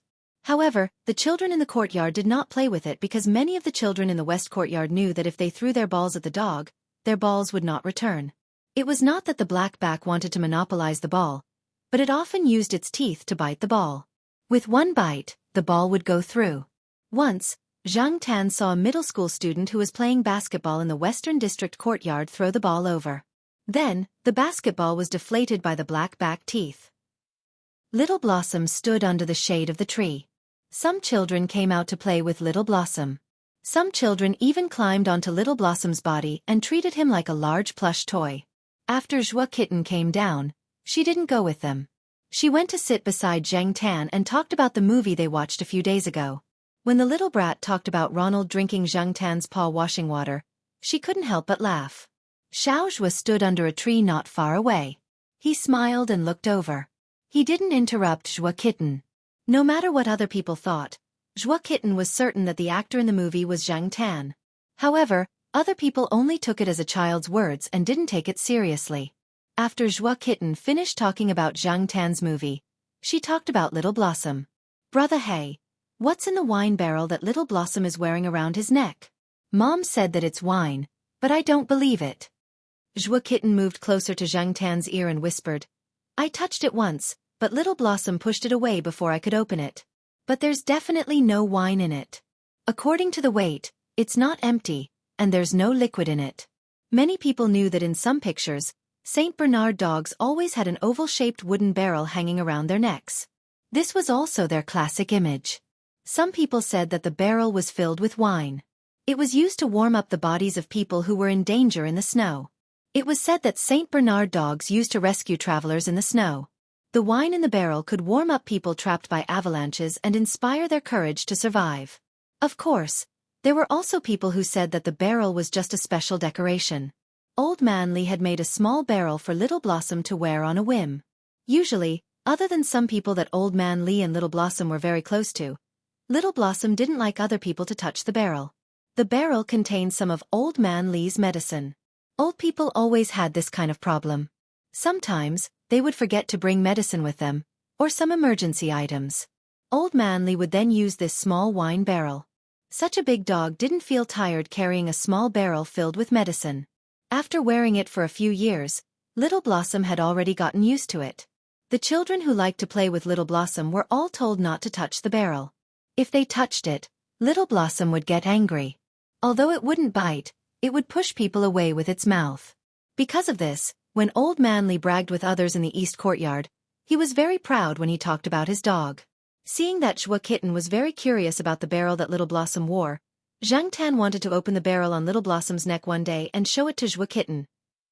While Zhua Kitten and Zhang Tan were chatting about Little Blossom had already been taken away by Old Man Lee. There were two other old men following them. They were heading towards the entrance of the courtyard. They were probably going to do something outside the school. Some children hadn't had enough fun yet. When they were pulled back by their parents, they even negotiated with their parents, saying that they wanted to raise Little Blossom. There was a place to walk in the school. If they could apply for a permit and the dog was obedient, the people in the neighborhood wouldn't say anything. Saint Bernard wasn't considered a dog breed that liked to bark. However, the problem was that Little Blossom was so big. It was obvious that it was a foodie. If they didn't have some financial ability, they really couldn't afford to raise this big guy. It also liked to drool and shed fur. It was torturous. Old Man Lee and the others didn't have much to do after retirement. However, some people who worked couldn't even take care of their children, let alone raise a dog. Moreover, it was a big guy. Raising a dog? No way. That was what everyone thought in their hearts. However, in front of their children, they would always come up with other excuses to dispel their thoughts. Zhang Tan had good hearing. He found it funny when he heard the excuses that the parents came up with.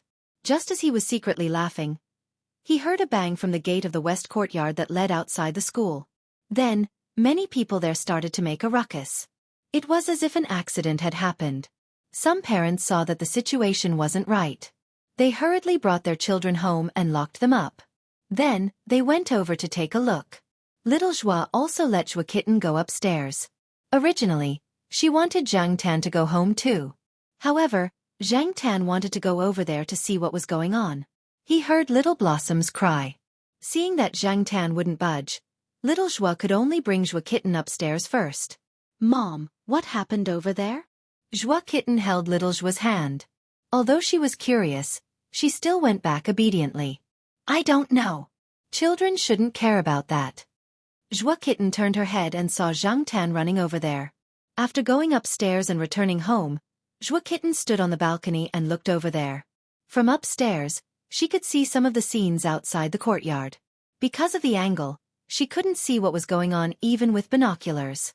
She could only see that many people were gathering in one direction. Since she couldn't see, Zhua Kitten looked at Little Zhua. Seeing that Little Zhua had gone into the kitchen, she took the phone and dialed a number. The phone didn't ring for long before someone picked it up. Hello, this is Zhu Yong's house. A very childish voice sounded from the other side.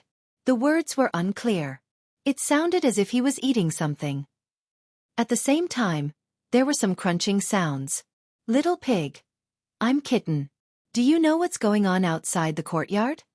Zhua Kitten asked. I don't know. I'm watching TV. Little Zhu. Put down your popsicle. Then, pick up your binoculars and go straight to the balcony. Then, look in the direction of 2 o'clock. Where is the direction of 2 o'clock? My alarm clock is on the bed. I can't see it. Little Zhua stood at the door of the room and looked helplessly at Zhua Kitten, who was holding the phone and directing the person on the other end of the phone to see what was going on outside. On the other side, when Zhang Tan arrived outside the courtyard, he found that many people had already gathered around. Little Blossom was still screaming. However, there were too many people around. Zhang Tan couldn't see what was going on. But he could guess that it wasn't anything good. This gate was outside the school. The gate was on a wide road. The western courtyard's cars often came in and out of this gate, so there were more guards here. The inspection was stricter. Now, when Zhang Tan came over, there was no one in the guard room. The security guards in charge of this side didn't see him either. They all ran to the scene of the incident. Just when Zhang Tan wanted to climb higher to see the situation, 3 people in security uniforms pulled Little Blossom out. Little Blossom was still growling. He was very dissatisfied with the people who pulled him out. He struggled and looked at the crowd from time to time. There were bloodstains on Little Blossom. He didn't know if it was his or someone else's. The 3 security guards tied Little Blossom's dog leash to an iron hook on the wall next to the guardroom. Then, one of them immediately went to the crowd. The other 2 stood at the side to rest. They also dispersed the people who ran over to see what was going on. After listening to them, Zhang Tan found out that a person who wasn't very clear-headed just drove over and hit a motorcycle. The motorcycle and the people on it were all knocked out. The people and the motorcycle that were knocked out happened to be in the direction of Old Man Li and the others. Little Blossom blocked the motorcycle, but he didn't block the people. The people on the motorcycle hit Old Man Li and the others. The few old men were all lying down. It shouldn't be life-threatening, right? One of them said. It should be fine. The owner of the car slowed down.